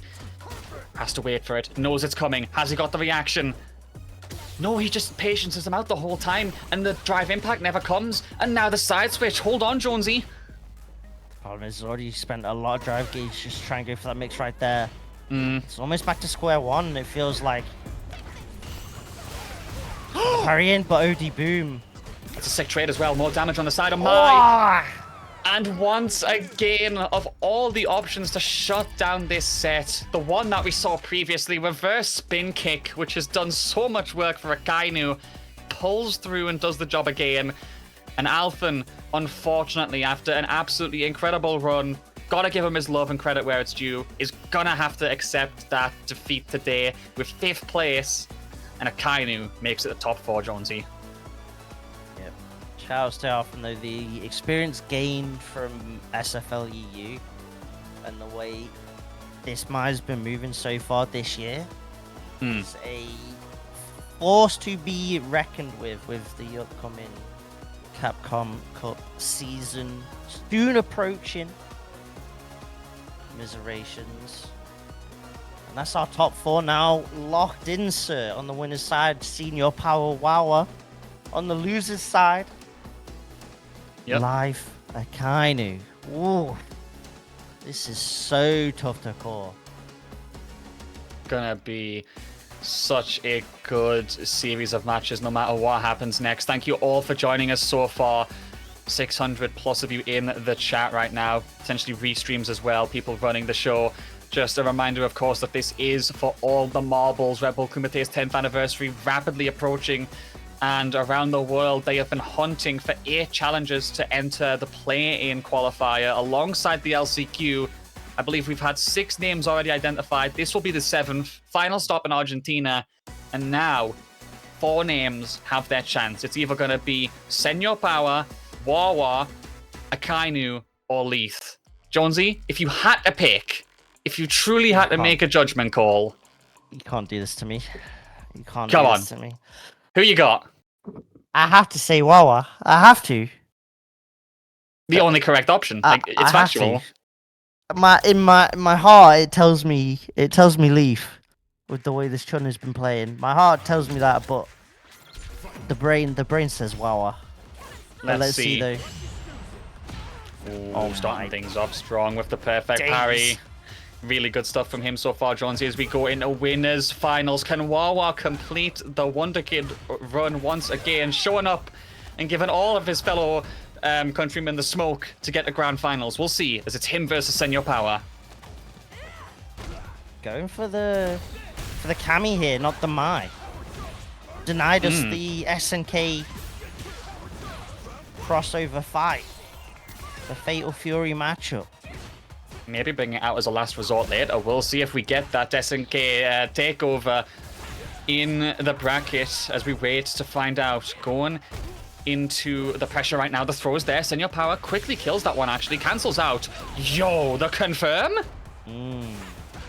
Put the long buff. What? How are you gonna do that with no hesitation? Not off rip. Just off like that. Manages to walk underneath. Gets the hit. Full composure in this first round of winners finals, Jonesy. Oh my days. Alright, the bust out rising tackle.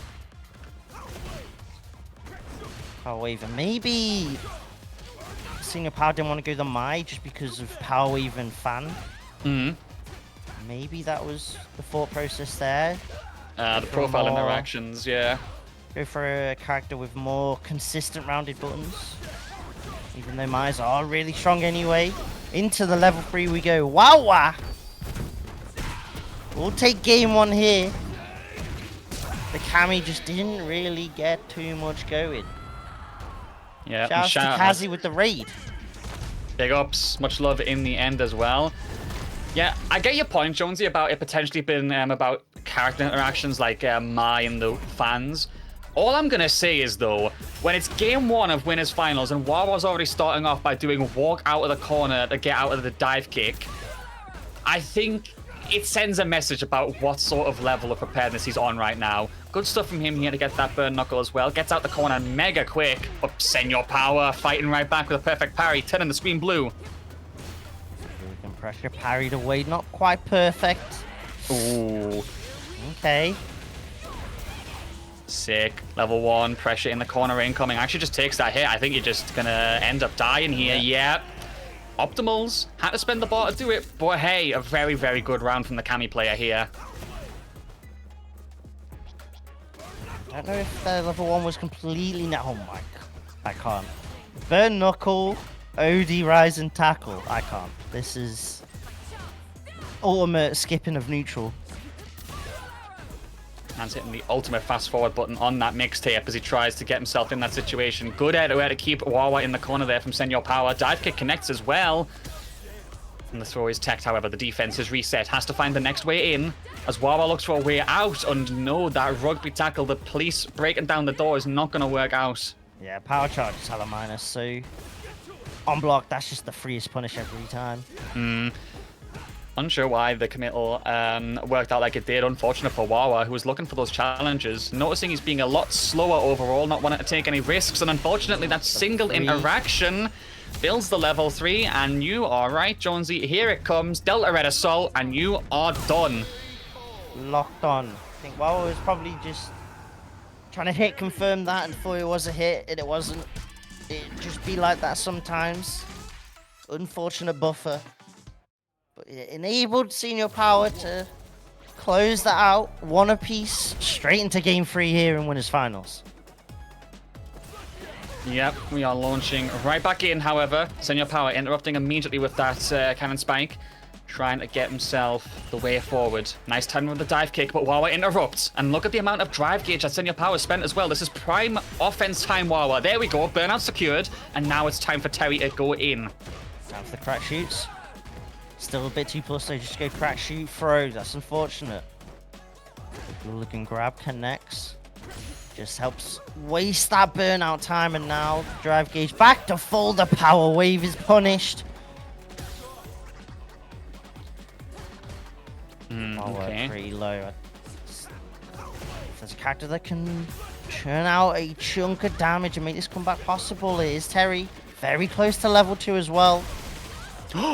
Oh, but he puts himself in burnout to do it, though. He does have it. However, the counter hit challenge, Senor Power reads the room nicely.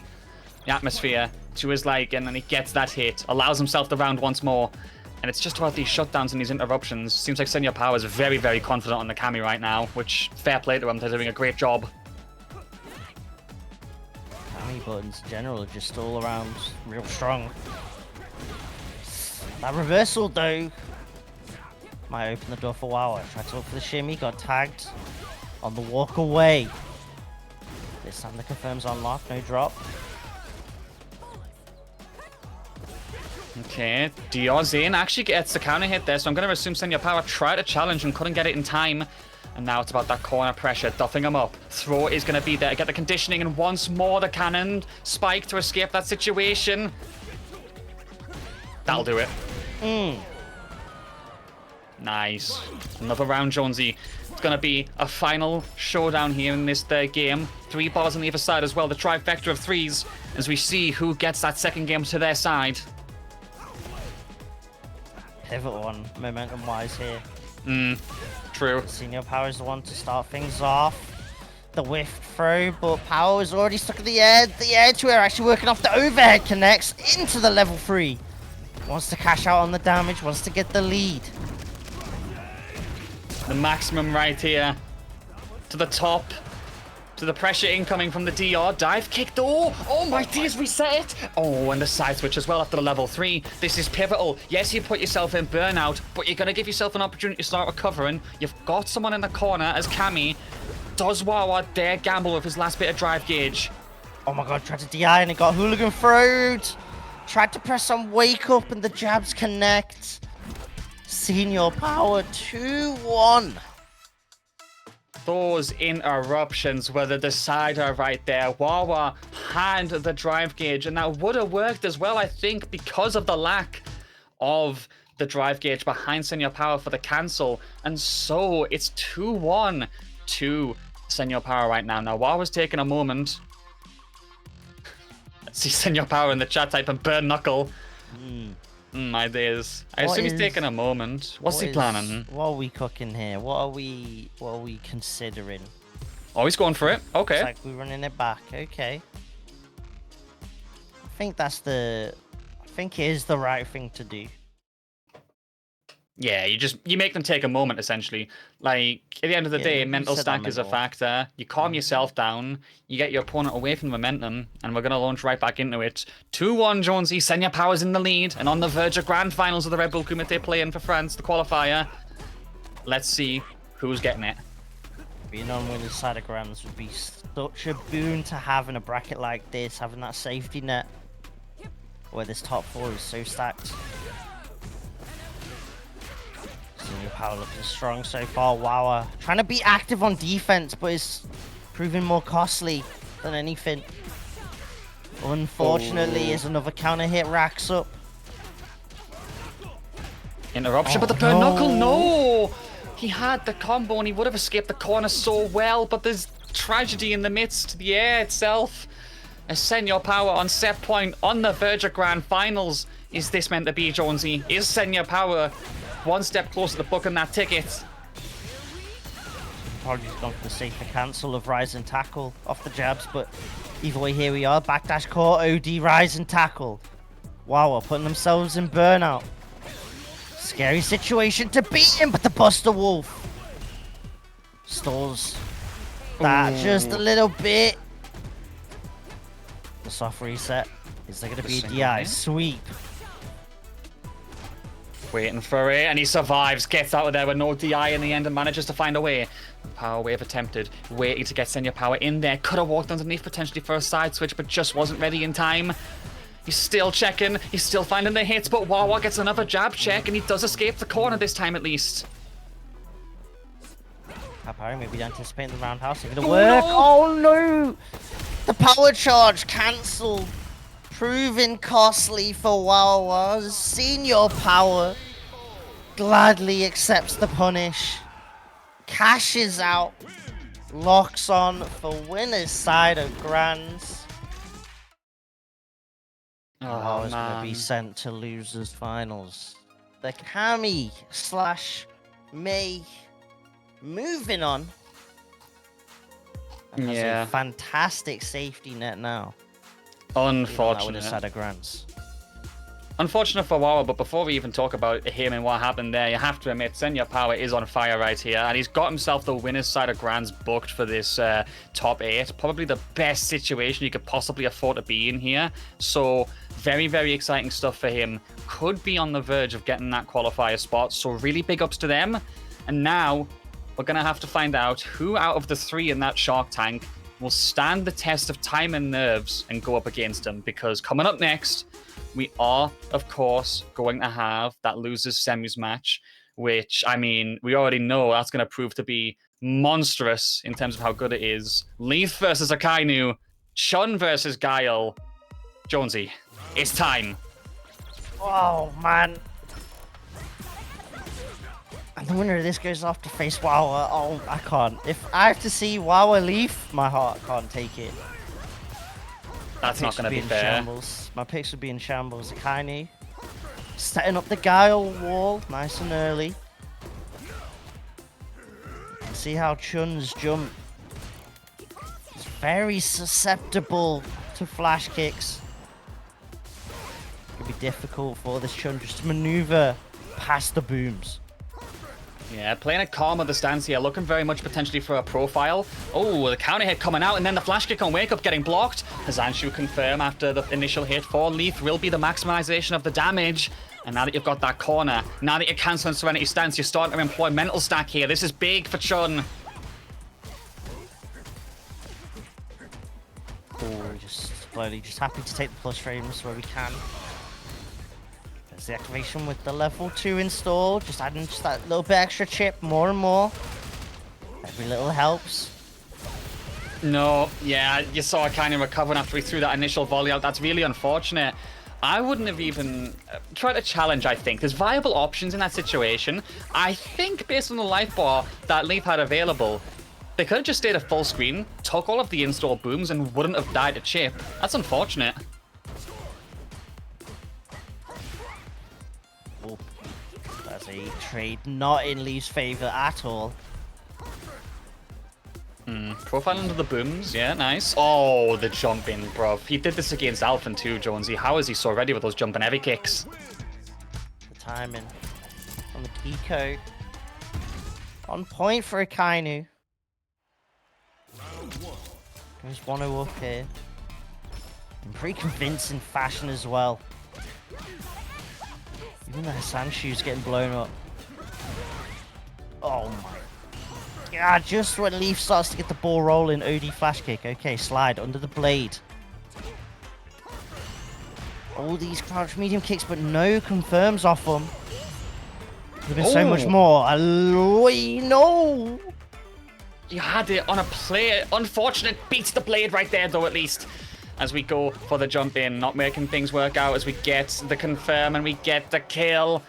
And Leaf showcasing those defensive reactions that they can mount into offense so quickly as Chun. Very good stuff indeed. And we go to the next round. See how low that stomp was? Actually tipped the toes. Alright. Nice. Level 2. Get the extension. Corner secured. You're just going for your simple Oki by finishing with 10 show. But flash kick on Wake Up. This time working. Man said, what Oki? Irrelevant in the face of these boots. Hold that. Trying to mix up the boon timings. Leaf on their toes with these stances to try and duck under those booms. Akainu with the throw. Again, just happy just to whittle away. Plenty of time still on the clock. Though Tensho shuts down the overhead pressure. Yeah, making it work. Tippy toes connecting with that medium kick though. Oh no! The swift thrust did connect, however Leaf was not able to follow it up even though it was a counter hit. And here comes the install. Yo, Akainu, you can kill here! Hurricane. Oh, I thought he would have used the other booms. That's unfortunate. Perfect parry on Wake Up though, but you still get caught by the throw. I keep getting whiplashed by Leaf's defense, man, Jonesy. It's so clean, but can only hold on for so long, unfortunately. Oh, this could be a big punish here.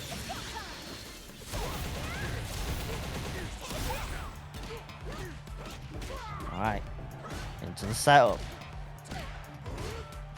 Akainu though with the challenges, not getting any confirms off them, but they just shut Leaf down every single time. Doing such a good job of it as well as the two of them go back and forth. It's like I get the idea from Leaf here, using the Serenity stance as much as possible, trying to go for those low profiles underneath, and then the little pull down of the ankles like that. But most of the time, Akainu's doing a very good job at staying away in terms of spacing, Jonesy. Oh no. Time for the DI, we are getting a little bit greedy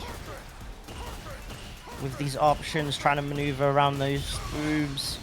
Now the level 2 activation, the drive gauge is kind of low, and that's why we see the reversal, but now there's the burnout. Couldn't get that hit, however, the burnout is there, so you have to survive through everything and all the pressure, and that straight tack on, thanks to the medium kick, does allow for the hit to come through, and Akainu is going 2-0 up right now. Leaf is doing their absolute best to adapt. Is starting to get a little bit more consistent on those pressure hits through the Serenity stance. However, it's not converting into a proper game plan, which is the problem, Jonesy. Akainu can keep playing play away all he wants. Leaf has to find a way to bypass this somehow. Leaf was trying to show that the buffer for level 2 is there as well, so I kind of was like, yeah, I'm just going to check you with a low if you're just going to keep buffering like this. And OD Boom is so quick. Tags the Chun anyway. Akainu, right now, above that round count, is looking like an Akainu rank session.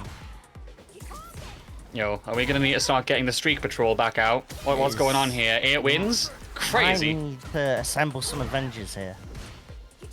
Well, Akainu will see if he can advance on to get to the Avengers as Leaf is still trying to fight back. Has the life advantage right now, but in burnout. Does not want to lose this. No, no, the level 1 incoming surely. And Akainu's going to get set point for him here. What turned into such a good situation was slowly whittled back. And the Guile is now on the verge of earning that spot to go take Wawa on.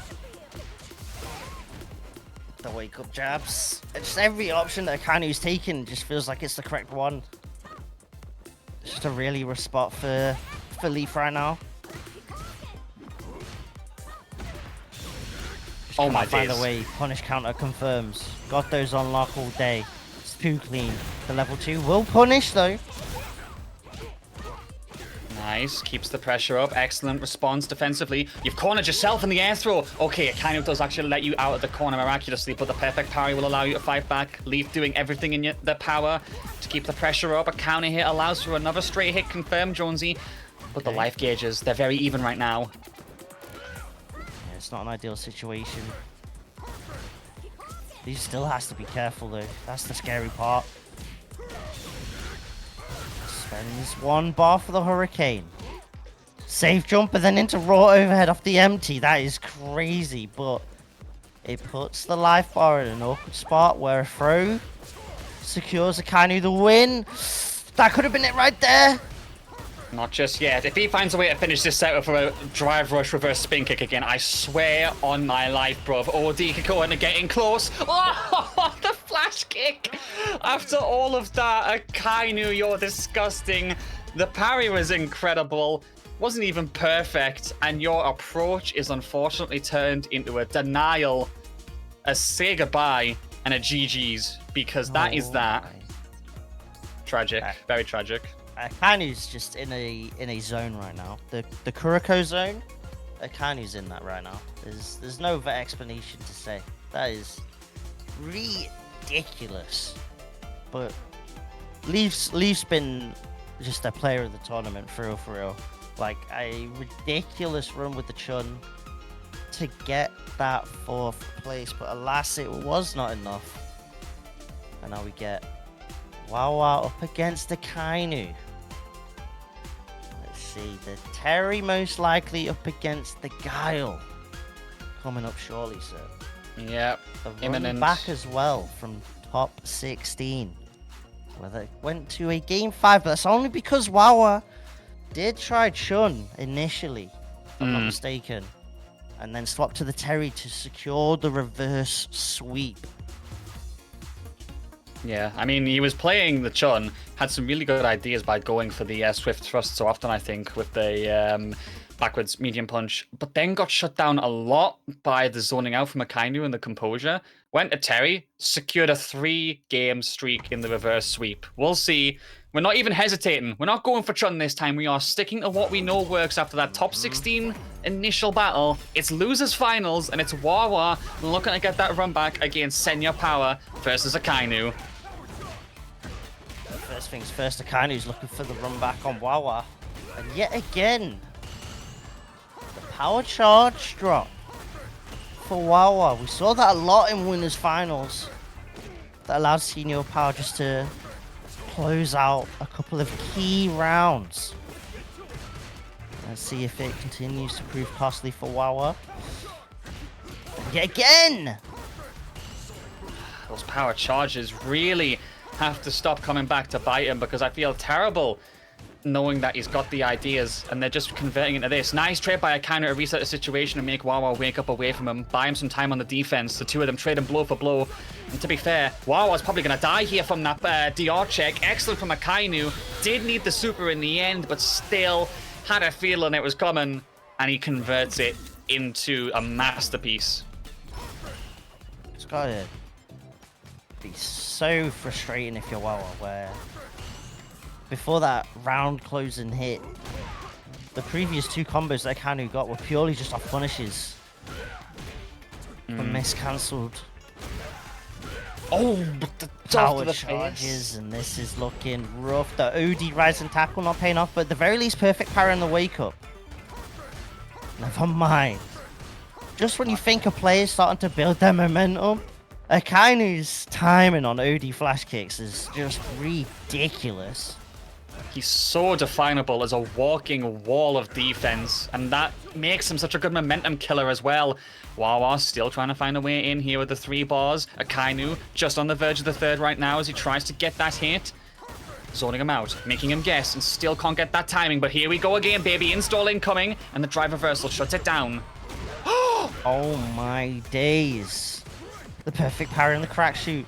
Oh, the perfect parry in the boom though. And that means Wawa's still not in burnout. Has to parry all of these projectiles away though. 30 seconds on the clock as well. Time is slowly beginning to dwindle here. There's the perfect parries. He's trying to get closer. He's walking Akainu slowly back. It's going to be all about those reactions, Jonesy. Perfect parry boom yet again. Even with the OD booms! And out of nowhere, the overhead connects. Right to his face, bruv. Oh, that was sick from Akainu, making it work. And we go into the 2nd game. Wawa making it happen, trying to get closer here. But he just has to find another way, more consistently through those booms, because Akainu is doing so good at shutting them down. About to say, but Twitch chat is noticing as well. Akainu's really on a 10-win streak in this lobby right now. We need to shut this down ASAP. Someone kick a router. Stop him, somehow. Double perfect parry, and then the perfectly timed jump right there from Wawa. Good defensive play. And then the punish as a result. Oh. No way he did the backdash confirm again from that punish counter. Akainu, the momentum killer, bruv. I'm saying he won't let you in. I think genuinely Akainu wakes up with charge ready. It's actually insane. It's so rare to see an instance of Akainu not have charge. Locked and loaded, the throw. Needs one more though. He did it. He went for the 3rd one, fearless in the face of that wall, and instead becomes a Mason himself. Breaks it down and rebuilds it. Gets the defense cracked, and Wawa gets the round. Nice stuff here, and we launch right back in. That perfect parry, pivotal to jump away from the knee, but he does get caught regardless, Jonesy. Yeah, neutral jump might have been the better option there, just because of Akainu DR'd in, but it would have been literally a split second, not even that. Like a 1-2 frame decision that you have to make in that moment. Yeah, can't blame him for that one. So close in the hindsight of it. As Akainu still trying to check him using those medium kicks as well. However, this combo will work. Akainu back in the corner. Backdash not going to work out either. The two of them still trading blow for blow. But the whiff! And Akainu, he does it again! I like that Wawa actually, instead of going for more damage, went for a safe jumper out. Putting respect on Akainu's reversal option. Oh, tried to bait out yet again. With that crouch jab off the DR cancel.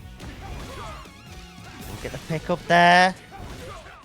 Should be able to go into level 3 at the end of this, but oh, one too many links, got greedy. Okay, I mean, with your life right now, you really can probably afford to just keep playing a getaway game. No, you've walked yourself into this one, and after that neutral jump, it's like, yeah, I survived the first phase of the boss, but here comes the unkillable secret boss. And the chip kill does take us to a final round again. Wawa starting off strong though with that check. Holds onto the meter for now. Finds a tag there. And now we cash out. Yep, big damage incoming. Less than half the life bar already for Akainu as Wawa looking poised. Full drive gauge. Momentum kill was genius by going for that quick cancel on that crouching punch.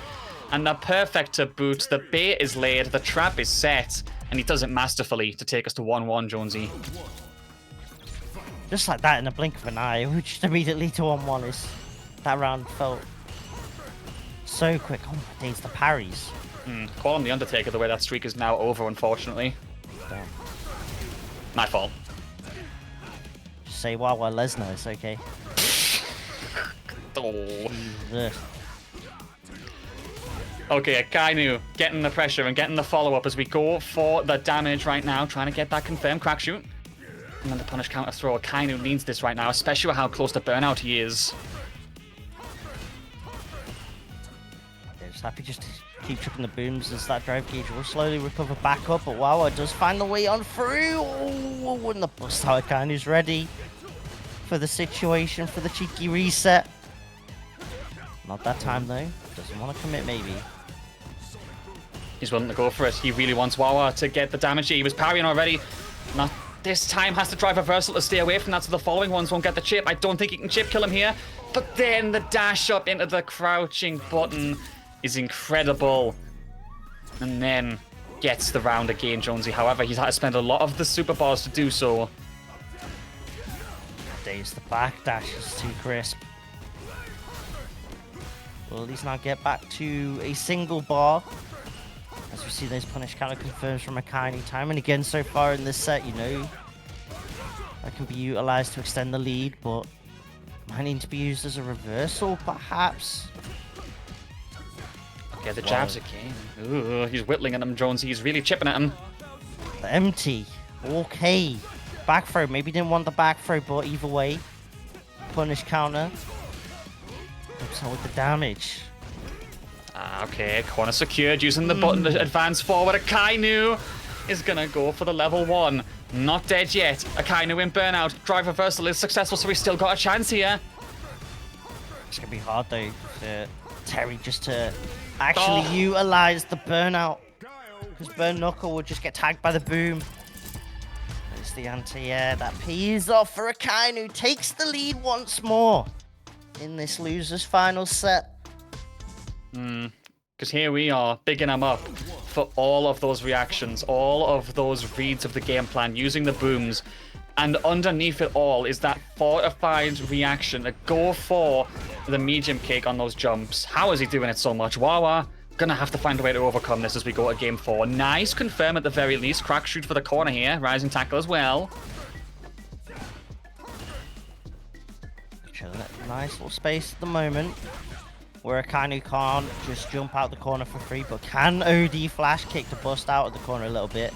Get back to chucking booms. Wow, almost got the jump in. Not quite close enough. Trade situation, life low on both sides here. And obviously Akainu has those really good confirms with the crouching medium kick that we've seen on punish counter. Any cash out is pivotal here as the two of them trade. Wawa gets caught. There's the DR extension. You build your second bar. You definitely have a killing route out of this. Oh my god. And there's the level 1, and there's set point Akainu. A combo game. It's so ridiculous from Akainu there to close that round out. And a set point opportunity now for the Guile. An opportunity for that Grand's spot and a chance to go to play in. Man, wow, the privilege is there. I'll have to see if he can make something out of it, Jonesy, as the booms are whittling away again. Tech of the throws. Akainu didn't have any charge available in that situation, so had to try the throw. Didn't work. Back throws him, keeps him in there. Where are you going? Happy to back off.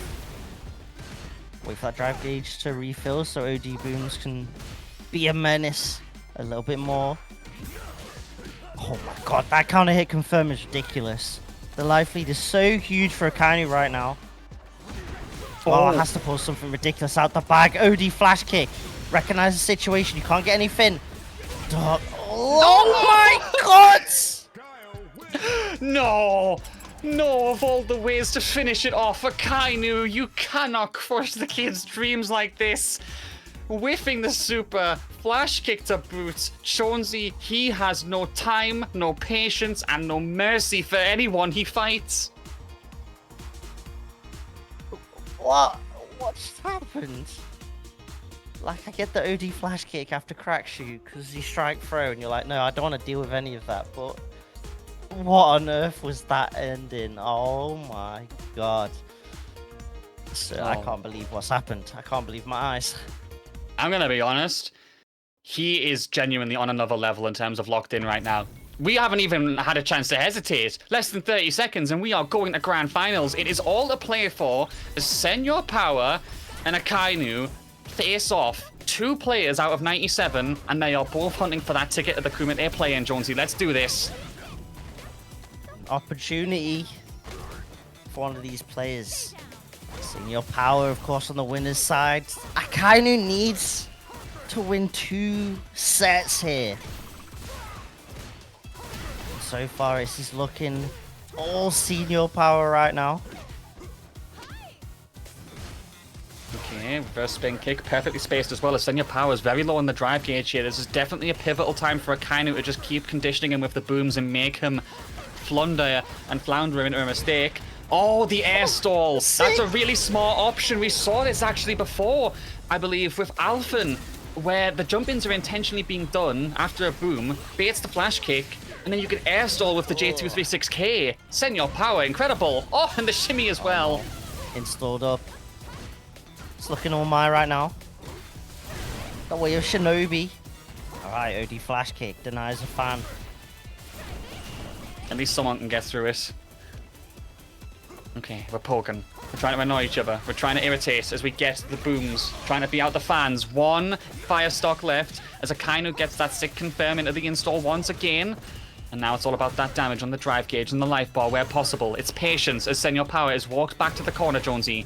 Oof. Got greedy there on the jump in. Maybe anticipate the stock being used on a fan. Secure the neutral. Senor Power with the throw. Still needs 1 more tag though. Single pixel in it, and he gets caught on the counter hit. At the last second, unfortunate, Akainu must have tried to somehow work that back into his favor. Unfortunately, not meant to be, and Senor Power gets the first game on the board. OD flash kick to deny the OD fan pressure. Oh, tried to OD Sonic Blades. Okay. I like that idea. Oh no, the COVID handshake works out in favor of Senor Power. Looks for the shimmy, almost got it as well. Okay, backs off for now. Just playing very patient with these fans as Akainu's drive gauge has been massively chipped away at here. Excellent maneuvering to get that jump in, and the level 1 is secured in the corner. Akainu has to take risks. He only gets caught on that jump. Really nice reaction from Senor Power. The fans are still there, Jonesy. It's unending pressure. God, so twirling away, and the flash kick gets blocked out. 1 too many times. That reversal gets tagged. Oh, madness indeed. Massive corner carry as well. Mai already having you in there less than 5 seconds into the round. Counter hit. Never mind. Full on punish counter as we secure the corner. But backdash from Akainu is big. Big call out and install coming. We'll be able to get a load of corner carry off this. Mm. Which will just give Akainu the opportunity to get a bit of breathing space and set up with the booms once more. Chipping away at the drive gauge with those booms. Anti-air trades. Was caught walking back, so couldn't flash kick. Oh, Akainu with that DR. Excellent reactions for the confirm. Jones, he knew he didn't have the charge, but still found a way to get the hit. Senor Power backed up to the corner, looking for a way out in this situation. Still a tough spot though if you're Akainu. There's almost 3 bars to the next hit. The Senor Power gets could be lethal. Oh my, the level 3. You got those? You definitely do. and you snap the fan shut, and you snap another string of life away from Akainu in this tournament as he's down to just one. He has to hit the reverse sweep just to reset the bracket. And he's taken a moment. We've stopped, and we're going right back in. However, this is a composed dismantling of everything we've seen so far. Here we were for 2 games straight, bigging up Akainu for those perfect reactions, for the booms, the conditioning, and catching people out on anti-airs. And now Senor Power doing the same with more aggression thanks to Mai. This Mai has put on a display of force so far. Yes, they're confirmed. To the corner we go. Can't catch the tap parry there, but that's okay. Still has Akainu locked in the corner. The OD fan to beat out the escape in the corner. Akainu's still stuck. Oh, but the COVID handshake actually gives Akainu a chance. There we go. The throw was way too early there from Senior Power. Just gives Akainu a chance just to breathe. The pressure just keeps piling up. Bazooka Knee getting blocked. The reversals that Akainu's going for, Senior Power is just happy to let rock now. Nice, Ooh. had the charge, and we'll be able to find that hit. Senor Power trying to get in close, been shut down again. Excellent maneuvering to still get in close, and the super will actually catch him this time. That's why Senor Power's getting in close. He wants to spend that cash quick, and he does. And all of a sudden, that spend is clearly being turned into a reinvestment because it is tournament point. Kumite playing qualifier point for Senor Power. Akainu, to stay alive, has to lock in, has to win these next 2 rounds. Just for a glimpse of hope to be in that play-in. Sonic Hurricane is just going to get blown up by the fan because it's a projectile on the wake up. And now Burnout in the corner. There's still meter available. Oh, but that soft reset. However, the jump is not going to get caught. There's the long-range stun. And after everything else, Senor Power is going to prove that riding the wind and wind power is the way forward. He channels it all. He goes 3-0. And Mai Shinrai and Senor Power are going to the play-in qualifier for Red Bull Kumite's 10th anniversary. We have our winner. We have our 7th player from around the world, Jonesy. And GG's, it is all done. But what a tournament it was. The opportunity to play in a bracket with the likes of players like Takamura and Idom has now been given to Senior Power. But shout outs to Akainu. That losers run was absolutely insane. The sheer locking, you can see there on that graphic. Nothing but 3-0s all the way to losers finals. That is an incredible run by Akainu, but alas, Senior Power too powerful this time. But shouts to all the players that signed up. 97 players pulling up. A ton of killers. It's been a ridiculous bracket today, sir. Oh yeah, it's been nothing but entertainment from start to finish, and it wasn't possible without these incredible players. I think, honestly, my MVP probably is going to be Akainu just for having the composure to do that loser's run.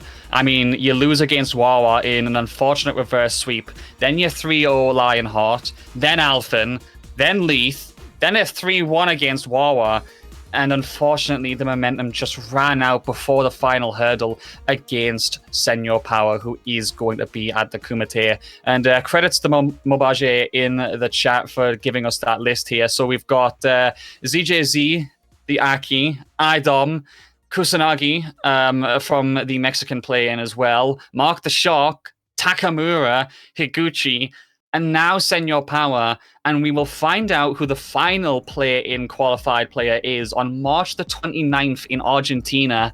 Jonesy, we've been part of the build-up process. One more stop to go. I mean, what can you say except how hyped that is? It's been absolutely ridiculous, an absolute blast. Like, every single set's been so sick to watch, can't lie. Chat has made it an absolute blast to be a part of as well. The French scene is always nothing but love. Shouts to the reversal team, the set and reset team, of course, the TOs putting in work. Gio in the background, putting on a clinic with production. The mods with the channel predictions, it's all a beautiful thing that's come together. I can't wait to see Senior Power cook in that play-in. And there's, of course, still the LCQ as well. Oh yeah, of course. So there's still 2 spots up for grabs. Obviously, we've had those 14 players named, but 1 will come from the play-in, 1 will come from the LCQ. We have got so many options here and so many names who still have a chance. I mean, anyone in this situation who unfortunately didn't win today still technically has that chance with the LCQ if they manage to get a ticket. So it's not the end of the road for people wanting to be part of this spectacle of the 10th anniversary, but as you said, we have managed to make it happen for today. Senya Power, a big congratulations to you, my friend. You've done an absolutely incredible job against so many people in the French region. To everyone in the chat for joining us today, thank you so much. You made the event so much better with that energy that we saw. But before we just cut away to the end, Jonesy, my man, a blast as always. Been a hot minute on Street Fighter, but this was low-key mad fun. You got anything to plug, my guy? Based_ Jonesy or Z Damascus, reversalgg, EMEA, GGST. Follow those. It's time to ruin my sleep pattern tonight and lock in for the Arxis World Tour Finals. Gonna hit my like Ritus with the raid. Respect. Show the love to the Salt Mine crew. Not gonna lie, Jonesy, I'd love to be part of this. I'd love to be part of this, but I am going to be away at university 7 a.m. tomorrow, so I hope you enjoy your sleep schedule tonight.